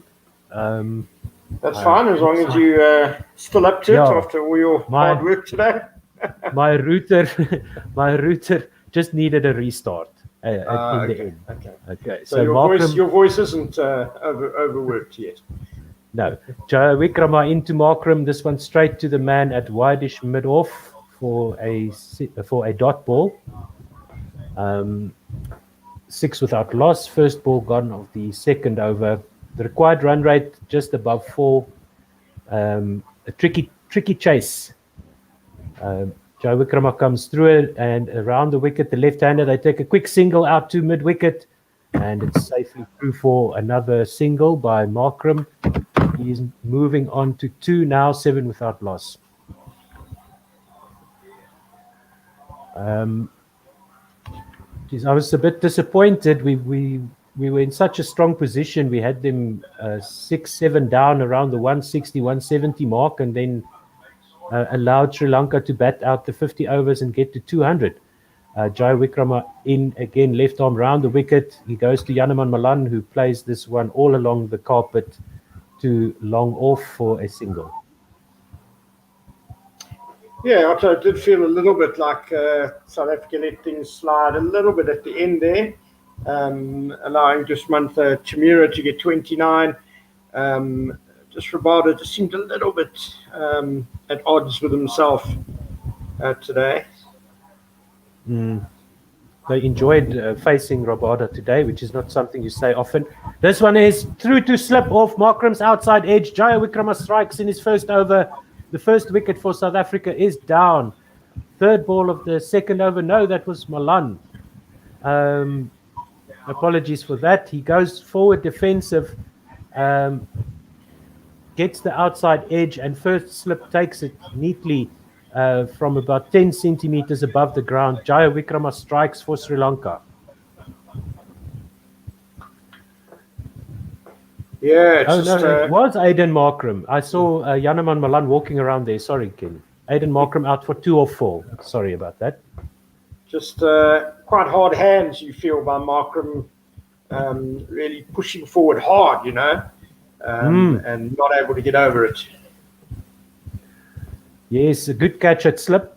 The man at slip had to dive forward and to his right, but managed to get both hands to it just above the ground, and a good catch in the end. Reza Hendricks now coming to the crease for South Africa. This is exactly what South Africa didn't want, and Sri Lanka will be very grateful that they managed to get to that 200 score, making it a tricky chase, as I've already mentioned. 8 for 1 is the score. 2 balls to go in the second over. Reza Hendricks, not the worst batter against spin, but Yanaman Malan has a bit of a reputation to be weak against spin. Well, I think Malan worked through his issues really well in that last game and scoring 100. You could see he was uncomfortable in patches, but he didn't give it away. And he found a way, to make runs, which was a great effort. And I thought Reza came in and played beautifully in the last game. looked at home against the spin right from the outset. He faces Joe Wickrama now, does Reza Hendricks, and there's a half an appeal for an outside edge, but there was nothing doing there for Sri Lanka. Missed the outside edge, beat the outside edge of Reza Hendricks. And just as we saw for the South African spinners, there's some real turn in this wicket. Jai Wickrama in again, full this time on middle, and worked around to find leg for a single by Reza Hendricks, and he's off the mark. 2 overs gone, 9 for 1. He's going to retain the strike. Now that's not ideal. After Mpo and myself asked for a solid opening partnership to put some pressure back onto the Sri Lankans, they've got the runs on the board. It's a decider in the series. All the pressure now back onto South Africa. Yeah, indeed. We just got to hope that the South African batsmen don't contract the same illness as the Sri Lankan batsmen. A bit of poor decision making when it came to shots. So run rate's not a problem. They just need to choose their shots very wisely and not try and do something out of their comfort zones against what will be a real testing trial of our spin. Yes, and there's 48 more overs to go of that trial. As we see, Chamera, it looks like resuming now, right arm over the wicket. Janneman Malan leaves this one alone outside. Reza Hendricks leaves this one outside off stump. Yes, it is Chamera continuing. He did okay in the first over, conceded a couple of singles and a boundary, but the ball there left alone well by Reza Hendricks needs to get his eye in and just keep building this partnership. Second wicket partnership needs to be a strong one for South Africa. Otherwise, Sri Lanka are going to be all over the South African batsmen soon. Chamera into Reza, who defends this one to mid-wicket for no run. And when you only need to score 4 runs and over, you really can just work the ball around. You don't need to play dangerous, aggressive shots, and just keep the scoreboard ticking. Just make sure that Sri Lanka don't get too deep into our batting lineup before we reach 180, 190. Another wicket here is going to be real trouble for South Africa. Reza Hendricks facing Chamera, right arm over the wicket, defends this into his pads and out to the leg side for no run. To the offside, for no run. 2.3 overs gone, 9 for 1 is the score. Reza Hendricks has got just a single to his name. You see a replay of that shot there, inside edge onto his foot and out to cover for the dot there by Reza Hendricks. I think the Proteas do need to try and be positive against Chamera because there's not much in this pitch for the seam bowlers. And so he's a guy that they can target for maybe at least to run a ball just to take some pressure off them against the spinners. Yeah, Fuller this time outside off stump. Reza Hendricks plays a bit outside the line, inside edge onto his pads again, out to mid off for no run. Yeah, this is all or nothing. Series on the line. Sri Lanka at home, never easy to beat them at home. We've done it in the second game where South Africa managed to dominate them a little bit. I think the tone was set by those tail enders wagging for Sri Lanka, getting them over the 200 mark. Chamera into Reza Hendricks, and he looks like he's bowled Reza Hendricks. That's the second wicket down for South Africa, 9 for 2. That went through the gate between bat and pad. Excellent delivery by Chamera. A defensive shot by Reza Hendricks. Let's see. It was a bit of a leg cutter there. It looked like he rolled his fingers over the ball, came through the gate, in between bat and pad, and Chamera is over the moon. Wow, what a delivery. Yeah, super delivery, hitting the top of off stump there. Chimera, he's not the quickest, but he's got a bit of zip to him. He certainly he gets it to zip off the pitch, and that came back really nicely at Reza Hendricks. And as you say, the defense just not good enough. Yeah, he had the defensive pose there, but he left the gate open, and Chimera said, "Thank you very much." And it's 9-2 with 1 ball to go in the 3rd over. And now, geez, from this position, South Africa will be very lucky to take the series win here tonight. Today in South Africa. Don't know what time it is where you are, where you're listening from. Do let us know. And I think even if South Africa managed to take all 10 wickets and get Sri Lanka out for 180, it still would have been a tricky chase. Van der Dussen is to the wicket, the best batsman that South Africa have in the team at the moment. He's got an average of 69.6, strike rate of 85.7, 950s and 100, and a best of 123 not out, 1,044 runs in his 23 innings so far. He also did well in the previous match, so it's him and Janneman Malan that need to repair this innings now for South Africa. That was a peach of a delivery there. Reza Hendricks' feet nowhere. His feet stuck behind the crease, just pushing the bat forward down the wrong line, and Chimera managing to beat the inside edge. He comes through now for the final delivery of the 3rd over, on to middle and leg, worked off his pads by Rassie van der Dussen, out to the mid-wicket boundary, and the ball is going to win the race to the boundary for a 4. So Rassie van der Dussen also off the mark with a 4. The score is now 13-2 after 3. I know in the old days when South Africa used to play against Sri Lanka, they always used to talk about how key it was to not lose wickets against the seam bowlers up front. Yeah. Because you never wanted their spinners to come on, with 2 or 3 wickets down, because then they were on top already and could bowl without scoreboard pressure. And unfortunately, South Africa find themselves in that position already in this game at 13-2 after 3 overs. Yeah, absolutely. The worst way to start an innings when you're chasing a score against Sri Lanka in Colombo. Jaya Vikrama will continue now, left arm through and around, slip in here, and Malan plays this pull shot off the back foot down to backward square leg for a 4.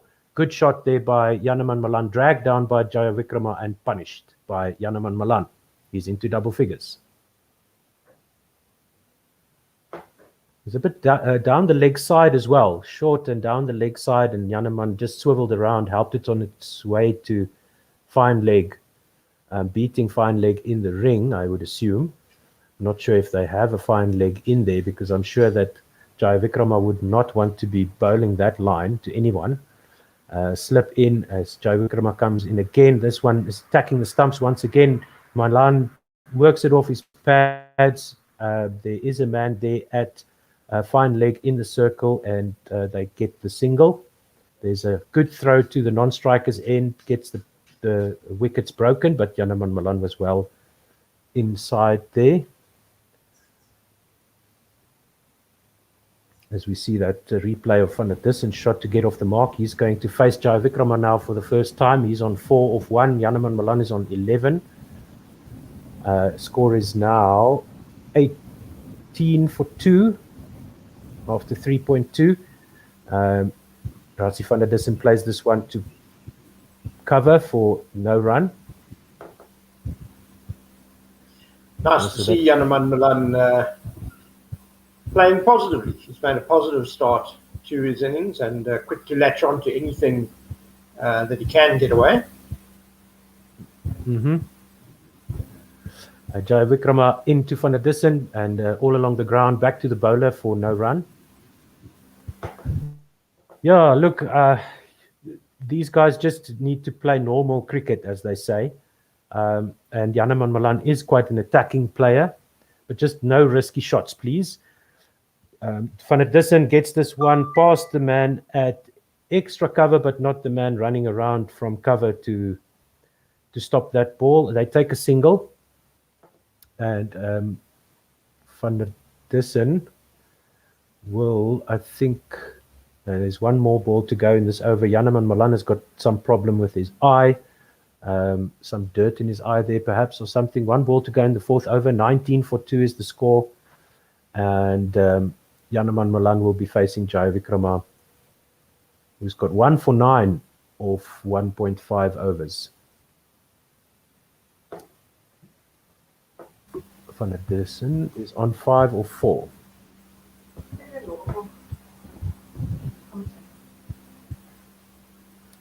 We've got a little bit of a break.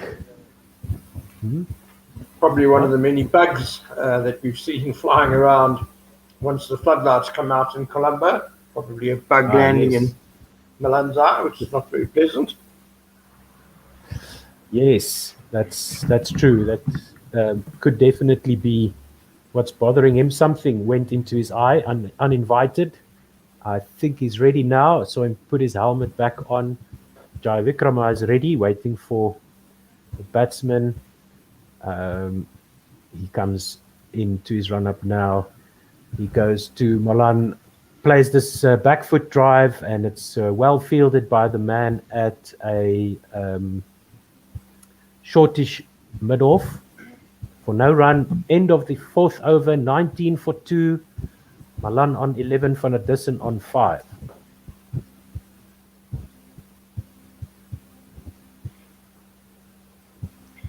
Yeah, so in the power play, yeah. The good thing for Malan and Van der Dussen is that in the power play they can get rewarded for just playing good cricket shots. If they can beat the inner ring, then they will get reward. And also turn ones into twos, not maybe twos into threes, because Colombo is quite a large outfield. So there is space available if you can work the ball into those areas. Jamira continues now with the fifth over. He goes over the wicket to Rassie van der Dussen, and this one is caught at mid-wicket. Rassie van der Dussen playing that through the air. The man at mid-wicket dives forward and to his left, and Rassie van der Dussen is gone for 5, caught. Not sure who took the catch there, but Jamira takes his second wicket. The Sri Lankans are celebrating, and well, they should. It was onto Van der Dussen's pads, played powerfully towards mid-wicket, and the man standing 4 pitch widths away just dove in front of him, in front and to the left to take the catch there. South Africa in big trouble now. So Rassie van der Dussen caught Mendes, bowled Jamira for 5 or 5-1-4. Strike rate of 100 exactly, and it's 19-3. Sri Lanka in control as Heinrich Klaasen now comes to the wicket in the 5th over. So we maybe would have wanted Klaasen to come in the 25th over or the 35th over, but he's there now. Yeah, it's another wonderful catch though. There was a sharp catch taking a slip earlier. That was even better. Kamindu Mendes diving a long way. And Rassie, I think, thought he got that through the inner ring, nicely timed, flicked off his pads, and he looked quite stunned to be dismissed in that fashion. Yeah, taking the catch low to the ground, diving low to his left and forward, and Sri Lanka cashing in here with Jamira. They're making Jamira's overs very, very valuable at this point, instead of South Africa taking advantage of the little bit of pace bowling that they're going to face today, or in this match, I should say, rather. Now, Rassie almost got it past the fielder there, but it was just a great catch. Both hands to it, the ball almost getting through the fingers there, but Kamindu Mendes managing to hang on, and Sri Lanka are over the moon, celebrating, ruffling of hair, fist bumps and bro hugs all around as we see Klaasen facing the first ball of his innings. He plays this one all along the ground to extra cover for no run. We saw Heinrich Klaasen get going very quickly in the previous ODI. Played a really good finishes innings. The good thing for him here is that he's got plenty of time. He's got 45 overs or so in which to build an innings. So no rush for him, no pressure, just really needs to stay there and build a partnership with Janneman Malan. Yeah, just make sure the ball hits the ground like 2 meters away from you, it seems, with these Sri Lankan fielders today. This one is played under the eyes by Klaasen, out to backward point, no run. See, like that, just get the ball down into the ground as quickly as possible. And the rest should take care of itself, because it seems like anything close to any one of these Sri Lankan fielders will get snatched out of the air.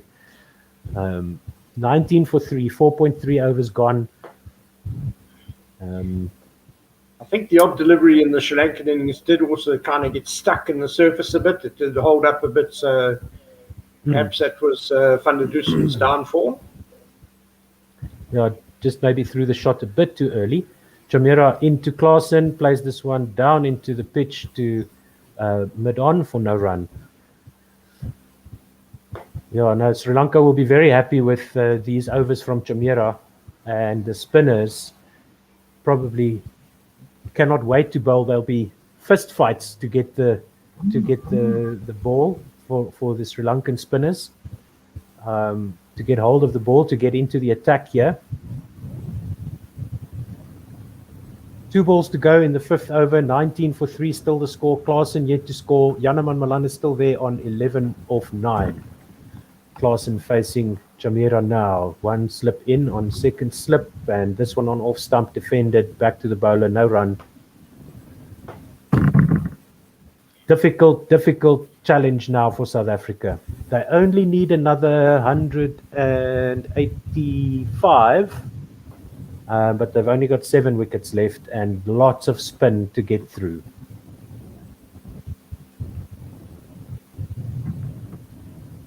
Klaasen looks a little bit more circumspect, at least. As you said, Ken, he's got time. He doesn't have to go from ball 1. But soon, if South Africa can't score at 4.5, 5 runs and over, that situation might change if a new batsman comes in. Klaasen cuts this one straight to point for no run, and that's the end of the 5th over. 19 for 3, and Janneman Malan will be on strike. Yeah, Dushmantha Chameera, of course, just continuing a wonderful day that he's having. Those 29 runs he scored with the bat, I think could be really crucial. A career best effort by a man who was only averaging 11 with the bat before this match, and now, of course, he's picked up 2 very big wickets at the start of the Proteas innings. Yeah, that could have been part of the reason why his captain trusted him to open the bowling. We know that confidence is a great performance enhancer. This one by Jayavikrama just drifting onto the pads a little bit. Janneman Malan defends this into the onside for a dot ball. They've still got the slip in there for Jayavikrama. Left arm around the wicket to Malan, back foot drive, and this one goes down to long off. They should get at least a single, and that's really all they need. Just work the singles, Ken. It's easy. It's an easy run chase if they can just keep scoring singles. Well, they just need to build partnerships, that's all. I mean, if you have 100 partnership, you're halfway there. So that's all they need to concentrate on, really. Absolutely. Jayavikrama into Klaasen now. On leg stump, defended out to a short, fine leg where it's fielded by the keeper, and there's no run. 20 for 3 is the score. 5.3 overs gone. Can South Africa survive? Can Sri Lanka get those 7 wickets? Sweep shot by Klaasen out to backward point, and they take another easy single. That makes me nervous, but he did have some success with that shot in the previous game. It was full, it was on leg stump, so that was perhaps the correct choice of shot in that situation. He got his hands over the ball there nicely. Jayavikrama into Malan. This one is driven into the ground and out to long off. Another single. and the score moves on to 22 for 3. Unless the scoreboard is behind again. No, 22 for 3 it is. 1 ball to go in the 6th. Klaasen will face this final delivery of Jaya Vikrama's third over with the slip in place. Oh, and that's a big booming drive by Heinrich Klaasen. The ball beats the outside edge, turns very nicely off the pitch there. And Sri Lanka will be loving that choice of shot by Klaasen. I don't like it that much. 22 for 3 and 6 overs are in the bag. Run rate now dropping below 4. It brings me exactly to actually what I wanted to talk about in between overs, and that was what Janneman Malan had to say after his brilliant century the other day, and that was that the Proteas have worked out that the sweep shot, either the conventional or the reverse, is actually a bit of a better option for them on these turning wickets, because the ball is kind of turning into the blade of the bat. It's got a much bigger area, and they felt that if you're trying to come down the pitch and drive, the ball is likely to turn past the edge of the bat, and obviously you're then in danger of being stumped. So an explanation as to why the Proteas have been sweeping so much rather than using their feet. And perhaps Klaasen's shot to end that over, just ramming home that point. Yeah, look, like I said, it was a successful tactic for them. Chamera with his first delivery to, I think that was Janneman Malan for a dot ball there. Yes, it's Janneman Malan. Chamera starts the 7th over. Second ball now. This one is short and wide outside off stump. Just a flick of the wrists down to third man by Janneman Malan all along the ground. Single taken. That's more like it. 23 for 3 in the 7th. So Chamera bowling at an average of 140 kilometers per hour. So he's certainly sharpish, perhaps a bit quicker than I thought he was. But as I said, one of those guys who seems to gather a bit of pace off the pitch.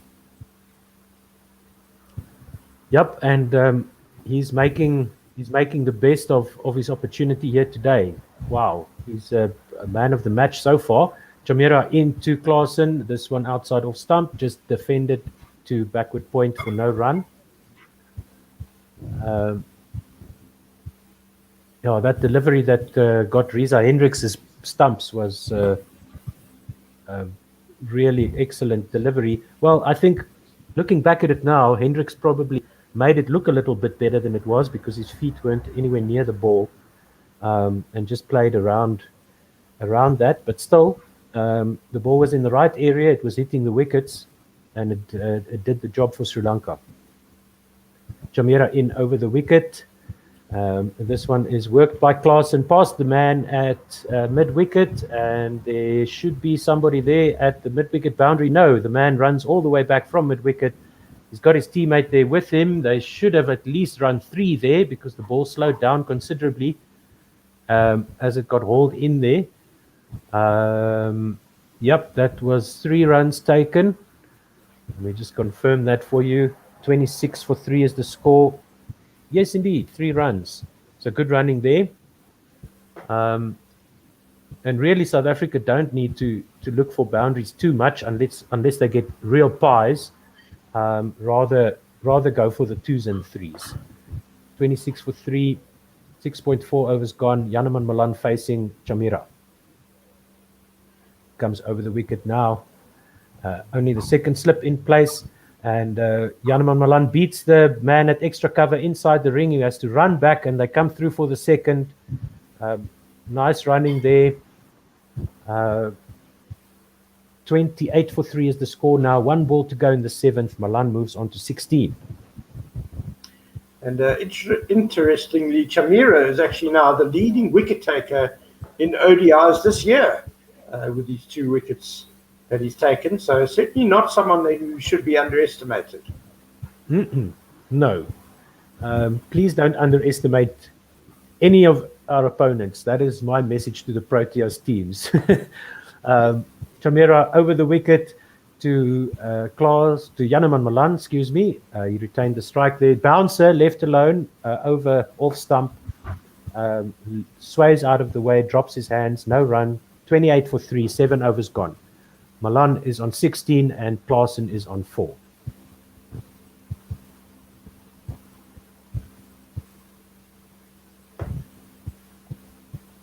No, they might be a side that also has their troubles out off the field, but the Sri Lankans can always put the cat amongst the pigeons for any of the opposition they might face, especially at home. It's a very tough ask to go and beat them in Sri Lanka.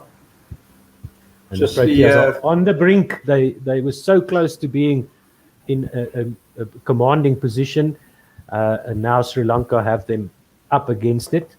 Let's see what they can do from here. Klaasen with a reverse sweep. There's an appeal for LBW, but I think he might have gotten a bit of bat to that as it just dribbled out to first slip. No run.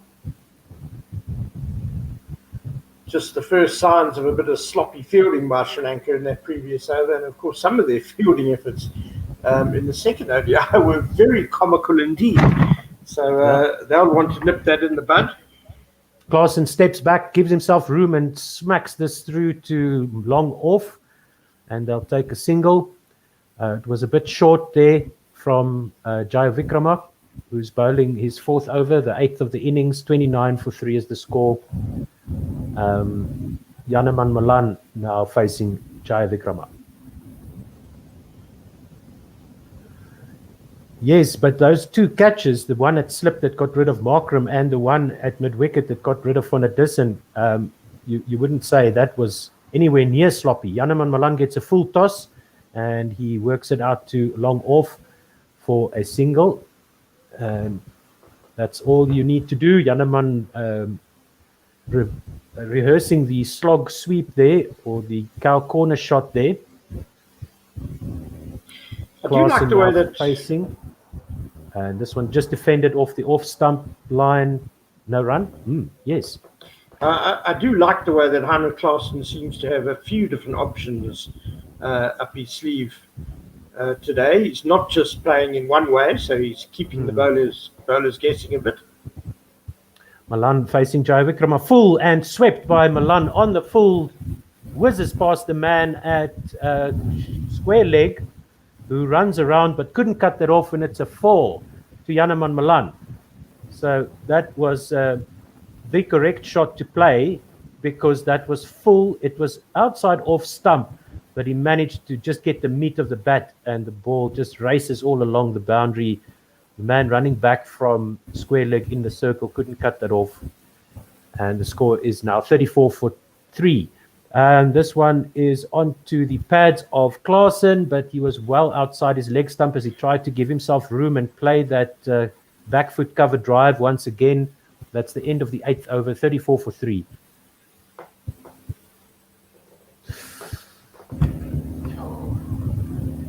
Now you're right, Ken. When the sweep shot is on, it's on. But just don't try and sweep every ball. But it doesn't look like Klaasen is doing that. And that reverse sweep, he almost got a hold of that because there's nobody behind that man at slip. And it was a ball that came full and outside off stump. So not a lot of danger there in terms of the LBW. It's just the edges that you need to worry about. And with that sweep shot by Malan as well, the ball, he managed to get to the ball before it bounced. So then, that's fine. The ball isn't going to do anything through the air or out of the hand of the spinner. Chamira replaced by Wanindu Hasaranga. This man is going to have a whale of a time on this pitch. Let's see how the South Africans deal with him. They don't need to be attacking to him at all. They've got the 4 runs and over on the board. Hasaranga to Malan, full on off stump driven off a thickish outside edge, but through to long off for a single. 35 for 3. Klaasen facing Hasaranga for the first time. start of the 9th over. Second ball of the 9th over. Full and swept by Klaasen all along the ground. The man running around at the leg side boundary doesn't cut that off. It's through cow corner. It's another 4 off a bad ball. And Klaasen says, thank you very much. Pressure released. Now they can just block the rest of the over. No problem. 2 full by Saranga. One of the things about Heinrich Klaasen is he is acknowledged as one of the better players of spin in the domestic game. Has made some very big hundreds down in Pietermaritzburg at the Oval when it was a real turning track. And, of course, the Dolphins having arguably the strongest spin attack in the country as well. Absolutely correct. Klaasen facing again. Of course, it's Klaasen. He chops this one straight down into the ground, and it goes through to the keeper for no run. Yes, you're quite right. The Dolphins built themselves a very mean spin attack. Klaasen steps back. This one is short, and it's all along the ground to the man standing there at mid-wicket. No run. 8.4 overs. Gone. 39 for 3 is the score. Klaasen on 13. Malan on 18. Wanindu Hasaranga right arm over the wicket to Klaasen. Reverse sweep past the man at third man inside the ring. That's going to race away to the boundary for 4. That was also quite full. So once again, a good option there. For Klaasen, he made contact with the ball outside his off stump. Oh no, that one came in a little bit to him, but he managed to get to the pitch of it. It was quite full. So I mean that makes sense to me now after you mentioned that, Ken, because what also happens is if you're scoring off the sweep shot, the spinners have to pull their length back. Hasaranga now to Klaasen, another sweep shot, gets to the pitch of it once again, but this one will be cut off by the man at the square leg boundary, and they take another 2 runs. Good running by South Africa. There's maybe a bit of an overthrow. Are they going to take it? No, probably not. Inside the ring, it's collected by the man backing up there. 45 for 3 now after 9. Hasaranga 11 off his first over. Good work by Klaasen.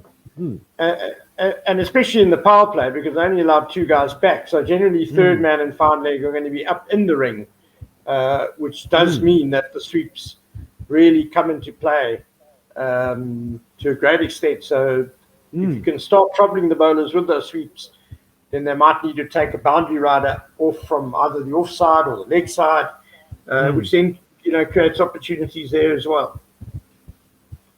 And with a score, you can sweep the ball to the man on the boundary for 2 all day, and you'll win the match. Yeah, I mean 2 good overs for South Africa back to back, and you would say without taking too much of a risk either. Yep. So into the attack is the debutant. Can't see his name from here. Tikshana is the debutant for Sri Lanka. He also did well with the bat in his just supporting role for Chamera in that partnership that they had there, or those few partnerships they had there at the end. Let's see if I could get his name right. And what does he bowl? Just worryingly, I see the ground staff are on the move. There were some big clouds building up far in the distance.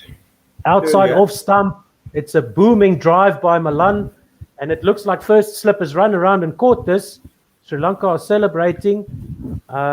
We haven't had a score update here yet. I think that might have gone into the ground.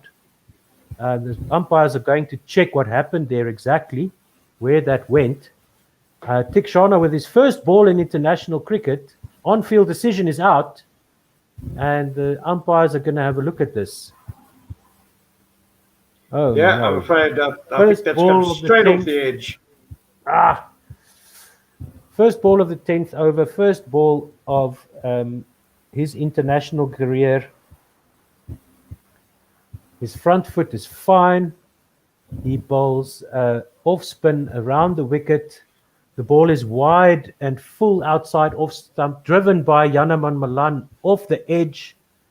There is nowhere, the ball goes nowhere near the ground. So that's a definite outside edge. And it goes through to first slip. We'll see what are they checking for here? They're just checking to see if there was actually contact, but there was clearly contact with the ball and nothing. The ball bounced up in the air so sharply, I thought it might have been cut into the ground, but it sort of looped through the air. Bit of a strange edge here. We see ultra edge now, and there's a definite edge there, just off the toe end of the bat, the corner of the bat. And let's see. Surely that's all they need to check. Out. There's no question. It's hit him. Ah, damn it! It's hit at least a third of the way up the bat, off the top edge. I guess it was a very overpitched first delivery, and Janneman Malan's eyes just really lit up. He had a full go at that. Good catch there at slip. The ball came through very quickly. The slip also wasn't sure if it went into the ground first, but it was a good catch, and it's out. Janneman Malan is gone. It's a wicket for Mahish Tikchana. His first delivery in international cricket. He's got no runs, 1 wicket, and that is a good start. Very disappointing for Janneman Malan. So the confusion there was around the bump ball, but it was quick bat action and the ball squirting through to first slip, who sort of turned and ran around. So that was what caused a bit of a consternation. And it is now raining. It's 4 wickets down for Sri Lanka. Yes. It's now raining at the Premadasa Stadium, which at 45 for 4. Maybe South African fans will be wanting that rain to get harder and not go away. Thikshan is an off spinner, by the way, but he almost seems to be like an off spinner with a wrist spinner's action. He really does seem to give it quite a good rip. Indeed, and this one, it just lured Janneman Malan into that drive. So it was full and wide, and really Malan could have just left that alone. But well done to Tikshana. Vian Mulder comes to the crease, and so does the covers. Shoo! What's the Duck with Lewis score? Our run rate achieved now is 4.9, but we've got 4 wickets down. So, but we don't have a game yet. So okay, all right. It's all moot. Okay, so we'll hear from our producer in a moment, I'm sure, and I'm sure we'll have a podcast ready and loaded up for just the kind of situation that we find ourselves in, where there's a rain delay. And indeed, here comes our esteemed producer, Mr. Gear. Won't you tell us, what have you got in store for us for the rain delay? I think you're on mute, Simon. Either that or you're having some kind of issue there with your mouth spasming. No, not yet. We can't hear you.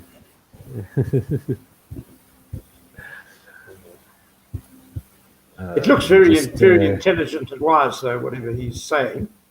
Oh yes, I have no doubt. So, Jeez, 45 for 4 in the 10th over. South Africa really with an upward struggle. Worryingly, the umpires are still on the field of play, so they obviously think it's just a passing shower. Yeah. And the worst way to start a run chase in Sri Lanka. 4 wickets down inside the first 10 overs, inside the power play. Simon? Yes, I'm now unmuted. What are we doing? Yeah, so what we're going to do is go back to our archives, which is a 2018 test against England, where I think we won it. So we'll keep on playing that over and over and over again until we win another one. But yeah, I mean, I called this, I think, that I said at the end of the Sri Lankan innings that 200 odd was probably par. And I think this is going to be a very, very close ODI. Well, South Africa are going to have to play very well to make it close. Yeah, that'll be awesome if we can make it a close ODI. That'll be great. Exactly.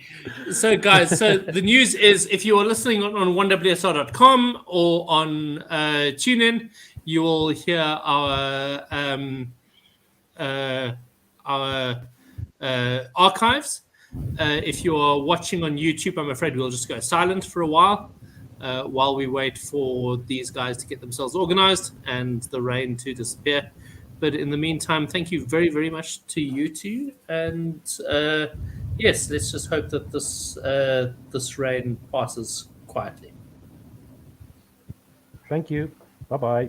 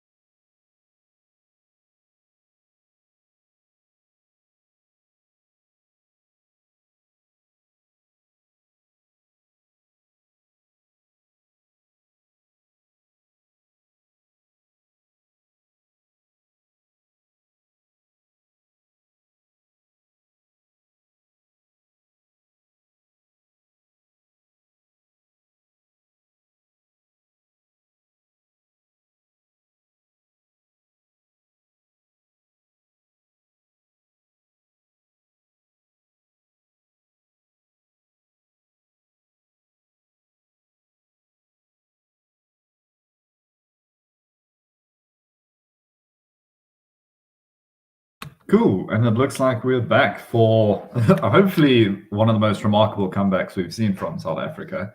Otherwise, a rather disappointing conclusion to an ODI series. I'm Chris Tyndall-Bisca. I'm here with Otto, who was the one who got us into this mess. He was commentating all the way through those 4 wickets. Yes. So we have not lost any overs. So that's probably a good thing, because I had a look at the Duckworth-Lewis permutations that were posted on Crick Info, and they look quite dismal. Yeah. Especially but it's our own fault. We put ourselves in this position. Tikshana is going to continue right arm over the wicket to Vian Mulder, who plays off the back foot out to mid-off, and there's no run. So Vian Mulder replacing Janneman Malan. Yeah. Who was Tikshana's first victim in international cricket. Well done With to his Mahish very first Tikshana with his very first ball. His figures are looking great. He goes to Vian Mulder again, another wide one outside off stump, coming back, trying to lure Mulder into the same trap that sprung for Janneman Malan. But Mulder leaves it alone.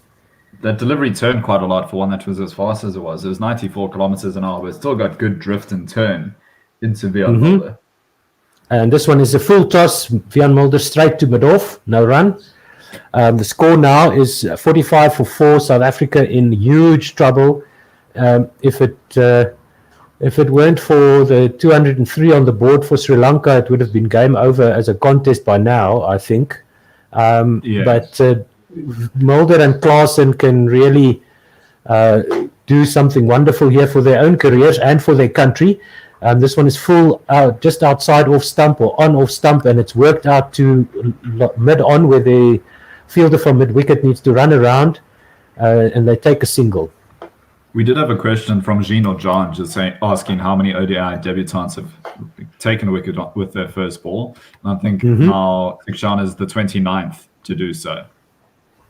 Of course, the South African did that during that Island series that we were commentating on. Lazard Williams got Andy McBride. Yes. And that's yes. Once again into Klaasen goes Tikshana, and he tries the reverse sweep. Does Klaasen, but doesn't connect, and there's no run. That might make sure that I get this guy's name right. Yeah, Tikshana. Yeah. Yes. If Klaasen had reverse swept that into the keeper's gloves, I might have just gone off on the stream and left you by yourself. No, it's good to be here with you, Chris. Paying back what I owe Guerrilla Cricket for being offline this afternoon, trying to sort out my issues. So apologies for really no bother for that. And to think we to all our valuable listeners, I apologize. 46 for 4. And I think we gave Rain that free advertising doing their 3-team championship over Guerrilla Cricket, and this is how they repay you. My router just needed a restart. Rain is awesome. Come on, Rain. Give us another go. Give us another spin there. Hasaranga giving it another spin here with the ball for Sri Lanka. He's got a slip in. His first over went for 11. He got swept all over the place by Klaasen. He's going to Mulder now, full and on off stump, driven very nicely to long off, where there is a fielder, and they'll only take a single. That's all South Africa need still, are just singles. So nothing dangerous or flamboyant, please. Yeah. From any South African Protea male player for the rest of this match. Except if we need like 10 off the over, then you can The funny get thing loose. is, through all this, South Africa have been going above the required run rate. Yes. Hasaranga into Klaasen, and he tries the little paddle sweep. It goes down to fine leg for an easy single. And that is just what the doctor ordered. Fine leg is back on the boundary now after those sweep shots off Hasaranga's first over. No doubt sent them back. They're still in. They just finished the power play, the first power play. So there's more fielders on the boundary now, but that doesn't matter. The shots to the boundary fielders will still get the job done for South Africa, just not through the air. Hasaranga in again to Mulder, and this one is almost chopped onto the stumps. How did that miss the stumps? Vian Mulder played a late cut there, bottom edge, went whizzing past the stumps. We'll see exactly how, but very, very lucky there, Vian Mulder. That was too close to cut, and it bounced in between him and his stumps and went past the leg stump, and that's the bowled by Hasaranga. Mulder is gone. The wicket is disturbed, and Hasaranga gets the wicket of Vian Mulder. Another one close to Vian Mulder. Well, it was onto his stumps. He tries to give himself a little bit of... No, he tries to go forward to drive that, and it goes through the gate onto middle and leg. Great stuff there by Hasaranga, beating Vian Mulder. All ends up, and South Africa have lost 5 wickets for 48 runs. Mulder gone for, won't you give us his figures there, Chris? Yeah, 2 runs of 7 deliveries. Not going to be one of his more memorable innings. And now South Africa have this thing where we've almost got 3 number 8s coming in at 7, 8, 9. Petlakwaya, Maharaj, and Linda. We'll see the order that they come in. But it's Petlakwaya in next. So 10.4 overs gone. South Africa 48 for 5. They are really making a complete meal of this chase. That was the was that shot selection? I'm not a good enough batting expert to explain why Vian Mulder played that shot, but it didn't work. I'll tell you that much. maybe I mean, it was the right shot of at least the defensive shots. It's not like he was going for a big swing like some of the Lankans, but just turned in on him, and he didn't really have a clue. There's a chance maybe he could have gone. Okay, we see the replay. It is a full length delivery. I mean, he's right to go forward, but just played outside the line, playing away from his body a bit, I guess. Humpo helping me out here. He says he played for the leg break and got a googly. So the one coming back into the right-hander, and he anticipated the normal leg spin. So good delivery there by Hasaranga. Deceived Vian Mulder. Still the South Africans not being able to pick the spin of Hasaranga out of the hand. I doubt if they managed to pick any one of them, especially the lower middle order. So let's see. A hero. We need a hero. And all the rest of those lyrics are quite appropriate at this point. We haven't even reached 50 yet. 10.4 overs gone. The only good thing about this is the achieved run rate. This one is full. From Hasaranga to the left-handed. Petlakwaya on off stump, just defended, back down the pitch, and there is no run. Hasaranga's got one more to go in his second over, and that looked like another googly. The ball coming out of the top of the hand there. Leg slip in, sweep shot by Andile Petlakwaya goes over.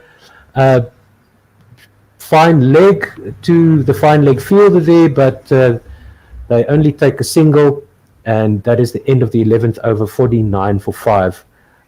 Fine leg was out on the boundary, or backward square leg. Not sure how fine that actually went, but it bounced safely. Phew.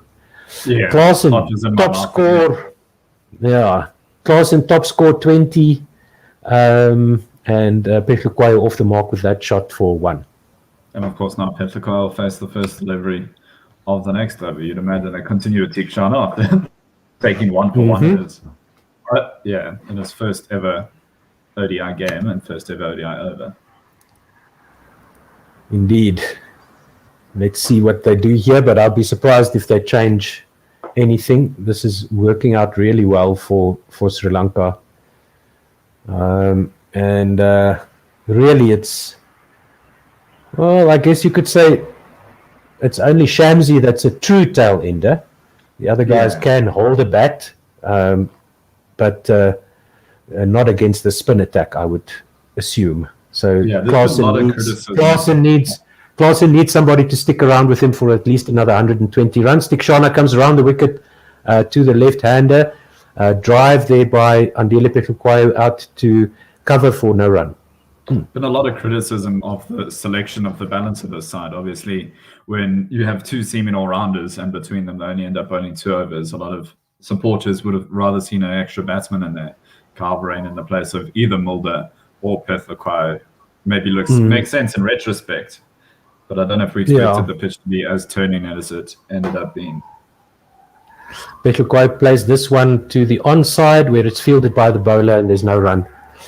Yeah, look, it's very nice to criticize after the fact, but the fact remains that we still haven't figured out the balance of the side. Tikshana to Pethlequayo full on middle and off and driven for no run, just sort of a defensive drive back to the bowler for no run. 11.3 overs gone, 49 for 5. We're definitely searching for a decent all-rounder.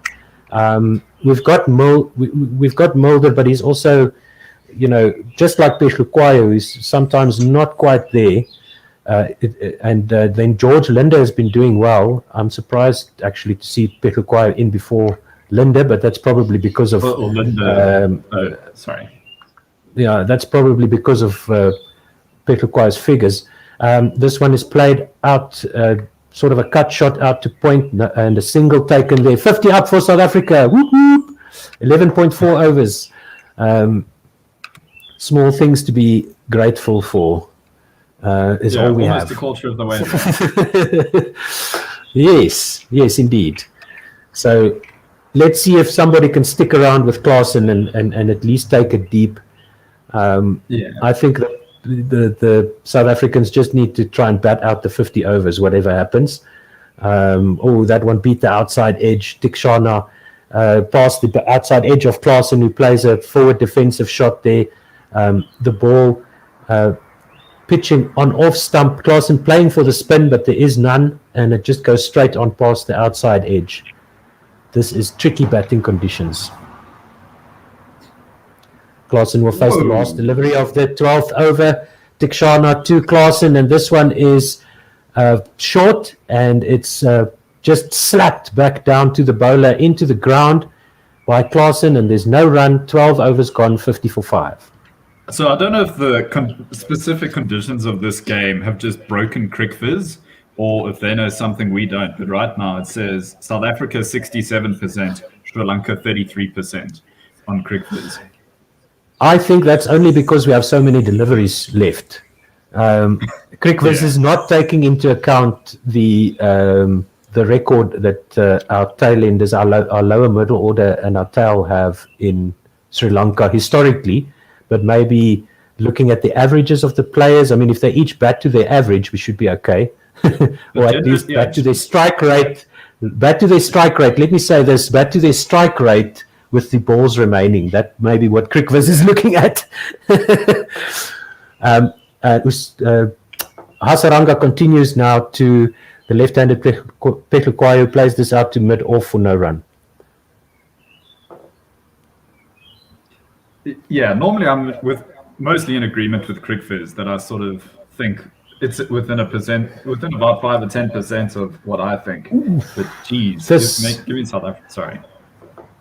This off-spin delivery pitches on middle and leg. Pethlequayo comes forward, beats the outside edge, does Hasaranga through to the keeper for no run. A lot to get excited about for Sri Lankan fans at the moment. Oh my word, that was close to the off stump. Hasaranga in again to the left-hander. Reverse sweep, and it beats the man at leg slip, at slip running around, but the man at third man in the ring gets a hold of it, and there's no run.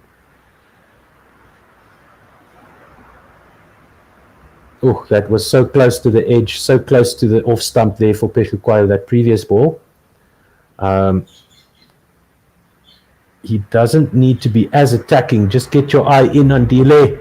And this one, he comes forward to Hasaranga, pitches this on off stump. It turns a little bit to the offside, no run. They can eat up a few deliveries here. And we have seen some loose deliveries from Sri Lanka in the series and in this match. Hasaranga to Pethlequayo on off stump, tries the sweep shot, and there's an appeal for a catch as the ball bobbles up into the air, but I don't think there was any bat on that, or at least I hope there wasn't. Andila Andile Peshukwayo putting his foot straight down the pitch and trying the sweep shot from outside his off stump with the ball going away from him. And it looks like Dasunde is not going to review. They don't need to review anything. They're firmly in control of this match, Sri Lanka. So it was full. It hit him low on his front pad and then bobbled up into the air. This one is played wide of the leg slip by Andile Peshukwayo and is quickly sent back by Klaasen. This is excellent bowling by Hasaranga. He's pinning Andile down. Andile is trying to break the shackles, which he's got a big smile on his face. He's enjoying his cricket there. We're not enjoying those attacking shots. 50 for 5 or 13. I mean, if it comes off, it's going to look awesome because there's probably not a lot of fielders on the boundary. But so easy to misjudge, to get the edge, to get the LBW. Let's see. What can South Africa do? They just need to be patient, Chris. You were also talking about just batting the 50 overs out. And if they manage to do that, you'd imagine they get pretty close. But yeah, there's no rush for these two. So much time, and it's not a big total. Yeah. Klaasen plays on drive, but just gets an inside edge there out to mid-wicket, no run. And it's the start of the 14th over. Tikshana continues now, 50 for 5. Heinrich Klaasen on strike, top scorer for South Africa on 20. Tikshana onto the off stump, swept by Klaasen, and it's straight to the man at square leg. But that's fine. That's a single. That's all they need to do.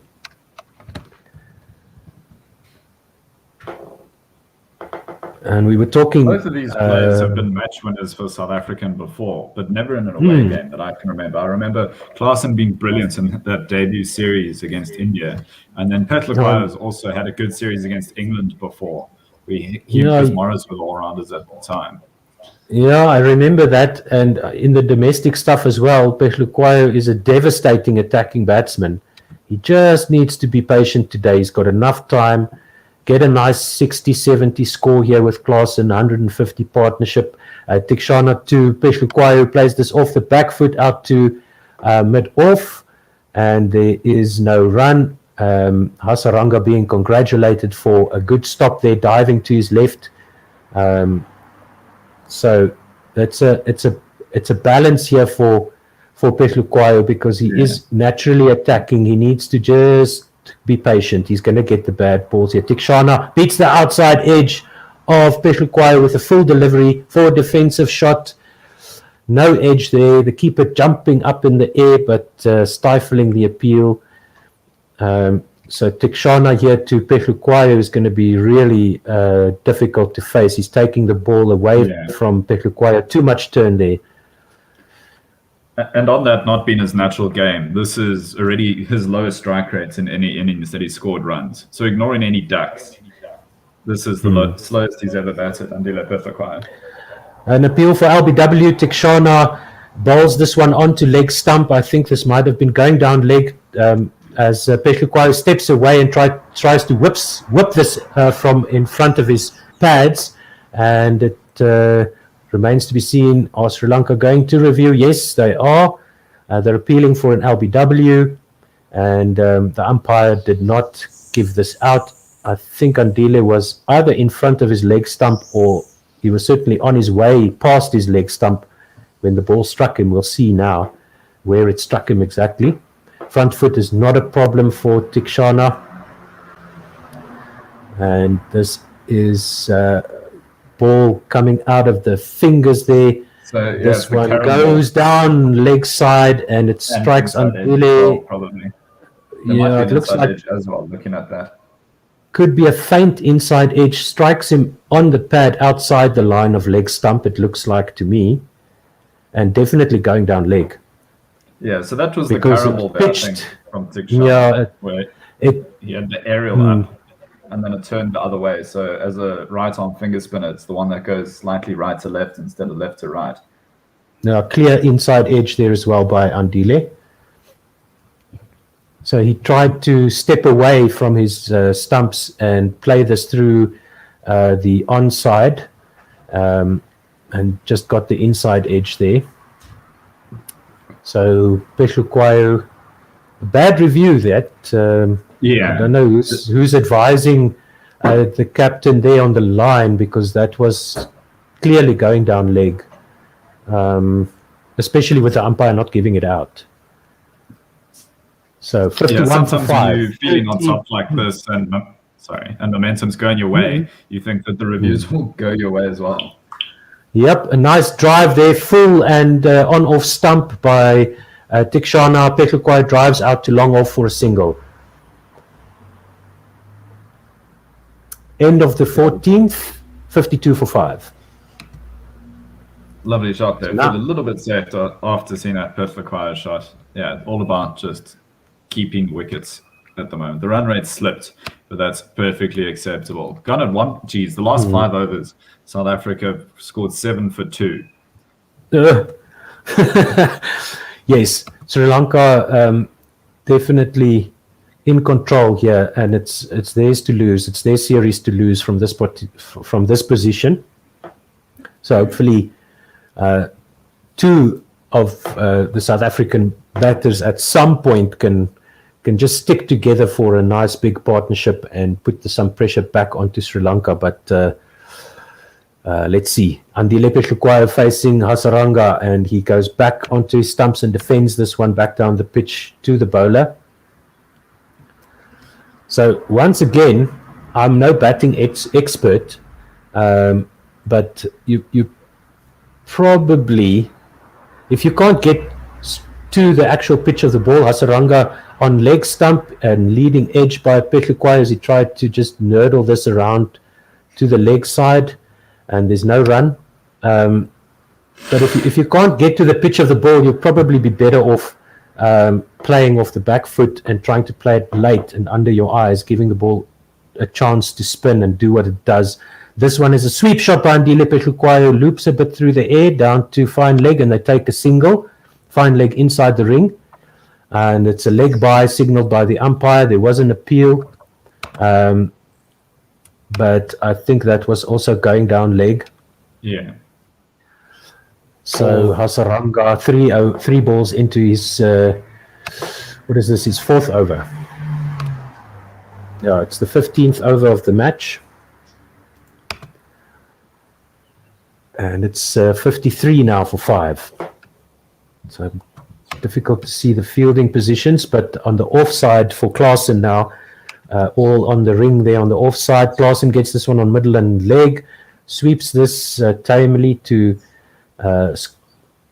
backward square leg or fine leg in the ring, and there's no run. 2 balls to go in Hasaranga's over in the 15th of the innings. He comes over the wicket to Heinrich Klaasen, who sweeps this one down to cow corner, and they'll take another easy single. 54 for 5. 1 ball to go in the 15th. Hasaranga to Pehluquayo coming up next.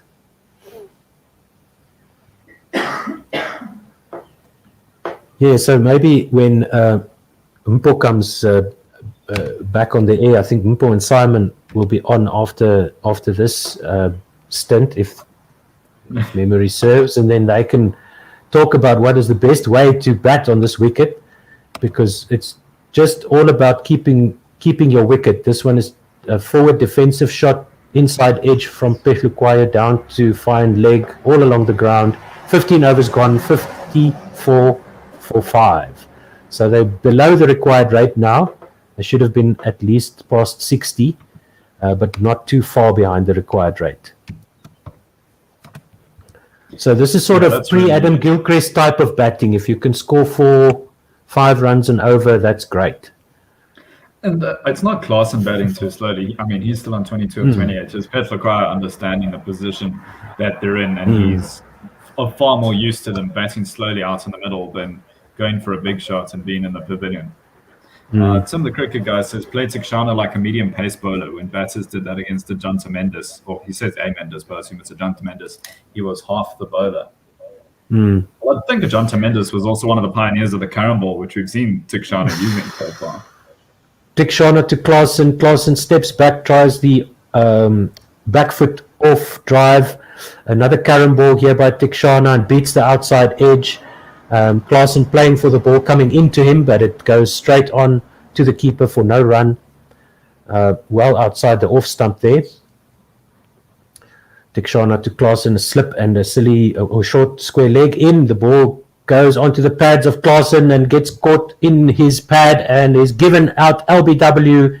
And I don't think he's got a good reason to review this unless he thinks he got an inside edge, but that struck him on his back leg.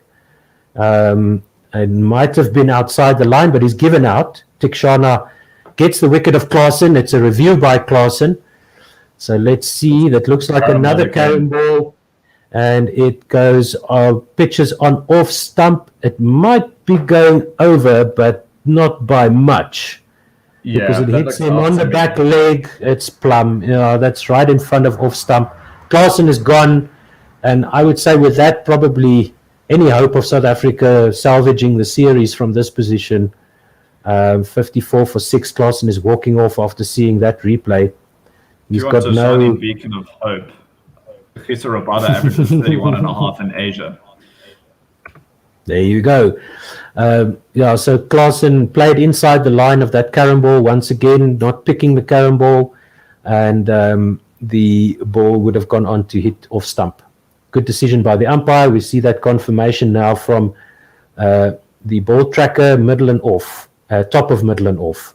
So good decision by the umpire, and that's 54 for 6 in the 16th. 4 balls to go in the 16th over, and Tikshana is having the debut of his wildest dreams. He is now 2 for 4. 4 runs, 2 wickets, 3.2 overs, 1.2 economy rate, average of 2. George and commentator of Keshav Maharaj. Those two very similar players. I'm I okay. never really know who comes out first between them. Yeah, I'm okay with this. All hope now with the South African lower order and the tail. Okay, well, maybe I shouldn't have taken another turn on the air in retrospect. 54 for 6. We can pretend that's the issue because, you've covered all the wickets. They are too. There have been any that you've missed, you've just been there throughout. So South Africa's lowest score in ODIs is 69. That's our current target. We need to do our best to avoid that. And where was that? That was in Sydney against Australia in 1993. Okay, and in Sri Lanka? So in Colombo, in fact, 121 in 2018. So the last time we toured Sri Lanka. Okay, well, that's still a long way off. I don't think we're going to get there. If we get there, we'll probably get the score as well. Linda facing Tikshana. Not yet. He's marking his crease again. We're waiting for Tikshana. Around the wicket to George Linder. This one on off and middle. Middle and leg. And just defended to the leg side by George Linder for no run. Another carom ball from Tikshana. It looks like. Yeah, so just the thing showing is to the look out for replays the here. area. Yeah, If there's the little finger sticking up, then that's a carom ball. And it's one of the few sort of high-level cricket things that I can do quite well. I'm not a good cricketer, but I can put a carom ball. This one to George Linder is off a leading edge down to the man at third man inside the circle for no run. Now he needs to get rid of that because, some other batters who are better at facing spin will be looking for that, no doubt. Or you start introducing it to some of your normal ones. Gets the batsman double guessing. Tikshana to Linder, and he blocks this one out to cover for no run. That's the end of the over. And this one is, that's 16 overs gone, 54 for 6. And for a moment, it sounded like we have Jingles back, but I think that's just amazing. It was my ringtone. Oh, okay. Well, that's... Thank goodness for that. We're on 54. One ball to go. Linda down the leg side goes Tikshana, but he got a little... No, he got nothing onto that. Another wide by Tikshana. He's getting a bit over eager now. And it's 55 for 6. I can probably just switch off my phone now, or just put it on silent at least. So the first wide, a little bit of confusion, but I think there's just been one wide, but either way we still have one delivery left in the over. Oh, I see. Without it having to be one of those extra deliveries that we saw in an Ada Markram over, I think in the first game it was. Ada Markram bowled 7, no one realised. Tikshana to Linda, who gets this past the man at mid-wicket. Mid-on runs around to collect that, and they should take 2. Yes, I think they did. And that is 16 overs gone, 57 for 6. Okay, so we just saw the South Africans there talking about the hand position of the carom ball. So they figured it out. It's something they should know. We have to work on that. They've definitely played bowlers who bowl carom balls before. I think of current bowlers, Ravichandran Ashwin is the one who utilizes it the most. He's got a million variations, including the carom ball, and he also does have the aerial sticking up when he does it. He's also a finger spinner who bowls a bit of leg spin every now and again. Yeah, he's an off spinner who sometimes decides to just throw on in the other way when he gets bored. Yeah, there's Bjorn Hendricks discussing the carom ball. He's talking about it very seriously. I would hope that the batsmen don't need it explained. Carl Verreynne looked at Bjorn Hendricks like he was learning something there, which is concerning to me. Yeah, we don't have a lot of carom ball capable spinners in South Africa. This one is a reverse sweep by Andile Petlukwayo. There's an appeal for LBW, but his front leg was well outside off stump as that went flying through the air off his front leg. And there's no run. It was well outside the line of off stump as he tried the reverse sweep there. Let's see where this hit him on his gloves and went flying to forward of short leg. This time he sweeps the left-handed down to square leg, and there's a misfield. The ball goes for 4. We have 60 runs on the board. It's 61 for 6. Laundry in quite a while. Oh yeah, we'll take that. Thank you very much. Ball spinning there as it was swept by Andile Petlukwayo and just overran that the Sri Lankan fielder there. Not sure who that was. So Hasaranga is wiping his brow. He's got his towel out there. A lot of moisture still in the outfield. That's another thing. If we just keep on getting singles, the ball's going to go through that wet outfield, and that's going to count in our favor. So more of that, please. Andile full and on Midland leg, and just helped along around the corner down to a very fine leg. Go ball, go ball, go! No, I don't know. Just before the boundary, gathered in there by the Sri Lankan fielder, and it is a wide. So. The umpire has signaled a wide, and let's see if he's going to signal a 4. So it's a Vishka Fernando on the boundary there. There's a chance this has gone over, or at least hit the road. No, it looks like the umpires are happy with the effort there from the field. No, they're still having a look here. He goes down, slides, his hand touches the ball now just before the cushions, and his foot goes over the ropes. Now the question is, has the ball left his hand as he scooped it back before his right foot goes over the boundary, or his left foot touches the boundary as he slides to collect that ball? That is so close. Very good work there in the deep. Yeah, we need this. Still having a look. Now, I think the ball leaves his hand as his foot touches the ground past the boundary rope, and the other foot isn't close to the rope. Yeah, no, that's good work there. Very good work there, and stopping at least 2 runs. well, at least Cricinfo's credited it as a 4, but we'll see if that remains the case. And it looks like it has, as they've gone on to 65 now on the official scorecard as well. So in the end, it looks like that was deemed to be a 4. I'm not going to complain. Yes, we'll have that. Thank you very much.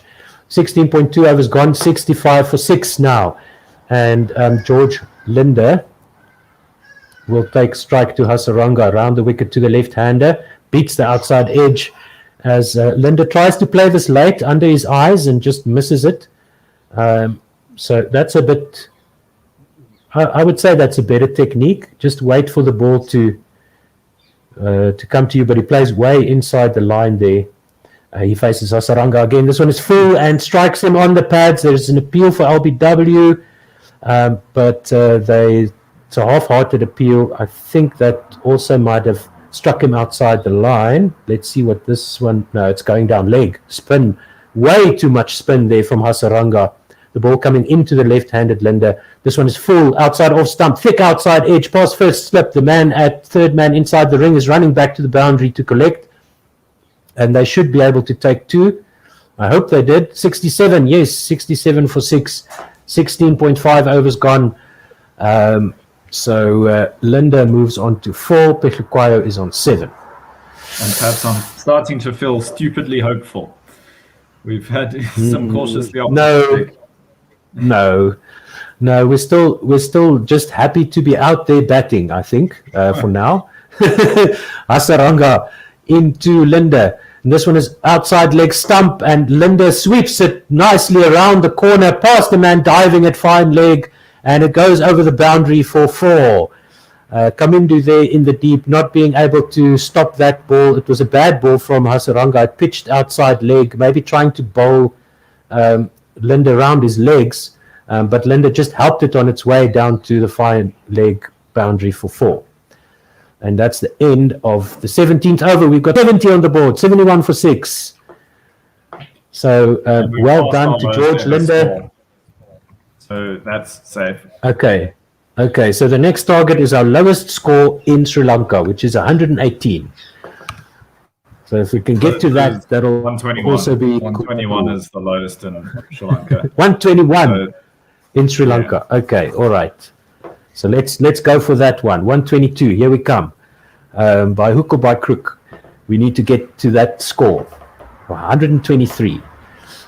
Tikshana to continue. Yes, and why not? He's bowling so well. Probably not a good idea to give him some time to think about what's going on out in the field.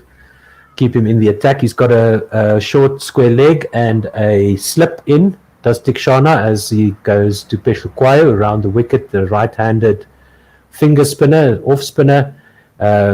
Hopefully somebody's sent a little napkin with a note out to Andile about the aerial. Let's see if he was paying attention. He faces Tikshana now, and this one pitches on leg stump and well defended by Pehlukayo for no run. No aerial there. But yeah, as Tim was saying, he's almost coming in as a seamer. He's got a massive step. He comes in a straight line. He's basically running in.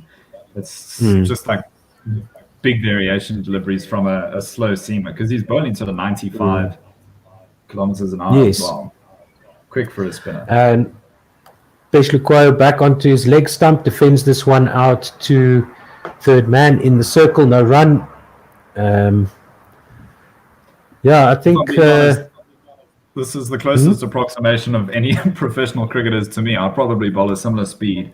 I'll bowl lots of off cutters, and I've got the carom ball. Obviously, not nearly to the same level as this. It's good to see my bowling style replicated on TV. There you go.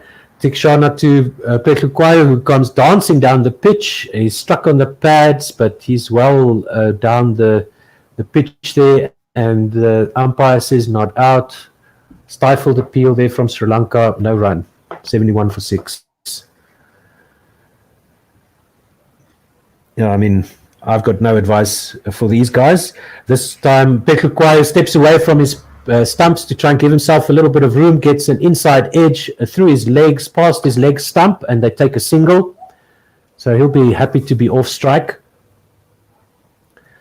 So from what I've heard on these again. subcontinent pitches, play it under your eyes. You know, if you can't get to the pitch of the ball, go back and play the ball as late as possible. But I'm not sure if that's applicable in these conditions. We'll have to wait for somebody who knows a bit more to come on the air. This one comes into Linda. Another carom ball there. It's really doing the South African batsman. Yeah, they pull shots out of them. Yeah, and because he's so quick, you don't have a lot of time to react. But at this point, you could probably just I don't know. What the hell do I know? One ball to go. Tikshana to Linda. He comes around the wicket to the left-hander. Linda goes forward defensive, and it's out to silly point for no run. There isn't a silly point fielder there, but that's where it's picked up by the wicket keeper. He had a slip and a leg slip in there, Tikshana. End of the 18th over, and the score is 72 for 6. One run off that over, and the achieved run rate for South Africa is now back over 4. And the partnership all the way up to 18. So hey, some positives at the moment. Wow. As we were saying, Rabada averages 31.5 in ODIs in Asia. Keshav Maharaj, he's a new captain. He's got some spunk now. He's going to be able to bat. We can at least keep this interesting. Yeah, that's just the fact that they're in Sri Lanka facing this spin attack as Dhananjaya De Silva comes into the attack now, replacing Hasaranga. Hasaranga, yes, thank you. He comes right on around the wicket to Petrukwai, who plays a back foot drive, slap shot rather, down to extra cover boundary, and they take a single. 2 left-handers at the crease now for South Africa. Andile Petrukwai is on 9 and George Linda is on 8. And the score is on 73 for 6 in the 19th over. Come on, guys. Just 4 runs, 5 runs and over. Put away the bad ball. That's it. De Silva in again. Linda plays this one late and out to extra cover for no run. So Dhananjaya De Silva does have more wickets against South Africa than any other team, but he's also played against us more than any other team. And his average is actually 42.5. So it's mostly just how much he's played us. De Silva to George Linda, who plays sort of a back foot drive there, not quite off the front foot, out to extra cover for another single, 74 for 6. This is all we want, just the singles.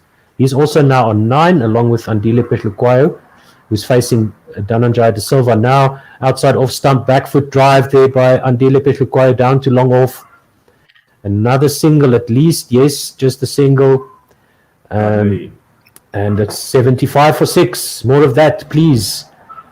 2 balls to go in the 19th over. Partnership up to 21 now, which... Hey. It's our second highest. Petrukwai is into double figures. Petrukwai's got 10. Dhananjaya De Silva to George Linda, thick inside edge out to wideish mid on for no run. 75 for 6. Yeah, Klaasen and Janeman Milan put on together 26 runs together. So this is our second highest partnership. There we go. Linda faces this one. De Silva on the off stump, on drive past the bowler and the stumps on the onside, straight, single.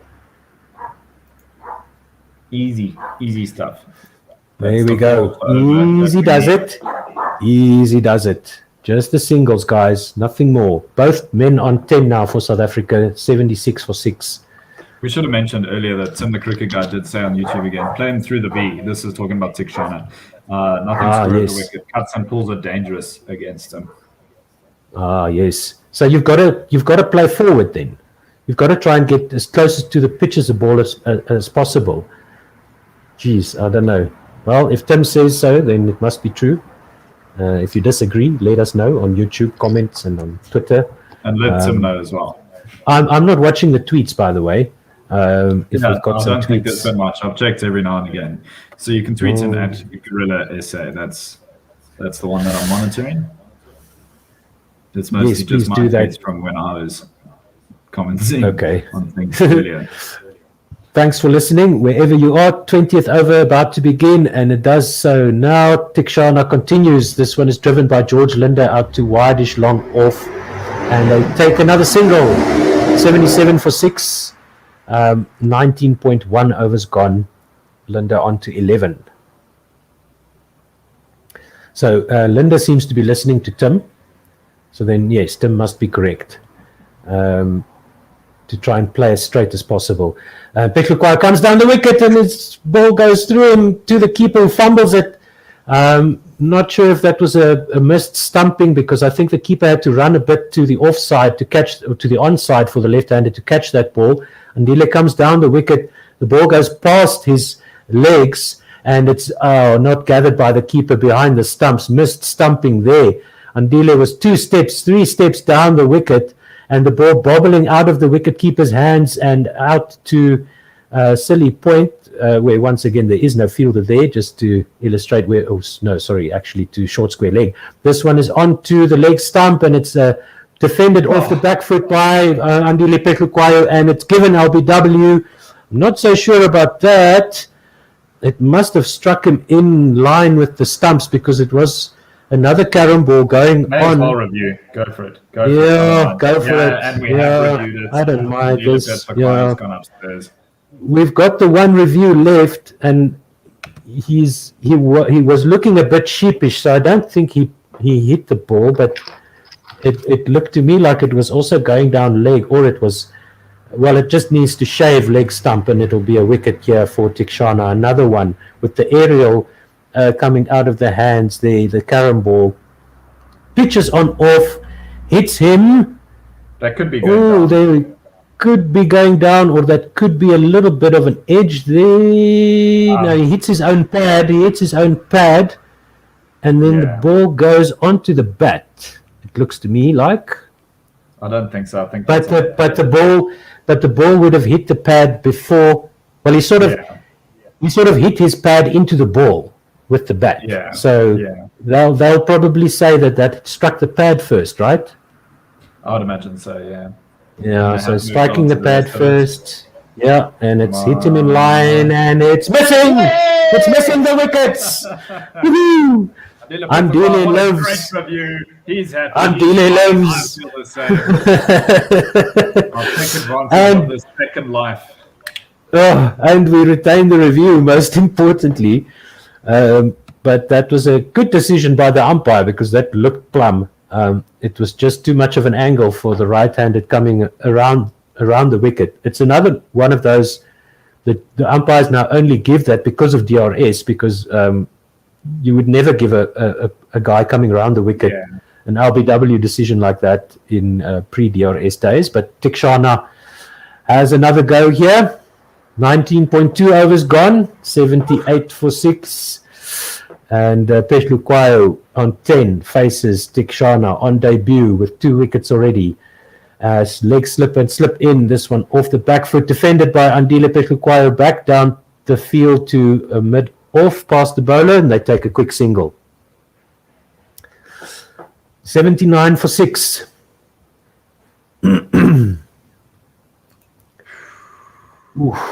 So lucky.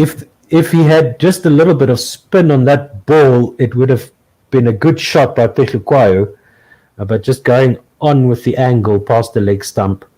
Yeah. The carom ball turned too much. Yeah. George Linder facing Tikshana, and he just helps this from off his pads out to the leg side for no run. Andile asking for some gloves there. Both men on 11, 79 for 6, 2 balls to go in the 20th. And if I'm not mistaken, we'll soon get word, but we should be replaced. I don't know if I'm not sure. Man who would be replacing myself. I'll happily stay on. I've got bugger all else. We'll see. Linda faces Tikshana. He plays this out to extra cover where it's fielded for no run. 1 ball to go in the 20th. Now, after this stint, it was supposed to be Mpo and Simon, but I think we can't go by time anymore. And we can't really go by overs. But you're welcome to leave whenever you need to. Someone may jump in. Tikshana, terrible. wide and short outside off stump, and Linda crunches that through the extra cover boundary for a beautiful shot. 4 runs. We're past 80, 83 for 6, 20 overs gone. See the replay there, but it looked like with the naked eye, he almost tried to do a leg spinner and it just stuck in his hand and then pitched wide and short. And George Linda did a good job to capitalize on that. I do need to see a replay. Just a shocking delivery after some very good bowling from the debutant. Yes, it was another carom ball, I think, because it didn't spin at all, but it was almost a wide outside off stump, and Linda just laid into that one. Yeah, so I'm happy to be replaced at 5:30 if our producers are listening, and then maybe I can join in a bit later. When we've won, so you can be part of the celebrations. Yes. Then hopefully, I should be taken off the air summarily just because of all the wickets that I've been a part of. Now it seems like it's stabilized a bit. The highest partnership of the match so far. Dhananjaya De Silva to Andile Peshluquayo, who plays a very nice, what is that, a back foot drive or just a cut shot through extra cover? Yeah. And it's another 4, 87 for 6. And these players are matching each other sort of shot for shot. As one goes to 11, the other goes to 11. As one goes to 15, the other goes to 15.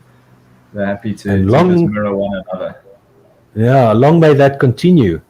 So they have an extra cover who's quite close to the wicket and then a cover, and Andile managed to get it past in between both of them, and the man sweeping on the cover and the man at long off running towards the ball but couldn't cut it off. 87 for 6. Dhananjaya De Silva around the wicket to the left-hander, and this time it beats the outside edge of the bat as Andile plays another cut shot, aiming to get that through backward point, and there's no run. Oof. Living a charmed life. De Silva again, and Peshluquayo goes back onto his stumps, defends this down into the pitch for no run. I mean, that's your 4 runs for the over, so nothing more needed. Just defend as if it's the last day of a test match. 87 for 6. Yeah, you can wait for the loose one, but you don't need to go fishing at this point. No. Another drive by Andile Peshluquayo all along the carpet to long off, and they take a single. So that's your over done. 5 runs off the over, 2 dot balls. No worries about that at this point. But the thing George is, Linda will face hit a single. Linda will have to hit a single to equal him. That's the way that they're playing. They're not going to be happy to settle. Let's see. And he does exactly that. He plays the ball down to long off and takes a single. So they're both on 16. Yes, all is well. 1 ball to go in the 21st over, 89 for 6. Peshluquayo to face the last ball from Dhananjaya De Silva. Comes around the wicket, full outside off, driven, and it's a half stop by the man at extra cover. I'm not sure if that was a chance, but the Sri Lankans are looking at each other, which tells me it might be. The man is flat on his face. Hasaranga. It was not through the air, but half stopped there by Wanindu Hasaranga. The ball just maybe flicked his fingers there. It wasn't a chance for a catch, but maybe he injured his hand there. Yes, he's holding his right hand. No, that would have been his left hand. Left hand, yeah, left hand. That's not his bowling hand there. And if you want another positive, someone with the Sri Lankan flair on Reddit, so Sri Lankan supporters, it's starting to get nervous. Well, there's certainly enough time, but not enough wickets. 2 more wickets here, and it's done. It's game over. But let's see. 90 is up. We've got 90 runs, 90 for 6. As Chris has left us for a while. 21 overs gone, 90 for 6. South Africa chasing 204 to win the series. to win the ODI and win the series. As Simon, hello. Hello. Yes, now we are at last on the air together, and you can actually hear what I'm saying. I know. I mean, it's been ridiculous. You and I haven't been on air together for yonks and yonks and yonks.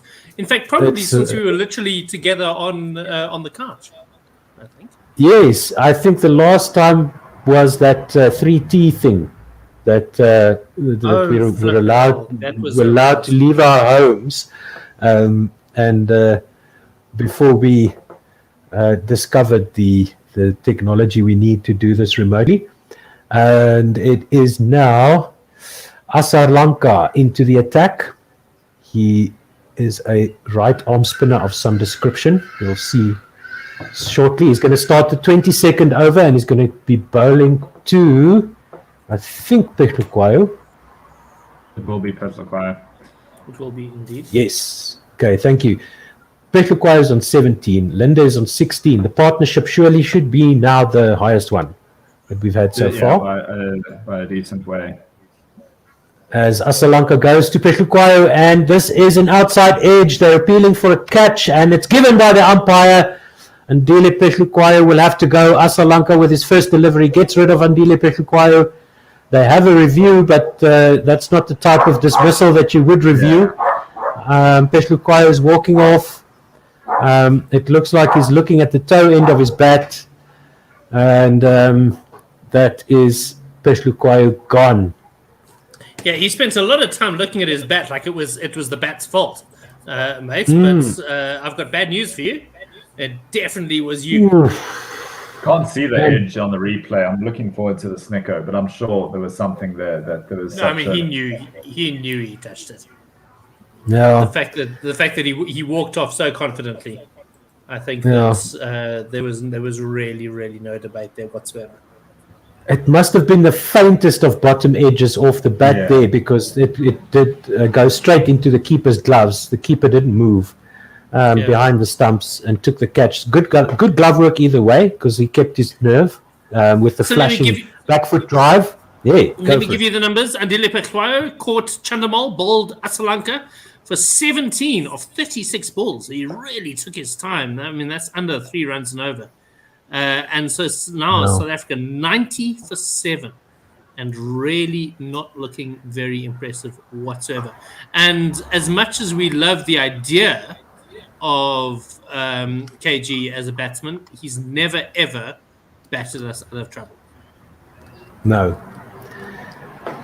He's had some good-looking drives, and he looks like he should have an average of 40 when he's stroking them through extra cover, but for the most part, no.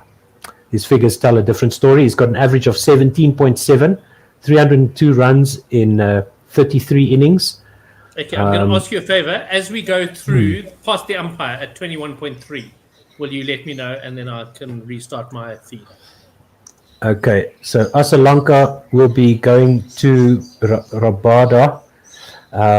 Very faint edge there. So Rabada strokes this one through extra cover. They take at least a single. Yes, they do. And Sri Lanka will now bowl the third ball. And when he goes past the umpire, I will tell you, that just shaved the bottom edge of the bat with Andile Pehlukwayo trying to play that booming back foot cover drive. Sri Lanka ready to go to Linda now. Goes past the umpire and delivers the ball, and Linda defends this, plays a defensive drive, you could say, out to long off for a single. Yeah, it's amazing how if it's close okay, to I'm one going minute to... exactly that you guys are delayed by us, to the point where I think it must be conscious almost a corporate thing. TV. Yeah. And I think you should probably sync up with Chris, because I'm going to jump off. With R2 through art, so it's all cool. Sri Lanka. This one is the arm ball defended by Kagiso Rabada into the square, no run. Sorry, I thought we. So are we losing you already? Yes, I think I just need to pop out to the shops. If we are still playing by the time I get back, then I might jump back on if there's a space. But I'll see you guys a little bit later. Enjoy. No worries, mate. Don't take wickets. Lovely to pass you in the night, as we do. Cheers. Sri Lanka again Chris? with his right arm finger spin into the left-handed Rabada, driven into the covers, no run. Yeah, so One I mean, ball left KG in the really second. needs to step up as a batsman. To be honest, he's batting ahead of where he probably should be, but his attitude is that of a number 11. And honestly, you come in here, you need to keep your head down and take us through to the Final delivery, booming drive through the covers. There will be a sweeper on the offside boundary, and so they'll settle for a single, I'd imagine, and Rabada will hold on to the strike. He does average 31.5 in Asia in ODIs, which is quite good. I think it's aided quite a bit by not outs, but if he can do anything like that today, it will put us in a slightly better position. And we're still, although we've avoided our lowest ever ODI score, we can target avoiding our lowest score in Sri Lanka, which as it sits is 121. I don't know if you've seen on YouTube, we've got a comment from Yanni Hendrik who says, "Hi, Simon. Bad batting performance from the Proteas." Well, not really a question, but a pretty accurate statement. pretty solid statement. I'm currently watching a bad pizza performance from my daughter, who's now trying to call me across. No. You sort that out yourself. You're the one commentating on it. Yeah, well, exactly. Yeah. So yeah, I mean, it hasn't been great, but I did call it when we were watching the Sri Lankans bat. I did say 200 is probably above par on this on this track, and with these bowlers. So and with our players, we needed a little bit more grit, and it's not fair now to expect these two, Rabada and Linda, to bat 100 runs to get us home. Yeah. It's just not... So Dhananjaya, the Silver's first delivery of his third over is driven too long off by Kakisa Rabada, who moves on to 3 or 5. George Linda at the other end on 17 off 20. And South Africa 94 for 7, closing in on the halfway mark of both the target and the number of overs should they bat out all 50. So I mean, Linda, I would back to bat here. Dhananjaya the Silver again to George Linda. Sorry, just driven into the covers, no run. KG has the ability ball by ball, but he doesn't have the temperament, which is frustrating. This one, driven past the bowler, it's going to go to long off, and they're just going to be happy with another single. So the one thing South Africa hasn't struggled with today is the run rate. All throughout this, we've been going at above the required rate, and that's maybe why Cricinfo is slightly optimistic on us. I don't know if you saw. I'm sure it's changed now, but at the point that South Africa were 50 for 5, Cricinfo still reckoned at a 74% chance of winning. So This game is so unique that it must have just broken the algorithm. Yes, I would have happily taken the opposite of Cricinfo's odds there quite happily if they were. Right now, we're still given 47% South Africa. So they know something that we don't. This one, flighted, lovely, booming drive. That's what they know. They know that Kakisa Rabada can beat the fielder at long off. He runs around. It's terrible fielding. We've seen a lot of poor fielding from Sri Lankan outfielding, also incompetent. I mean, that was poor fielding. I don't know who that was out there, but that was piss poor. Have another look at it, but yeah. Either way, Kakisa Rabada is rewarded with a boundary. He moves on to 7 now. I just need to make slightly sure that my daughter's not setting fire to our house. See everything off. Happy to have a look at that. Okay. 99 for 7, and now Kakisa Rabada has defended this delivery into the offside, and South Africa bring up their 100. That's 3 figures. After being 50 for 5, this was nowhere near a guarantee. Partnership moves up to 10. Yeah. So sorry, Amy's wanting to know how long am I still commentating, because I suspect she probably wants a net tonight, but unfortunately, so she's rooting against South Africa at the moment, I guess. She would happily like to see a collapse in 4 balls so that she could get some time in the net. But unfortunately, no, I'm here. And she is eating pizza instead. So as hard lives go for teenagers, she's not doing too badly. Just getting pizza. That's a pretty good life. Man. Yeah, no, absolutely. Willie's pizza as well. So it's not just like any old pizza. Proper pizza. Yeah, so I mean, this is one of those games. I mean, we knew it from the first 10 overs of the Sri Lankan innings that this was going to be a nightmare batting pitch. Is the final? Oh no, hold on. Are the T20s playing on the same pitch, or are they going to move them across? Would you know? I don't think so. I can't imagine they're going to. It would be a bizarre decision. Yeah. But they are in Colombo as well. This one just beats the outside edge of, it says George Linder, but that's definitely not George Linder. It's Kagiso Rabada. Definitely, yeah. Played and missed at that one. Two players, we can tell the difference apart. It is, but it is frustrating because I really hope that KG has in his mindset that he can bring this home. This one, a bit of a Yorker. George Linder at the non-strikers end thinks about a run. He's quickly sent back by Kagiso Rabada, and it's a dot. And we get exasperated Mickey Arthur for no reason, which makes me think that might just be his face now. It's exactly that. I mean, that's pretty much what he looks like. Who's the guy on the left? Do you know? I'll try figure it out. I'll look at the Sri Lankan coaching. That would be very, very cool. I'll do ball by ball while you try and figure that out. So it is going to be Trishana coming in, a left arm around the wicket and just firing it into KG Rabada's pads and no run. South Africa 100 for 7 of 23.3. So they are on track, but running out of wickets, I'm afraid. Rabada 8 of 11, Linda 18 of 22, Mickey Arthur looking sunburnt and concerned, as he always is. A carom ball again. Sorry. Yeah. Defended by Rabada. It might be Grant Flower. It's either going to be Grant Flower or the fielding coach Shane McDermott or the physio Brett Harrop. Those are the most likely candidates. Did it look enough like Grant Flower to you that you think that might be? It didn't really, to be honest. And there's a bit of an outside edge here, and I think this is the end of KG Rabada.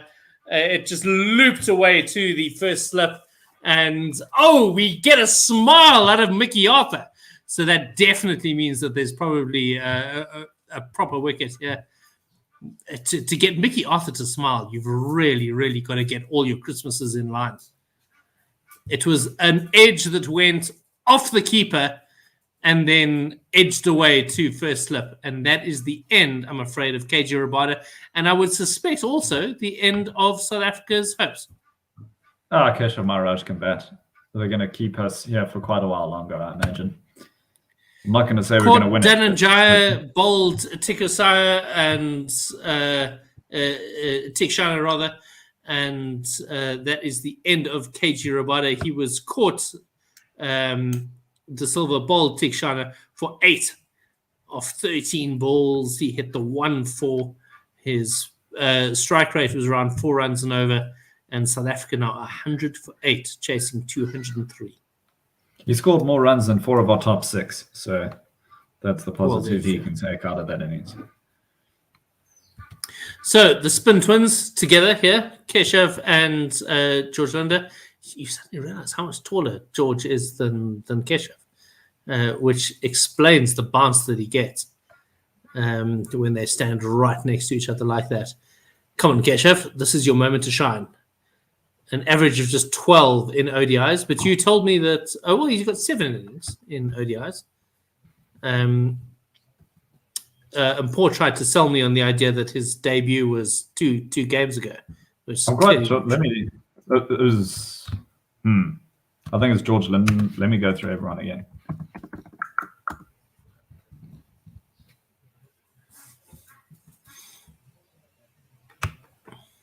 George Linder's debut. It says, at least, anyway, this is George Linder's second ODI. So he's the spinner who hasn't played a lot of ODIs for South Africa. Okay. Well, it's Keshav's first ball that he faces as a right-hander, bizarrely, considering that he bowls left-handed, but he mashed that out into the covers and they scamper through for a single 102 for 8. He's just the opposite of Kagiso Rabada, who's obviously just gone out batting left-handed, bowling right-handed. Yeah, come on, Kagiso. Okay, we're down to 19% on Crickfizz now. 19, 1-9. Yeah. Those are still amazing odds. It's still so much higher. I mean, I would still like shag some money onto that, but honestly, we're not 19%. We No, really, we're not. really aren't. I mean, I'll give we it 1 or 2. Exactly. And yeah, I mean, because you're basically saying 1 out of every 5 times that the teams have found You're in this themselves in this position, they're going to win. No ways whatsoever. Yeah, so I'm afraid this is South Africa staring down the barrel. Oh, who's doing ball by ball still? Oh, okay. I can go back to doing this. This was Hasaranga into George Linde. There's an appeal for what I think was RBW, but it looked like it was reviewed pretty immediately. We're going to have a look. There's a chance it pitched outside leg. I'm waiting for the slow-mo. Nothing wrong with Winindu Hasaranga's front foot. George Linde, it doesn't look like he gets any bat onto that. That's the first thing. If this hasn't pitched outside leg, this is definitely plum. Yeah. Yeah, nothing wrong with the height. That's the one thing that we can tell from the angle we've been given at the moment. Okay, so it has been reviewed by the batsman. It was given out by the umpire. So George Linde is looking pretty resigned. I'll be honest. And so we're just waiting for the spin vision. Well, we're waiting for the snicker first, I think. Yeah, we're waiting again for everything to warm up. They need to have it to show us. Using old computers, I would imagine. It doesn't look like there's going to be any bat, and there isn't. So at some stage, we'll move on to the Hawkeye. No, but so he's down on the sweep. But it hits him on the back leg, and it hits him low down. So I mean, this is definitely going pitching outside leg, and George Linde is another successful review from the South Africans. Well done, South Africa. Okay. So, and to be honest, the umpires have an absolute shocker this innings. They really have. Throughout the series, I think a lot of people have said. And maybe part of that, it ends up being home umpires, and you can overcompensate. You can, maybe not. Maybe that is just poor umpiring. No, I can believe psychological. I mean, there's a lot that goes through umpires' minds. There really is. Hasaranga into Lazarus, and this one for no reason he's gone for a massive sweep shot. There is a man on the boundary. He's underneath it, and that is the end of George Linde. That was pretty underwhelming after surviving. Completely bloody unnecessary. He's just gone off an X-ball. Yeah. So, in the end, I think it was Kamindu Mendes underneath it, a man who we haven't seen bowling yet, much to my chagrin. I was really hoping we'd get to see him with the ball in hand, but they really haven't needed him so far. They've been able to cycle through their spinners and, easily taken on the boundary there. So, George Linde, in the end, he got 18 runs off 24 deliveries, 2 boundaries in that innings, equal second highest score that we've seen so far. And, we're down to our last 2 men. South Africa 102 for 9. Tarehe Shamsi will join the new South African captain at the crease, and they're going to have to do something pretty spectacular. It will be an unforgettable match. We'll focus on that part. Tarehe certainly looks confident as he walks out. I have to see what cricketers say now. If anything, the he's weather a man bristling with confidence in his cricket at the moment. Okay, 8% somehow. It's just 8%. Not true. No, 8% chance that South Africa is going to do that. Is that 1 in 12? They think 1 in 12 times approximately we'd be able to pull this off. That's bollocks. Yeah, I mean, I would love that. I would love that if it was true, but it definitely isn't. I mean, Tarehe Shamsi, probably not a traditional number 11, probably not a traditional number 10. Let's be fair to him. I think that's just because we've seen him play with Tahir, who's an out-and-out number 11, and someone has to. Fair enough. But there we go. Yeah, he's got a list A average. Well, he's certainly taking a number of guards here. He wants off and he wants center, so he's time wasting. Yeah, exactly. So he's got a high score in all of list A cricket of 15 not out. So he's going to have to play out of his socks. In all of 50 of list A cricket, he's got 15 not out. Oh my goodness. Okay, all right. Maybe he just doesn't get enough chances. That's the problem. Maybe that's the thing. Maybe this is his day to shine. So he's 102. going So he to only play needs to score the 50 frightening now. Wanendo Hataranga. He plays this one off his pads, quickly tells his captain no run, and he's survived his first delivery. Yeah, list day cricket. High score 15, but he's only batted 34 innings in list day cricket as well. In list day, only 34, and he must have played what 150 games. It's 107. This one played into the onside, picked up by a man who runs to mid wicket, and it's another dot. So Shamsi 0-2, South Africa 102 for 9 after 24.4. Can they last half the allotted overs? They've got 2 deliveries left in that.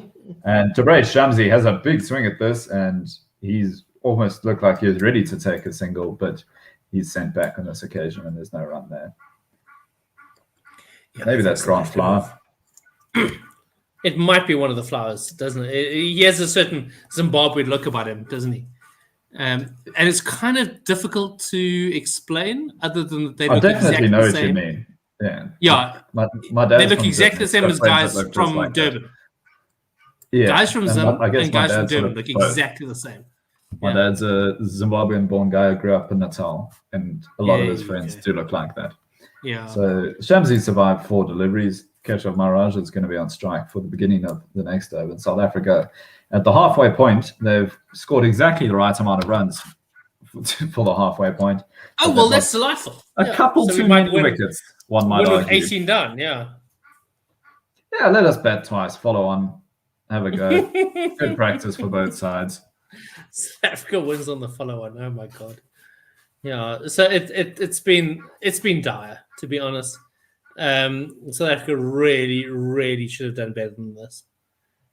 They only had to bat at 4 runs and over. So this was test match batting that was required. And but I think that it's not like South Africa's thrown their wickets away. They've just been outfoxed mostly. This one, Keshav Maharaj does throw his wicket away, but he's dropped.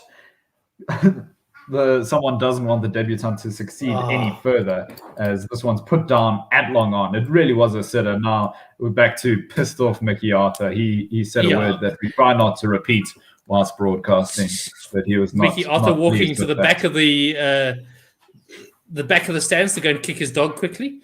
But sheesh, I mean, really, that was poor. Yeah.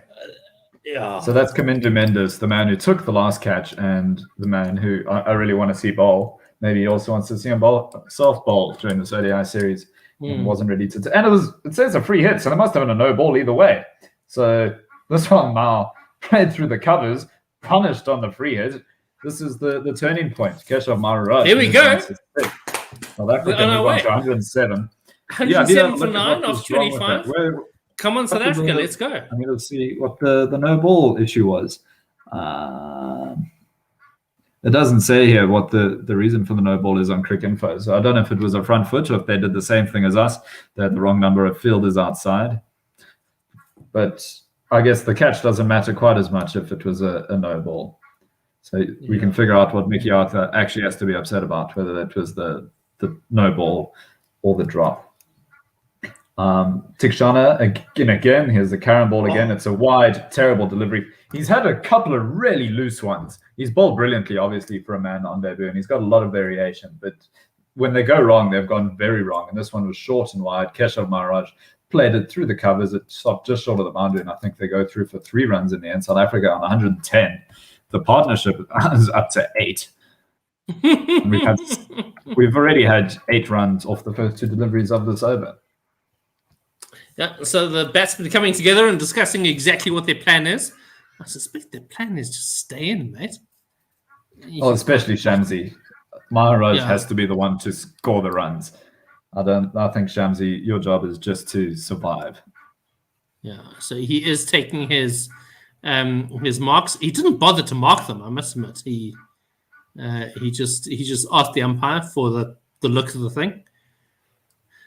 And he will be facing. Man on debut has taken 3 for 25, including a wicket with his first ODI delivery. This one is a regular off-cutter. Obviously, it's quick because that is Tikshana. That's how he bowls. It's right on the stumps of Shamsi, defended up the crease for no run. He's on 0-5. South Africa still 110 for 9. Shamsi on 0 of 5, Maharaj 9 of 4. South Africa 110 of 9 and looking for another 95 to win.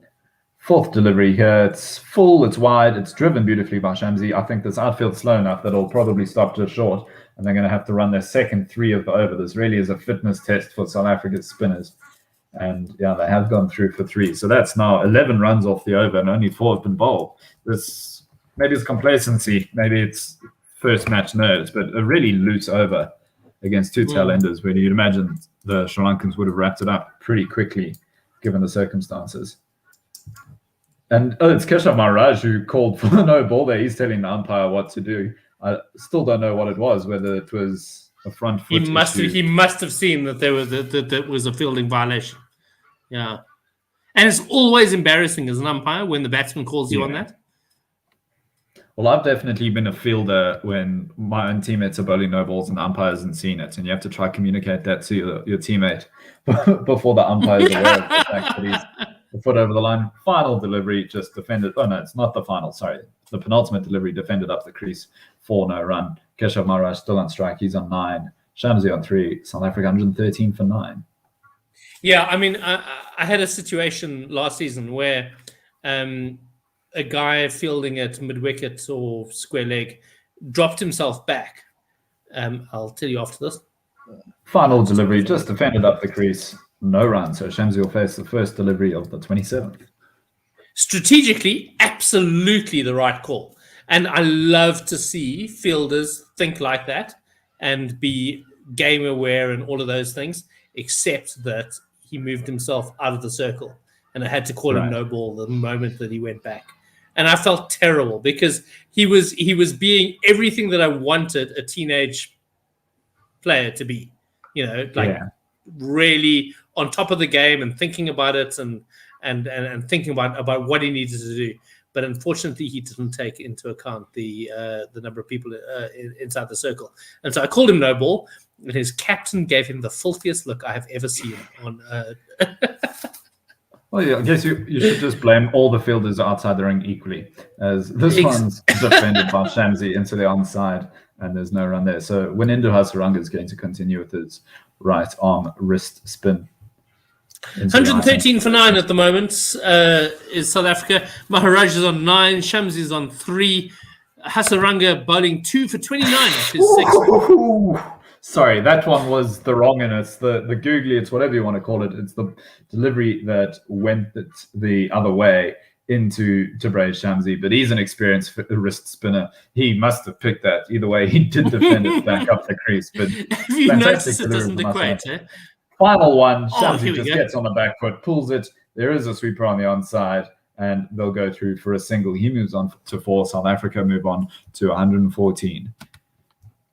I mean, Shamsi is not your classic number 11. I think the guy can bat. Maharaj. Very few classic number 11s exist anymore. I think almost all international players have to put some emphasis on their batting. You definitely still see it in the women's game, though, especially among the smaller cricketing nations. Like South Africa is playing Thailand. Well, the South African emerging side is playing Thailand at the moment, and I think the batting. I mean, to be honest, even the South African Proteas side, after number 6, things drop off very, very quickly. So this dabbed into the offside, and they go through for a single. Keshav Maharaj happy to trust the number 11. Tabraiz Shamsi will face the next delivery. He's on 4, Maharaj on 10. South Africa 115 for 9. This partnership is now snuck up all the way to 11 runs. I noticed Shamsi's come in with a chest guard under his kit. Who did he think he was going to be facing? Maybe they'll bring Tamir on. Oof, this wrong and does Shamsi, but thankfully somehow he manages to get a thick inside edge onto it, and he survives another delivery. But I do not think he picked that delivery. That one really flummoxed him.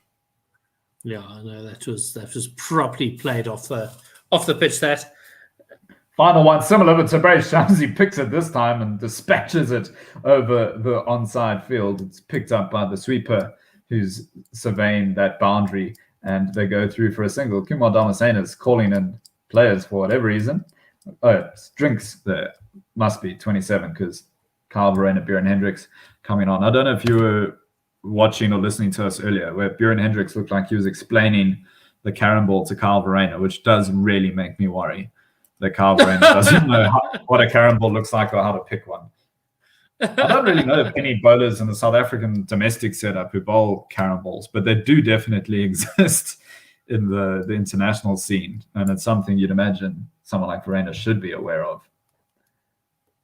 Yeah, you would think so. I mean, in fact, talking about people being aware, I mean, I would assume that now with 6 o'clock coming by and drinks coming through, we probably should be being replaced by people. Although I see that I'm going to be replaced by myself, and Right. you might or might not be replaced by Mpho. Well, I'm happy to hang around as long as necessary. As I said, I don't really have much else on. Yeah, I appreciate it whilst I'm still here because, well, at least I've had a few interviews, but this was the first interviewer who made a point of calling my references, and you are one of my references, but also know Yes. how anti you being corporate. I told them he's an absolute shithead, and I don't want him anywhere near anything because I need him for commentary. He's only good at cricket and nothing else. I gave you a glowing reference. So you did end up getting a review. I didn't know that you ended up receiving a call. But that's positive. Yeah, I did. I did indeed. It was a very interesting experience. I mean, it was. I mean, it sounds like a good job, and I did check. I must tell you, I did check with them exactly what the job entailed because I didn't want you to be in a crappy position. But it sounded like a good thing.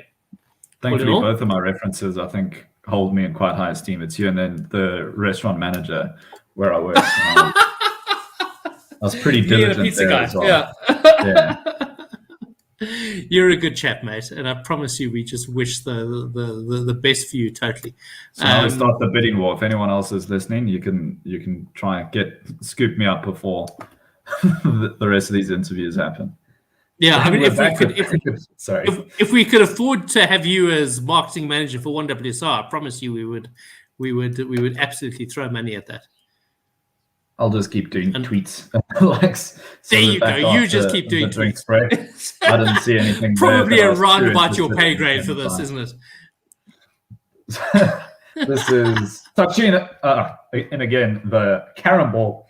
Thick outside edge from Tabraiz Shamsi. We'll give him the benefit of the doubt and say that he's guided it past the man at first slip. It runs down to third man, and that's another 3 that they've run. They really are running rampant. We'll see if it was 3 or 2, but I really thought that was 3 that they ran in the end there. Although maybe it was, I think it was Maharaj and not Shamsi. There's confusion on Cricinfo as well. They've credited the runs to Shamsi, but Maharaj is now the man. They've credited 2 to Shamsi, but Maharaj is now the striker. So there's it was 3. 3 from Shamsi and Maharaj is the striker. So Cricinfo has fixed themselves, and everything in the world makes sense again. Shamsi on 8, Maharaj on 10, South Africa 119 for 9. We're going to walk this one, I reckon. Oh, there we go. Yeah, I mean, come on, guys. It's barely, 3 runs and over from here. Come on. So, Keshav, if we had a couple more wickets, I don't know. Suddenly 119 doesn't look... it's a long way off 204, but it doesn't feel like it at the moment. As this one's defended into the offside by Keshav Maharaj. They go through for an easy single. That's already the 4 runs off the over that we need. But I don't know if they're content with that at the moment. They're trying to finish that and get home to watch something on TV. Is there football tonight? No, there isn't. Football only starts again on the weekend, unfortunately. Everyone's still on international quarantine leave. But Bafana, I saw one last night against Ghana, which was a good follow-up to drawing with Zimbabwe. But it does mean that we're top of a World Cup qualifying pool at the moment. Tikshana in again to Tabraiz Shamsi, who dispatches him too long on. I think that is Kamindu Mendes there, the man who dropped the no-ball catch. And they settled for a single. So 121 for 9 after 27.3. Shamsi on 9 off 13, closing in on that list day high score of 15 not out. So Maharaj on 11, Shamsi on 9. South Africa 121 for 9 at the moment of 27.5 overs. They are chasing down 204, which is a long way away at the moment. This one defended up the crease. No run. Keshav Maharaj looks very chilled. He's scored a blistering 11 off 9 already. Shamsi's on 9 off 13 at the other end. Want to see what Reddit has to say. I imagine they're on a similar page to us where they're sort of thinking it's a foregone conclusion, but 1% thinking Jesus is going to to be the greatest chase of all time. I'm going to tell my grandkids about this. I mean, it would be phenomenal. I mean, honestly, if it does get close, I mean, to call it would be amazing. Although, even as I say that, I see Ozmaster is in the green room, and I'll probably push him on because I've called way too much of this game today.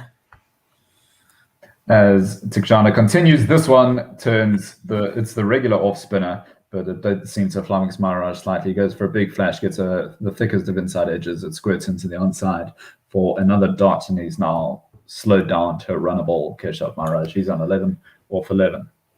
How are you feeling, Chris? You were on when I came on.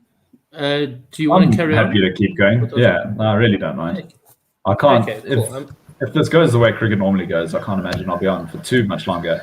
And if I am for much longer, I'll actually be enjoying it. Well, exactly. Yes. Otto comes with Hardy Dars. Thanks, mate. Yes. Thank you, Simon. Experience. I'm going to leave you guys to it, but I will monitor in case of vagaries. Thank you, Simon. Sure. 1 wicket to go for Sri Lanka to win the series. Did you think you'd come back to cricket when you went to the shops? No. I honestly did not. I just arrived back as the drinks break was taken. So I was happy to see that I do get a chance to watch some more. So when into Hasaranga, it's going to be wrist spin. It's a wrist spin. He bowls his right arm wrist spin, which turns massively away from Shamsi, but he's actually played that quite expertly up the pitch. He's read the ball out of the hand, accounted for the spin, and that's some top level batting from the South African number 11, Hasaranga. In again, this is the second delivery of his 8th over. It's there's an appeal for caught behind. I think that's the classic. Just trying to get it not called a wide. It's not called a wide, so maybe there was something off the pad there. But this was one that pitched on a similar length, maybe slightly further down leg, but didn't turn as much. It was the top spinner. And so it just carried on down leg. And yes, it did come off the pad of Shamsi. Geez, that turned massively. Ooh. This looks very dangerous. Otu, you can't come back and bring this sort of outside the edge from Tabraj Shamsi. But I accept that. Zero responsibility for this. I've got nothing to do with what's going on in Colombo. So, sorry, not me. Hasaranga in again. This one's the googly, but Shamsi's read that quite well. He gets on the back foot, dabs it to the man at short third man, and it's another dot. So 9 off 17 now from Shamsi. And geez, some threatening bowling from Wanindu Hasaranga. He's bowled 4 dot balls so far in this over.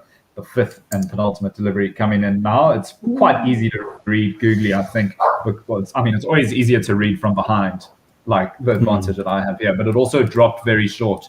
So even if it turned away that Shamsi didn't expect, he probably had time to account for it. He gets on the back foot, plays over the top of it. Oh, no, actually, just underneath it.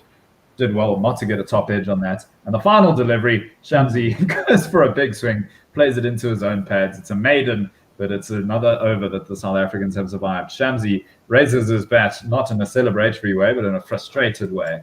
He's on 9 off 19. Keshav Maharaj is on a run of all 11, and South Africa 121 for 9 after 29. He was pointing over long on, which is where he aimed to hit that ball. Right.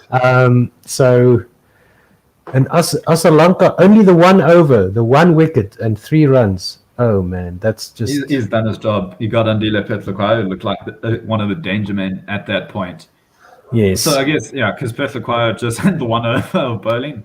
Asalanka got his wickets and had to stop after 1 over 2. Come on, bowl Comindo Mendes. I have to see him bowl a bit of left arm, a bit of right arm. It seems like a waste that he's out there with that sort of skill, and he hasn't got to go so far. I've really enjoyed seeing the debutant, though, as he comes back on now, I think. It's questionable, Tikshana. This one turns in beautifully. Keshav Maharaj, he just gets on the back foot, defends it. These two have showed a bit more grit than the South African middle order. I've really enjoyed watching them bat so far.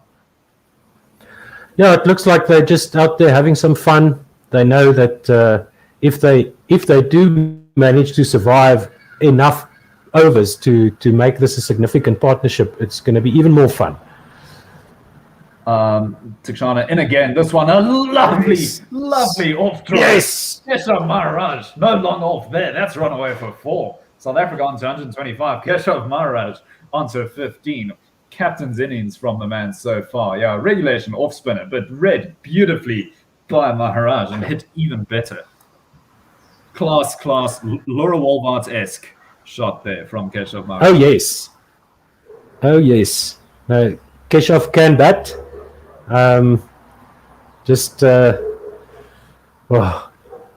It's not even close to possible yet. But 125 for 9. So we're over our lowest score in Sri Lanka. Oh, that is the other thing we were monitoring when you were still here. And on Facebook, we've got WA Giants. So it says, hi, hello, where are you watching from? Who are you supporting? Hopefully us. Yes. Let's see what Keshav can do with this one. Tikshana, and again, that one is the carom. You can see the aerial, and Keshav Maharaj read it well, played it into the covers, and that's another dot. He looks like he's just having a net, Keshav Maharaj. Very relaxed, and the achieved run rate is still over 4 and over. That's the one thing we haven't struggled with throughout this innings. This one is a foolish delivery. I think it's another carom ball. I only saw the second half of it. It's 92 kilometers an hour, just short of Yorker length. Maharaj defends it back up the crease. And so he's regressed again to a runner ball as he's on 15 off 15. South Africa at the moment, if you just focus on everything except the wickets, they look in a good position. They need 79 off 122. This one defended into the covers by Keshav Maharaj for no run. Now, this is Tikshana's last over. He's bowled very well for the debutant. Couple of loose deliveries, but he's really impressed with the carom ball, especially. Oh, yes. What a dream debut for him. See the next one here. Final delivery, the slowest one we've seen so far. There's an appeal for the outside edge. It looks like it has been given. Surely the South Africans will. I think they've still got one, but that is the end of the series as far as we can tell. Chandamal's got the stumps in his hands, and that's probably that. South Africa finish 125 all out. Keshav Maharaj, the final man to go as the captain, outside edge off Tikshana's final delivery. So he's going to finish with 4 on debut. That must be some of the better figures for a Lankan on debut. I know the best debut figures of all time are Kukisa Rabada, but I'll have a look through the list. I don't know if you're... Yeah, well done, Sri Lanka. Yeah, let me do that. So in chasing 204 to win, the first to go was Aiden Markram, caught Dhananjaya De Silva, bowled by Jaya Wickrama in the second over of the match, 2 for 4, strike rate of 50. Riza Hendricks was next to go, bowled by Chamera with a beautiful ball, but no footwork by Riza Hendricks there. 1 of 7 deliveries, 14.2 strike rate. Then let me just go from the top here. Yanaman Malan caught De Silva as well, bowled Tikshana. That was Tikshana's first delivery in international cricket, 18 of 19. Rassie van der Dussen caught Mendes, bowled Chamera for 5 of 5. Heinrich Klaasen, LBW, bowled Tikshana for 22 of 30. He ended up with the highest score in South Africa's chase. Vian Mulder was bowled by De Silva for 2 of 7. Andile Pechlukwaya was caught Chandamal, the wicketkeeper, bowled by Asalanka off the only over that he bowled, 17 of 36. George Linder caught Mendes, bowled De Silva for 18 of 24. Rabada caught De Silva, bowled Tikshana for 8 of 13. And Keshav Maharaj, the final wicket, caught Chandamal, bowled Tikshana for 15 of 17. Tabrez Shamsi not out on 9 of 19, 8 extras by Sri Lanka, and South Africa all out for 125. They lose the match by a lot. I'll get that for you in a second. 78 runs. Yeah. Yes, there we go. So bowling, Dushmanta Chamera 4 overs, 1 maiden, 16 runs, 2 wickets. Pravin Jayawikrama 4 overs, 18 runs, 1 wicket. Wanindu Hasaranga de Silva 8 overs, 3 maidens, 32 runs and 2 wickets. Mahish Tikshana on debut, 10 overs, 37 runs, 4 wickets, 3.7 economy. Dhananjaya de Silva 3 overs, 18 runs, no wickets, 6 runs and over. Charit Asalanka 1 over, 3 runs and 1 wicket. And that was all she wrote. Sri Lanka win the series 2-1. Thank you very much for listening. Do follow us on One World Sports Radio on YouTube and at Gorilla SA on Twitter. Yeah, folks, thanks very, very, very much. Chris and Otto, thanks so much for handling this last shift. We will, of course, be back at 4:30 on South African time on the 10th, which is Friday, I think. Yeah. For the first of the T20s, and there's another one on the 12th, and again on the 14th or something. 14th, it is the 14th. Yeah, 10th, 12th, 14th. 10th, 12th, 14th, Hoppers 4 every single day on South African time, and we have a whole bunch of folks lined up to do the commentary then. But thank you very, very much for everyone who handled this, gents. You guys all stay well. Goodbye. Cheers, bye.